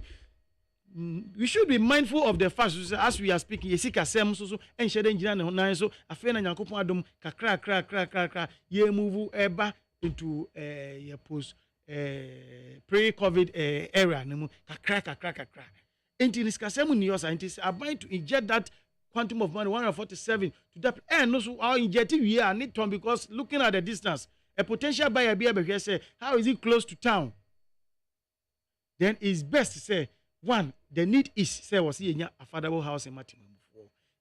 If that is our need here, then we have to look at alternate means and cost too much to a bank and cost too much on the public purse. Send a bay by the end of the day, you bet me the housing units, no, ama timemu for atinemu. At the same time, no, na cost to see a kumebi on the your friends are buying name. It is not an amoa buying A2 say, or yes, Pokuase housing units 47 million penny if you are buying her komu. We need to change place na ye site there no. So a bank room as nipa a better because on say is so close to town. Unlike Sagleme Dieno. And you know, this is not a matter of abandonment. Your project be a yeah. Let me say we didn't take certain things into consideration. Ubekaya. Tell me your schools mono. Yes, you can cite your friend is saying factory, factors to consider. Yes, you can cite factory. Share the closeness of the factory to market, the closeness to source of power, the closeness. Yes, I need many not me. And was okay. Into I don't know some site no ha. Some factors in na wo. Bet me aboa. Amayeti me. The factory is setting up near ye jumana. You bet me so a bear market. Yeah, right straight to the market. You be your source of power. Apa the na ye juma. Yes. But when I hear koyeno, we didn't look at it well. Tama ye intimi factor during the time I buy no ye John the money mama time no more ye no. The intimi factor sa man into it. Emma eno na cause ye. Ene ni ka say yes ye koya eno na estimation aba say it is around 147 million to get the place into a habitable condition. I said obi ba so oba beto. That is after say when you obi so oba beto no. Because need to know another thing. Or share the closeness of the place to town. And say our choice say me koto and I say me koto. Tell me say enyesi abandon person to us. Abandon person to one in Yama so. Say be free friend is ye blocks or ye. Say do no ye juma no. Na do that level and abandon edifi ho in 2016. But abandon we buy because ye nim say a member your continuous business intino. Say be abandon to mu ajeje mu yetimi suso mu ebinim ye menne no ye nkwala Ghana school for enya ho faso a omo course ayi blog na here John Dramani mama e sha ase though not all na complete year 200 no kan went anya kakra na ye na bebi dududu ye e wo commodity film no abaya so mu ono ye to say be ya other communities and students in between access to secondary education e wo hosa. So it is not entirely true say aban aye den abandon government projects. Now we don't think about your friend is the state of the Ghanaian citizenry. Or some kind when the case me John remind my mama say Mbembo dear Sebi I was say oh yeah and near my benefit to me mufo. And maybe some say comparing AGYEMAN dear na mo ya and maybe you could do ye ya pumping to me mufo sika yes sika 200 million. It says sika we di kwa koshemo no. Ebe me anya 5,000 housing units. That's not the same amount. We about 98% of the amount was able to complete just 1,005. Less than half. Less than 50% of the estimated number of housing units. Baby, so you see facilities like insuo, electricity, schools, any hospitals, as compared to Pokwasi dear bank, look at this closeness to town. Service facilities are able to location your problem, what's it? Location your problem.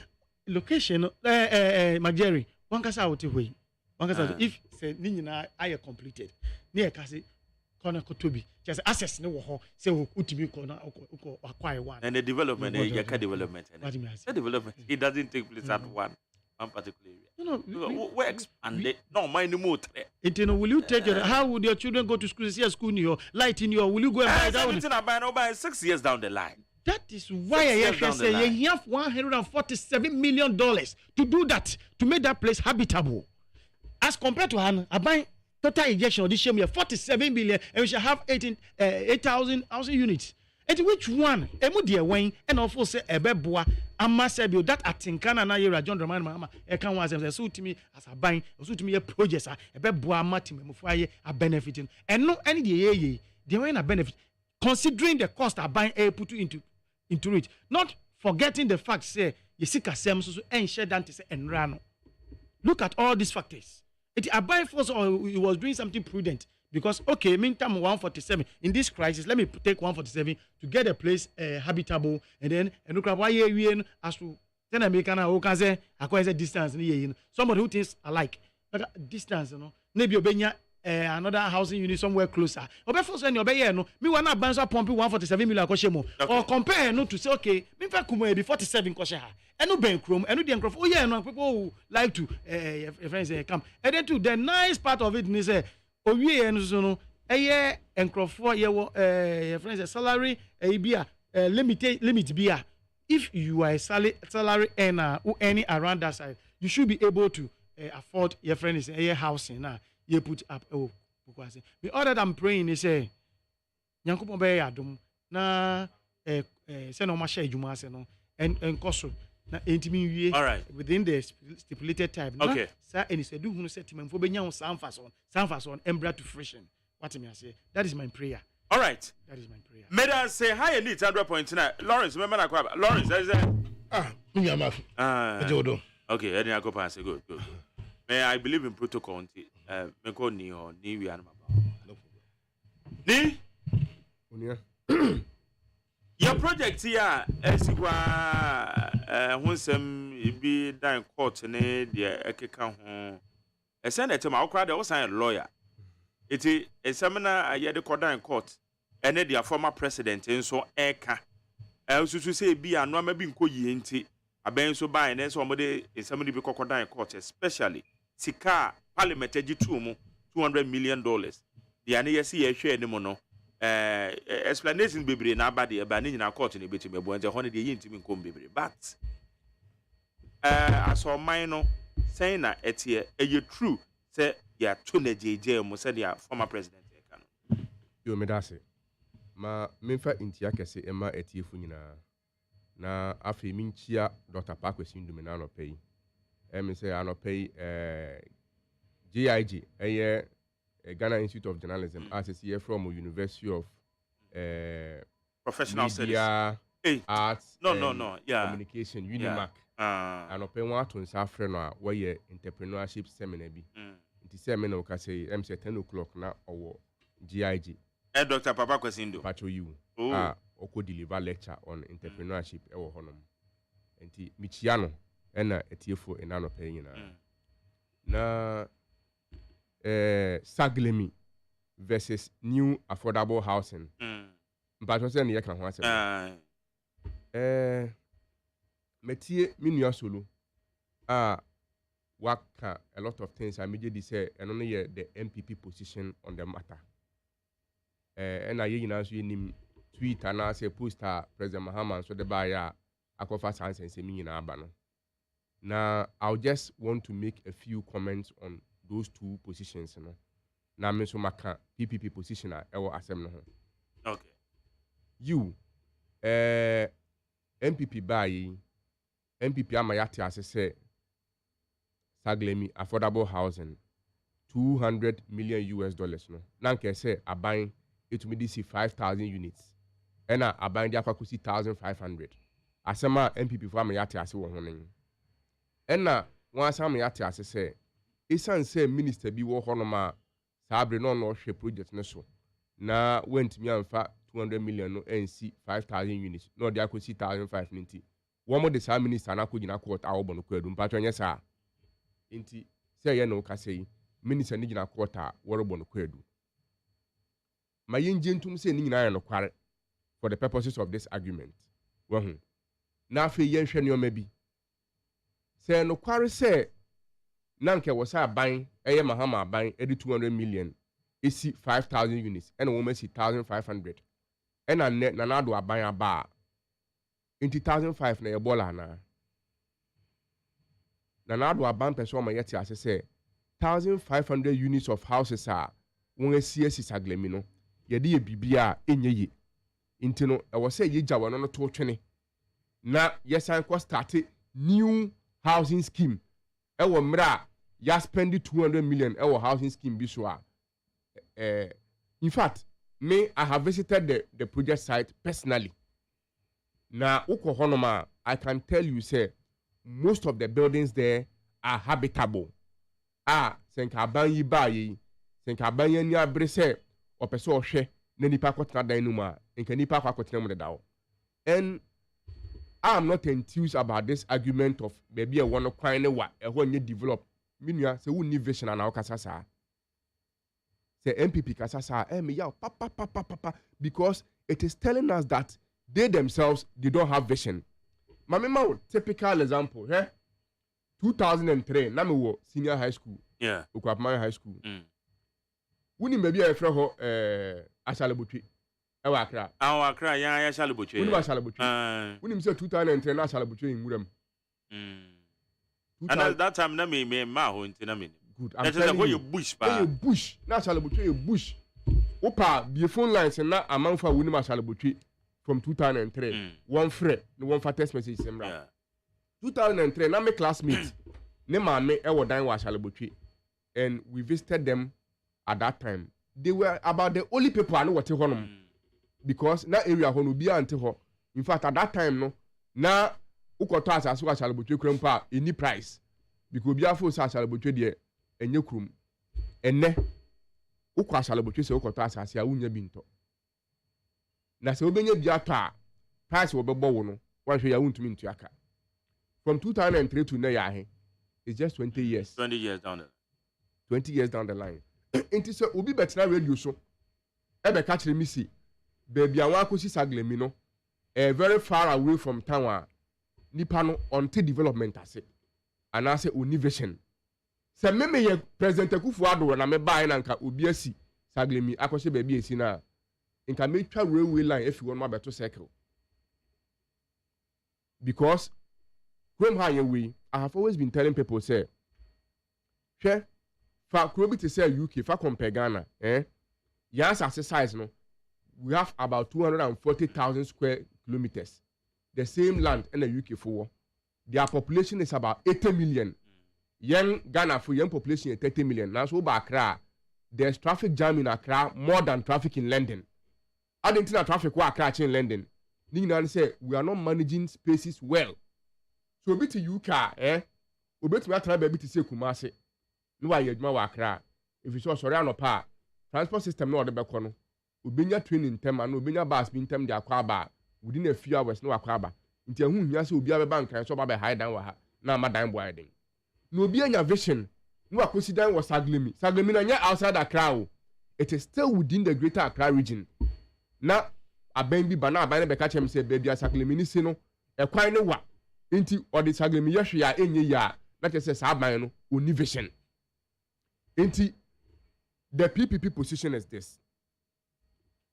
Let's agree say sika na nke wo se wodi di saglemi no aban na dibi mahama aban na dibi wo de yanjin tum sa say wo court ni ntumi fa emuai ne mba enti yenim yanjin tum say mahama aban na dibi say mahama aban na dibi kwampa does it mean say edan na si won ye de bibia enye ya na enti yenja odan ni si ho na edan ne mpro ekopim tam ye beka court asem na wi ana.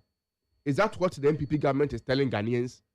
Say 200 million no esan so bia kodi sika ni binti no yenja saglemi dan ni si wonom na nsuo awia entonhwe dan no na ensen no na etete a ya ba be ka che Ghana for say obi di sika ni binti no ye jai dan na si wo ma na pro eno se be nyansa ba na wum wahu dia mehwehwe say aban ne ben ne say whatever resources is needed aban betumi provide it aban hwe ni en complete dan no na yenton manipa because that was the main yeton dan no manipa na 200 million so bi adi bi kwampa yeton dan no manipa ye bete kale so kakra. Okay, so what I say na un complete dan no na se wonton bi mo bi na wo se wo de asem na court enti yenja dan ni so na dan ni pro dia sebe na akayen kakra. I don't think that is the way governance should be about. Aban no to aso na no na me kan me de to me Facebook post kwampo say me de minyaya anka yan hyemra wo Ghana hanom na emra na ye be hye ne say 2 years to election aban bi ansate project foforo biem yan hye ne kete say aban bi abeba so bia wo first 2 years na de be start project when to be start project na aka 2 years to election na you should not be allowed to start any new project in Ghana again. It's as a Majeri say meno echo round Ghana hanoma we can count so many projects from Rawlings time, Kufuor time, Atamos time, Mahama time, Nana Akufo-Addo time, and so on so start bi. Sending and saying oko launch a new housing scheme. Yes sir. And yes oma view. Afi no be start. How many years and Nana Akufo-Addo ewo wa aban mu? Aka 2 years to election. Less than that, you were less than 2 years to election. Nana Akufo-Addo we jai saglemi housing project na gu honum ese obi ye nipa ni diska ni binti on to aso nye ena ono so kwa start new project. That new project I can bet on my last person I say Nana Akufo-Addo on to me we say we fi aban mu. Na se we wie na ofi aban mu a what is the guarantee? Say even because we have seen some in this country. What is the guarantee? Because Nipo Babia showed the promises eba. Account 2 years to election. If you are prudent, why go and start a new project? I be done grandma. Wow, said the grandma TSA. Now we start a new one. Na yakotu aba.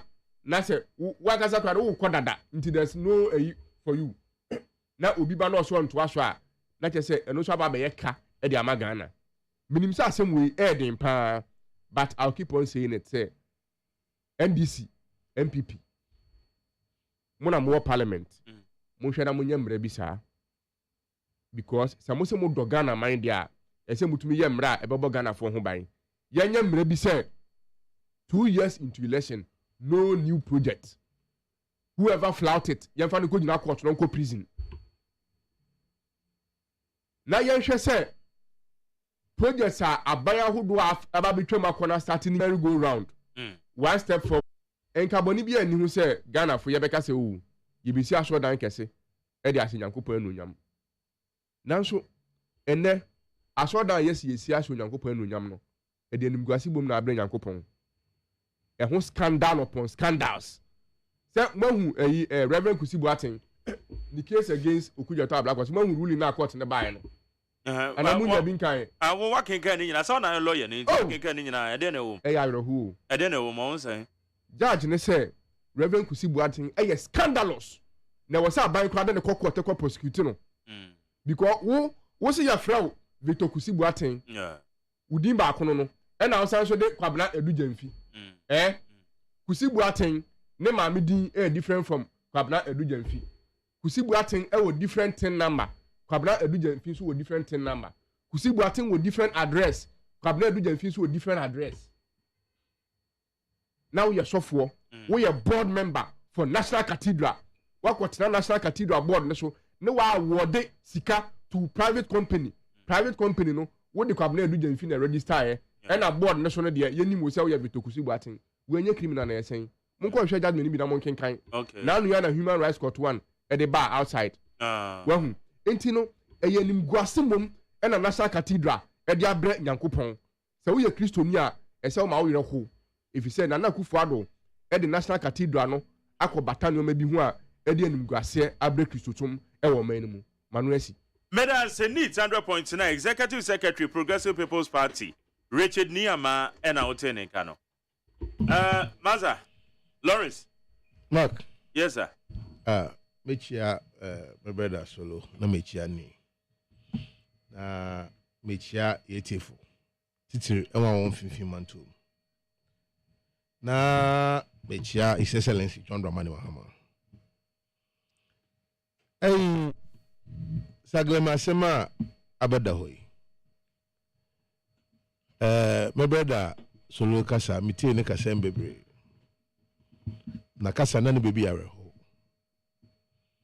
So before I even go there, my brother ni okade the last statement requesting there in Kabaya the elections, you don't start any project. But I don't know your lawyer, you just say your Samsung better particulars on this position because in the also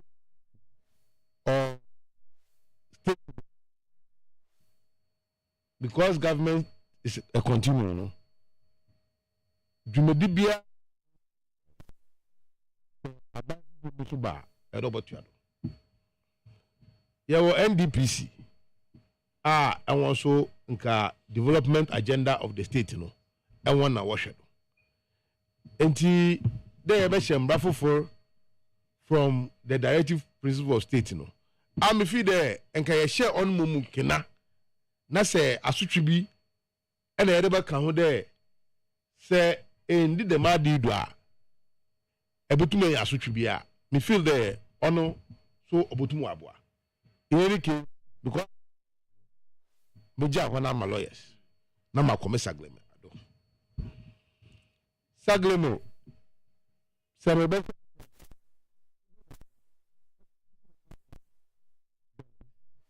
only scar we try to ho there would be 5,000 unit houses na when to one year anima are there our friend utility facilities i.e. water and light many can also you been here 147 million according to the MPP offended then. And also what the MPP about town. That means so we bet my book.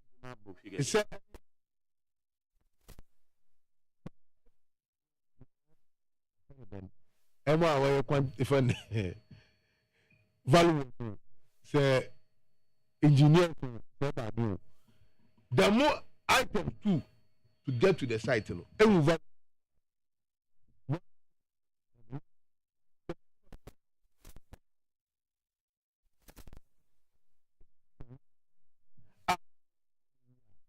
and I said,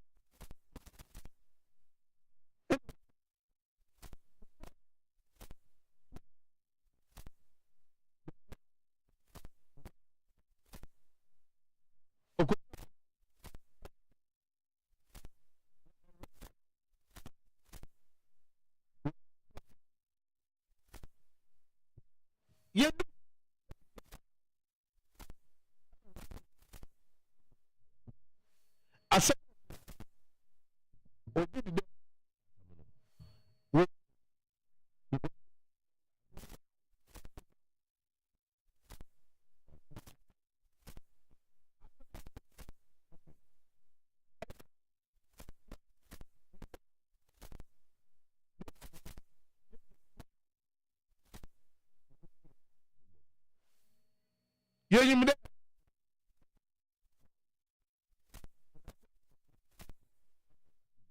efom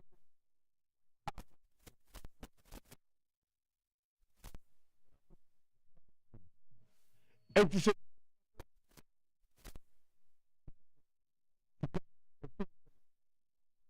ɔno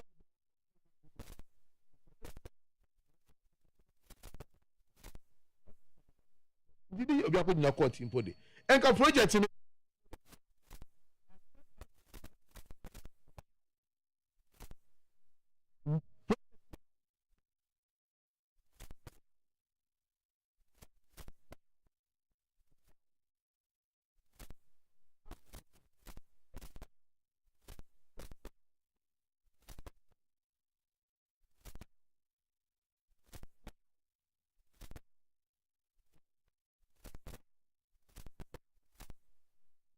that's it yɛayɛ project dam I understand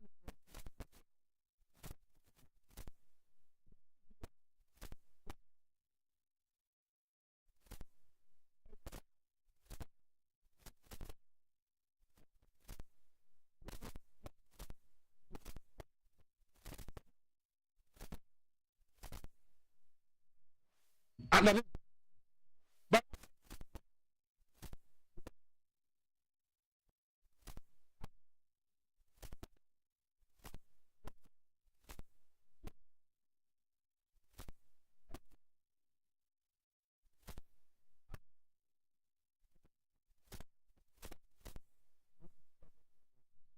bit ma kɔtena hɔ next bit ma kɔtena hɔ that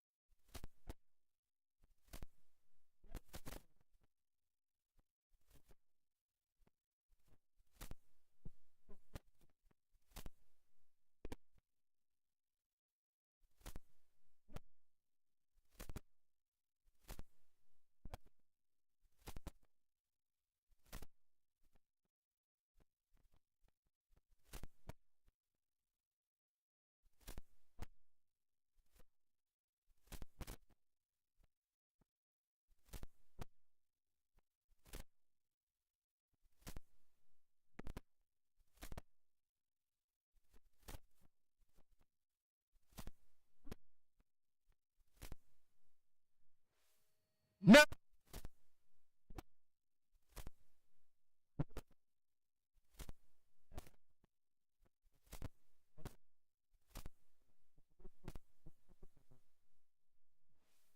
into the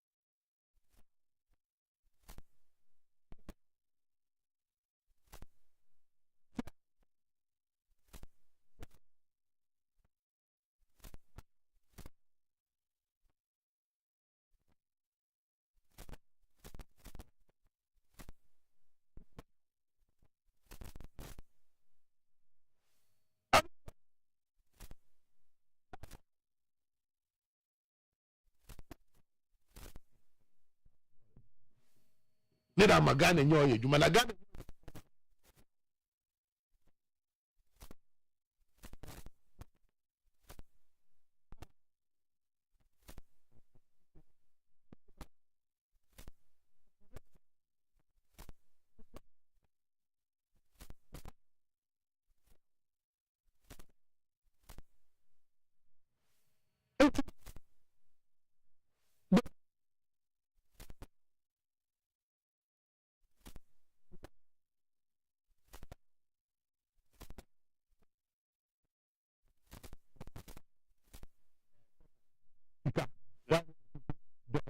dollars per session.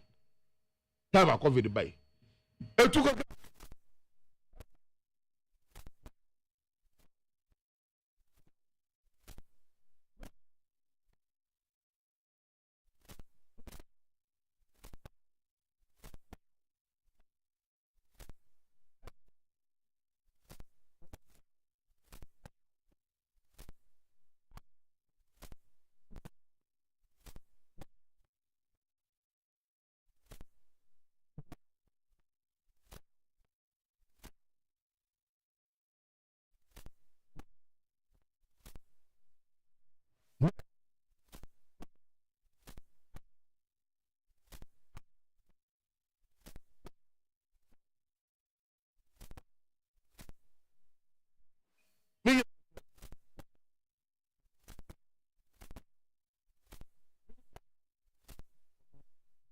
Work out.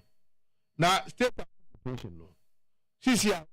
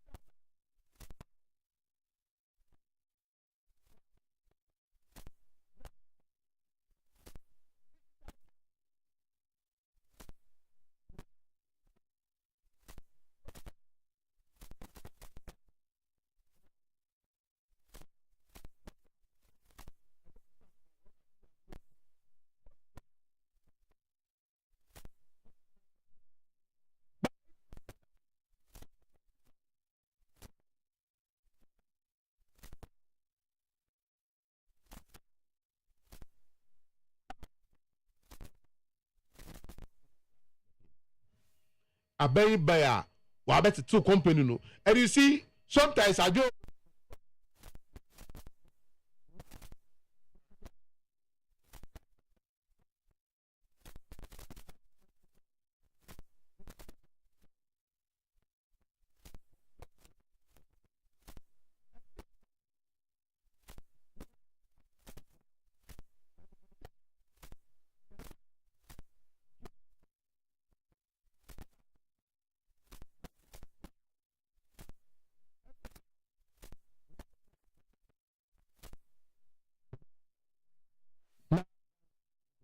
Madawasi.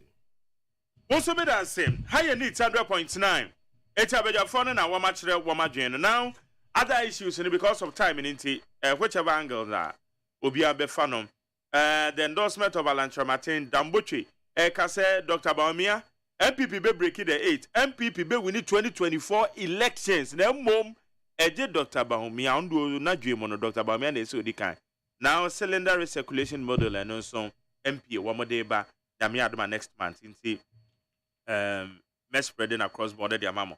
But quickly on some few messages, then we move ahead. Eric Kwakubwa, the patriotic voice, Bechemosi, we welcome Honorable and Martin to Ashanti region, the right man for the job. Yenmu Fritete, it was also Nadia or the Abanye. We say good morning to you, Mark Jerry. It is annoying to hear Mahama making comments about abandoned projects. He should have been sensitive to add Kofor's project before raising such comments.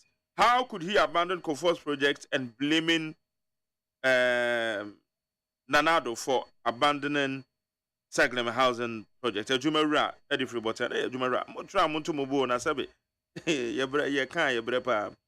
Pablavia, the Free Procracy Benghazi, also upon all the complaints by Ghanaians that President Akufo-Addo must stop putting money into the building of cathedral.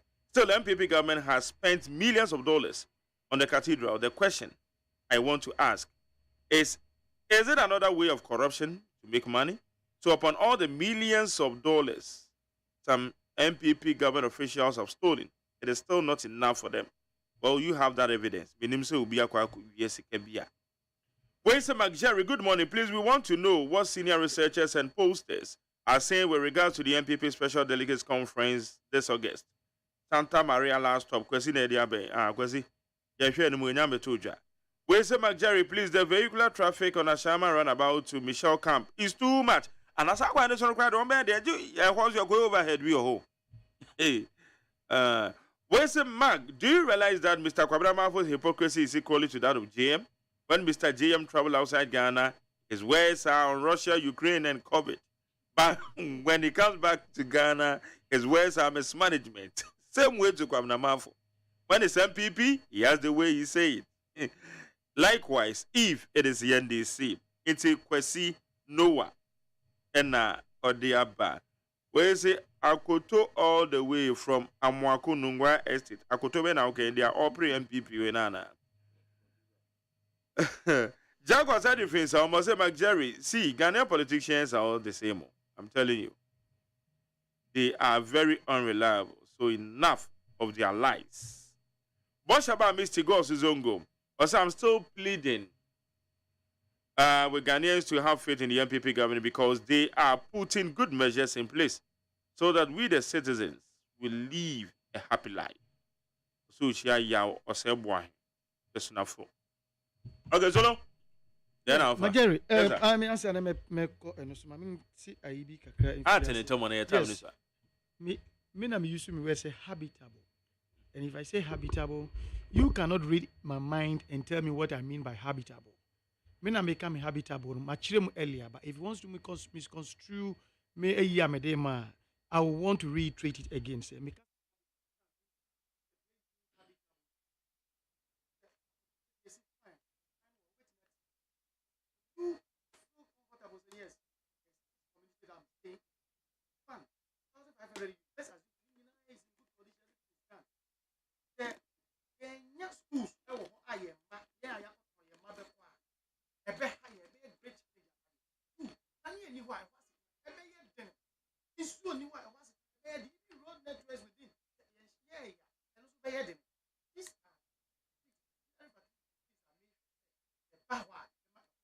Habitable. So if I say a honey habitable now, that is what I mean. But I don't mean say a dine is your udemu ye. Udeme ye. Then the be my honor ama yes utrama. People would like to say be ye ton about discussion ye ton amati memufu ababeto. Send a be attract to amwakoto. Ubi koto dan or say a honor make on kania wo. Baby I make an insu wo. Baby I'm going to call an school to school wo. Sa near man na meche say e wo ha e be the place na here habitable na make us close to town. Yes, of course, because the facility was Saglemi. Na facility was say na say make back compare. Look, you those who buy, they take certain things into consideration. We can't run away from that. we can never run away from that. And resources available in near one cardinal point and Obia didn't touch on the resources available with our current economic situation. If we are to go and continue with that, we are going the government is going to cough $147 million. Looking at our current situation, we don't have that to put into currently. Now, the alternative, Gilbert Ekano, the alternative, are buying air subsidizing in a way, say, okay, say, maybe this Kabebano, maybe assassin, acreage, 200 and something acreage, and I'm just giving it out. Apart from that, the facilities that make us say, a bit in one time, habitable. Facilities, any road, light, I'll make sure, say, through government machinery, we will provide those things. Assassin, what we want to contract and buy your materials now, the see a dying in the manner, also obey. Now, must you the cost, no, Ananka buying a bet, is Ananka buying through parliament, yeah, copay sika $200 million, say, the baby, Saglemidian, sir, a bed in Emba buying so. Only a contract and so baby, you know, say, this is what is at stake in it. Also, I prepare about baby, a human. It is any idea about cost. And to say, oh, yeah, a manager of the economy now. See, go and pour in 147 into this. As compared to say 47, about 8,000 housing units. I think say, if you are a old private business, you make the needful choice. Dambochi asema workano. No dear individual tea. Penny kasa na about say a primary share, which is what can say. Obia is entitled to any opinion. Obia on to me is a corner coach. Go back away and I support you and I mean support. No, to me, it will be any idea. You're a damboche. Actually, be an niche. Na dwenchere no. Me say metie betimi actually be a meso niche and see a meso dwenchere. Delegates. Definitely you will not have all the your friend is saying close to 900 delegates because super delegate SDC 20cc all the close to 900 votes into one basket. It will never happen. Obia benyebi. That is a chere adwenchere. Obia chere na adwen. It is a radambo chere na adwen. I don't see any beef about it. And also no does not mean say obi na ahwepe ne say konako can say sabi all kasa no is obi ono kra na adwen are taking the decision. This is what I think. I see, be my junior mono. Or no, junior mono. No, obviously, junior must be different. Until now, we have variation of ideas. Amount for dissenting opinions. All right. People are also making different choices. What I say. So it's so simple as that. I don't think say we should break any AUBR. Lawyer Richard Niama, I just saw my endorsement to Alan Martin with you. I know Yanti. Nanka me yebisa say no Supreme Court ruling be say chiefs not in active partisan politics and can who be but in any case other story whichever we are be fan well because say enkonya ta na chi okasa ya etonchia onim so okone be ya man. There are some jurists who believe that any law without consequence is just an advice.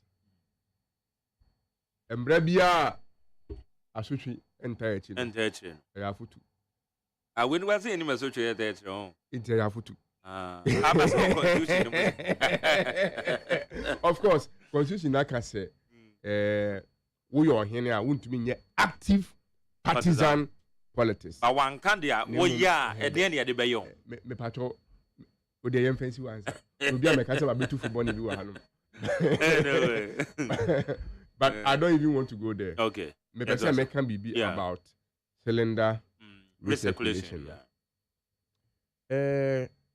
When we say, or maybe yin de infi a history mono. That bad history is bound to reoccur. Na Mijedi say the issue of cylinder recirculation no a buy after the I believe 2017 or 2018 explosion. 2017 yeah. 2017 and the explosion be a bawo atomic you and abanye na adwene say sadia or the cylinder recirculation ebeba na meje di senka a very good policy ebetumi aboa but I still don't believe that it will solve all the problems. Okay.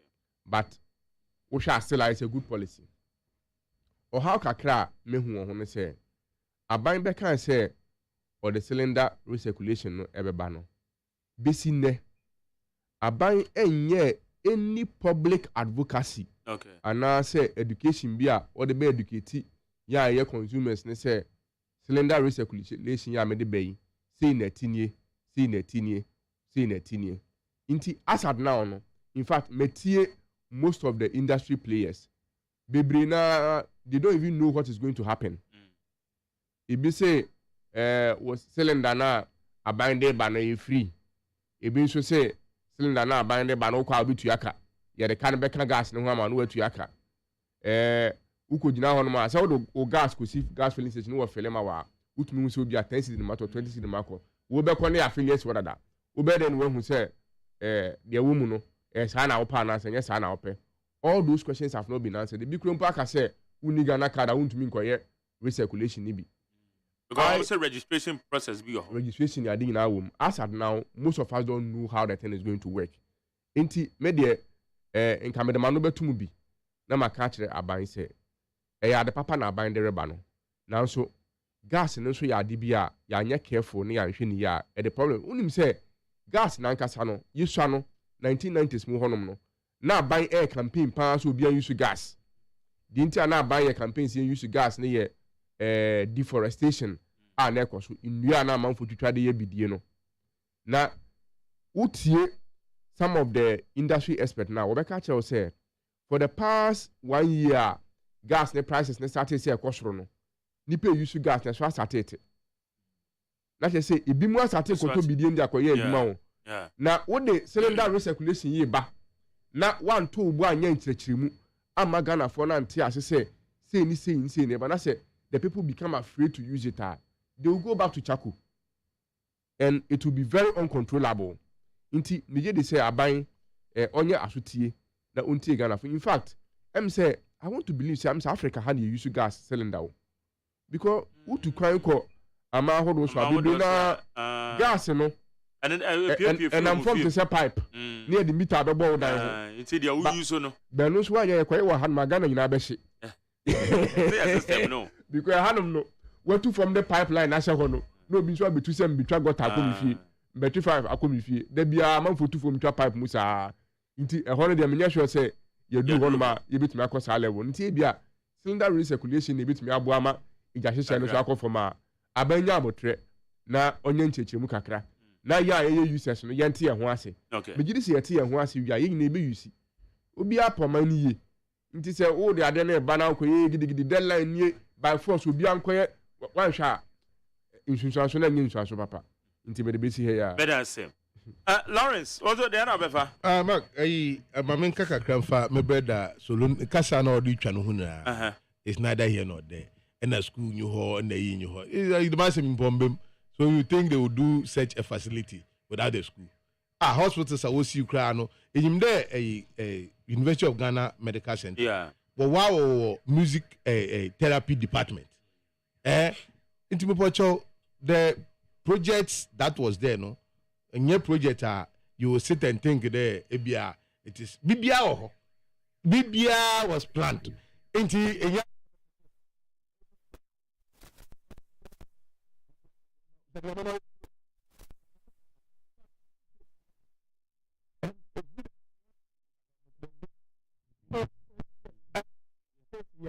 Let him tell you when he went there, whether he saw those facilities we are making. And I make a the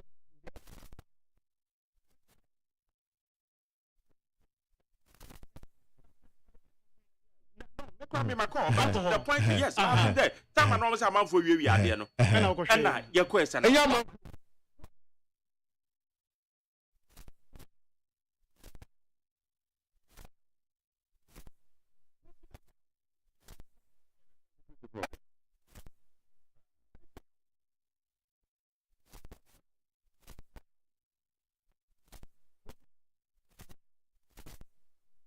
being exposed.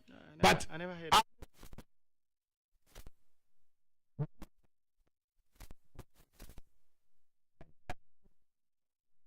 So what?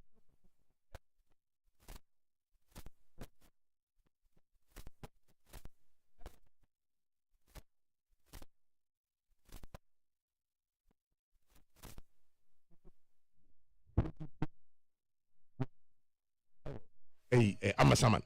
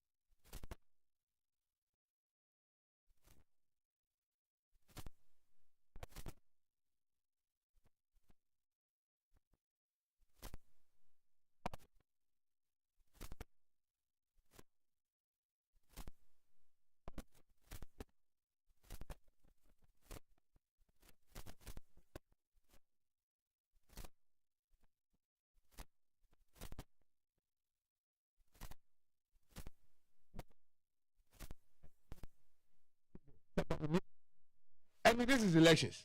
What about Bamiya? And why about you even say that?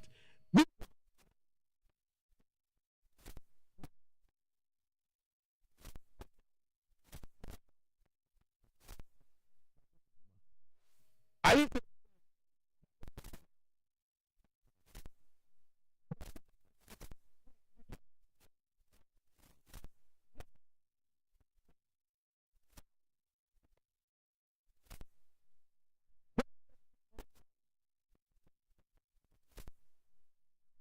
na ko bisa penyimfo enti a baby 18 years old.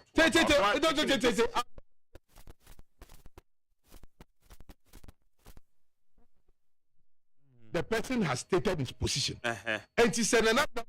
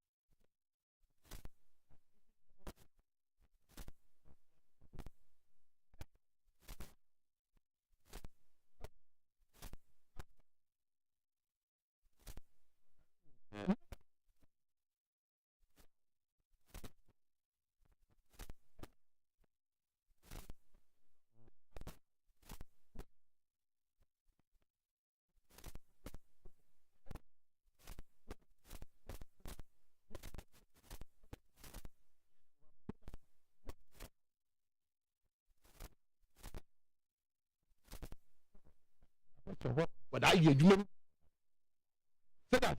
but say I am the man now let elections are 10 no obia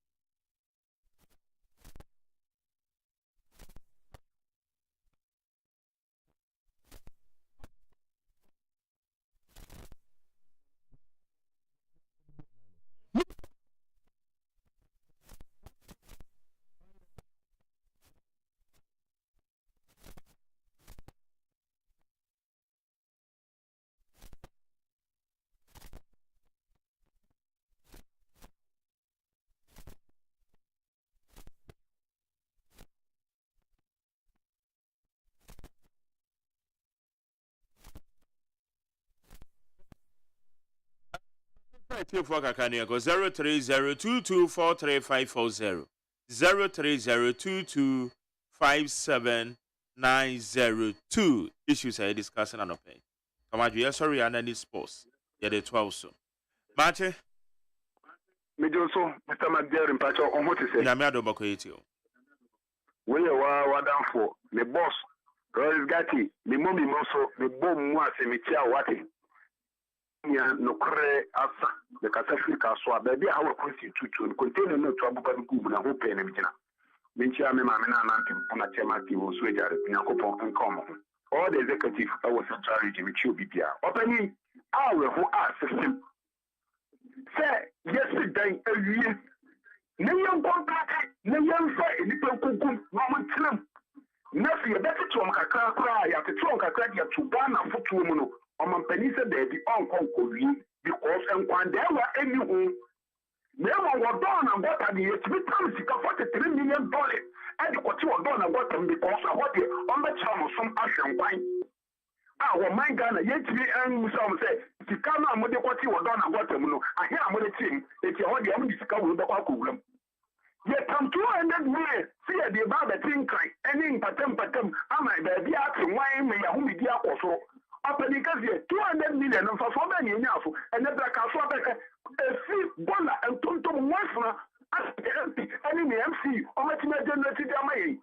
One this is one factor, I'm going to say, them and tonto you produce because also a minimum the top of the hour could set Yamay Caswa. Of them penny and local for years no more was some of my Ghana. Now, I'm a super incompetent one musician, 1 year, Mamma Media, or house in the boom, or be also.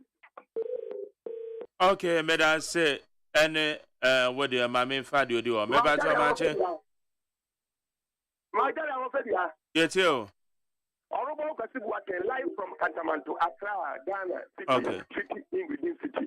Hey, my dad is a very broken to me. Yemre, Wadauroma, I like the way you handle your program. You will let your listeners to come in. Yen to us. Yo, man. If I tell Wadauroma, the champ Papa Wachaja, former managing minister, on 2024 over Wachaja, who will be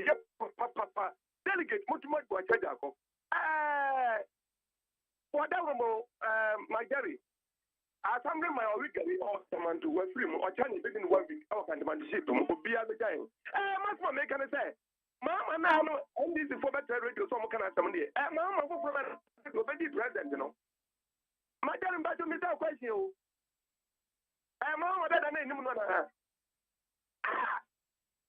what about the president o Ghana am ye da sumu se fin na ya fi en wotiri ye o to wa wotiri o ti ko bokena somebody am wo sire ke NDC for correct no no de didn't drop mama abedi president o Ghana ye nim no papa or how am anie de ko mu han say obi abadi nkola for free ama ye therefore ama benefit what ni blenti what yi I found to the ba me ba ma manya anka ma man get empro man get empro get anko so man get unya ni so dingu mama. All right, me that say my find next one me ba cho ma chen you too uncle me den the acaphophobia all the way from Cantamanto Marjorie yedi kai mamentia striker honorable Bacheja number 9 honorable to Frank MPP a very striker now if you are mentia Moses Abo and I just call your people Minia ayana NDC for people outside and I can't and then Tontum Najo Apa and Tontum Bedi Caswafa and in Pate. On my penny before the young Sam and what cat there be Caswa. Baby, I overhead you we.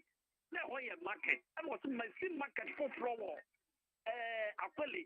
If you buy a winner, Monconcotan the old. As I say, and this is not Ancata airpay to me and tea. Was a million me bar me party money.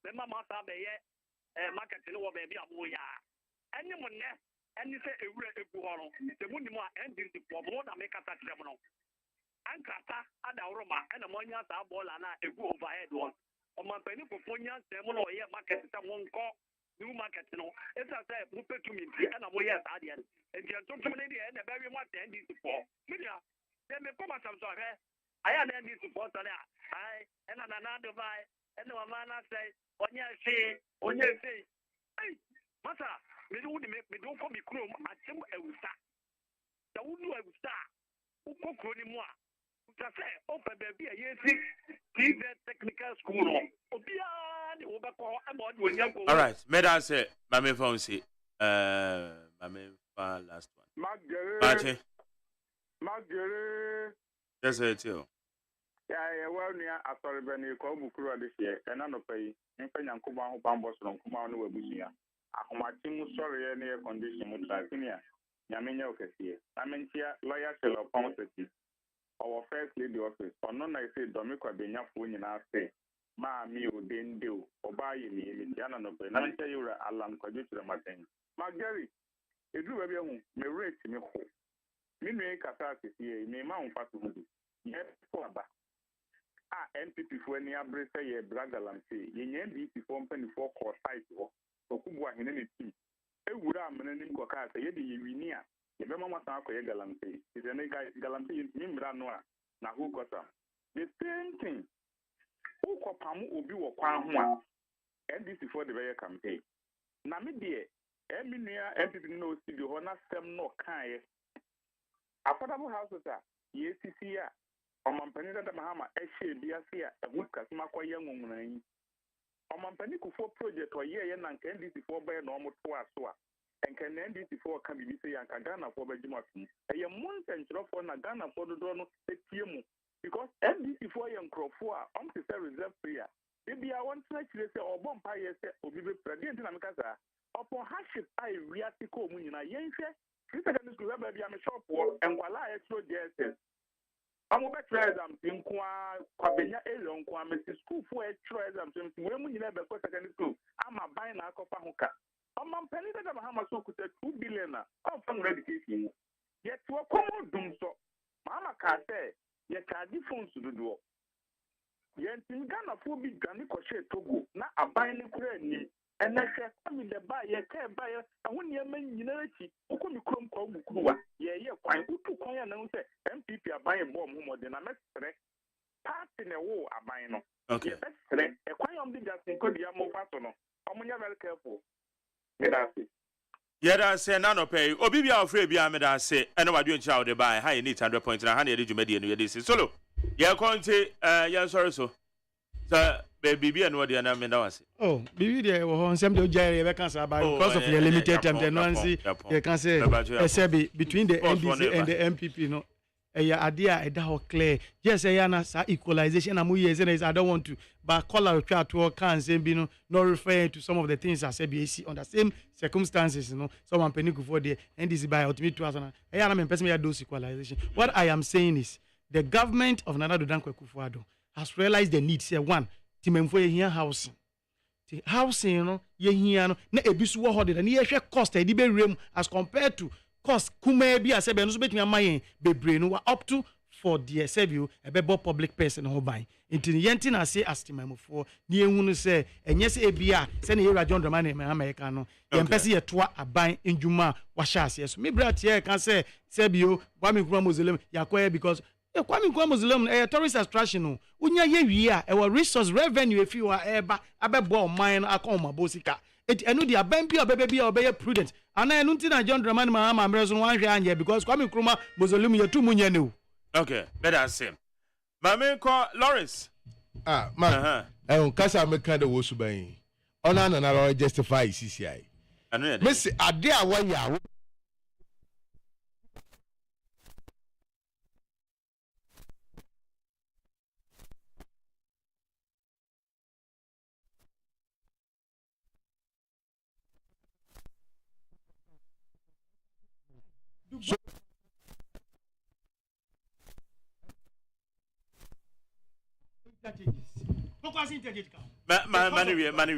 Lawrence,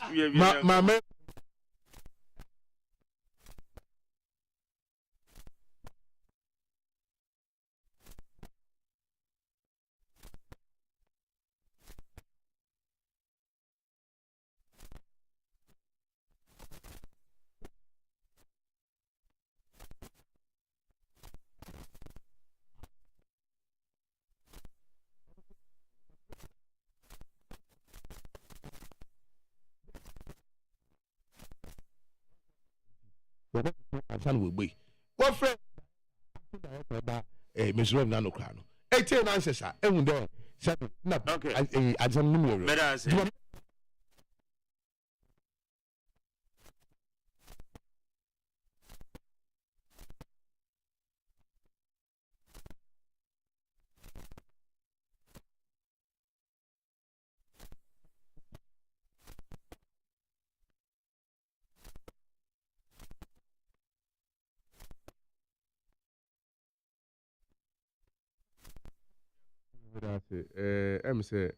Say you better hana yema MPP ni NDC for chance most of the time no about 99% of the time na yeah equalization in we say and we say and even the callers even help to perpetuate this and na Mahama by no say and Akufo-Addo say and Akufo say na yeah the politics yeah na say na say obi ye bone na be ka say won so ye bone nti so ma ye bone a yinya na sada na so man ye nko anim dawo nti no na mesre na mabikun se ya de bi a ya ye no for a long time nti no Ghana fo ni bi krampo gidi se normal nti yakoka o na affordable housing na Mahama buy na wasi na Akufo-Addo anya na ebi muso abaso na se Mahama so buy ono so Kufuor si bi ono so wanto aso eno na mbo man Ghana nti ye hwe ne ye nyina ye nsesen su ban no ade a enye no enye. All right. I'll just repeat my final call on Ghanaians and say, let us demand it from our MPs. Say, when you come into government, 2 years to election, no new project. Better say. And now, when I come home, Richard Nani Ama Esquire, or your executive secretary at the Progressive People's Party, Lawrence, Lawrence Kwesigati. Lawrence Gatti. That's how the question count. Lawrence Kwesigati, so a member of the NDC Communication Bureau, and Solomon Asante, a member of the MP for our communication team. Hana Bidi Jumedi NDC. Yeah, the need sports. Bro, I don't know. Abijo. In fact, Obaba Bejineja on an apam form. na wɔn de ni sports na wɔn de ato aso mede aseda bɛma kwadwo damiado na mede aseda ma abena frame a bankro na na ya safo wɔn de bɔ michi dom mede ede Mark Jerry OSEI AGYEMAN nyankopɔn yishuro bibia nyame ado wɔkyerɛ bɛhyia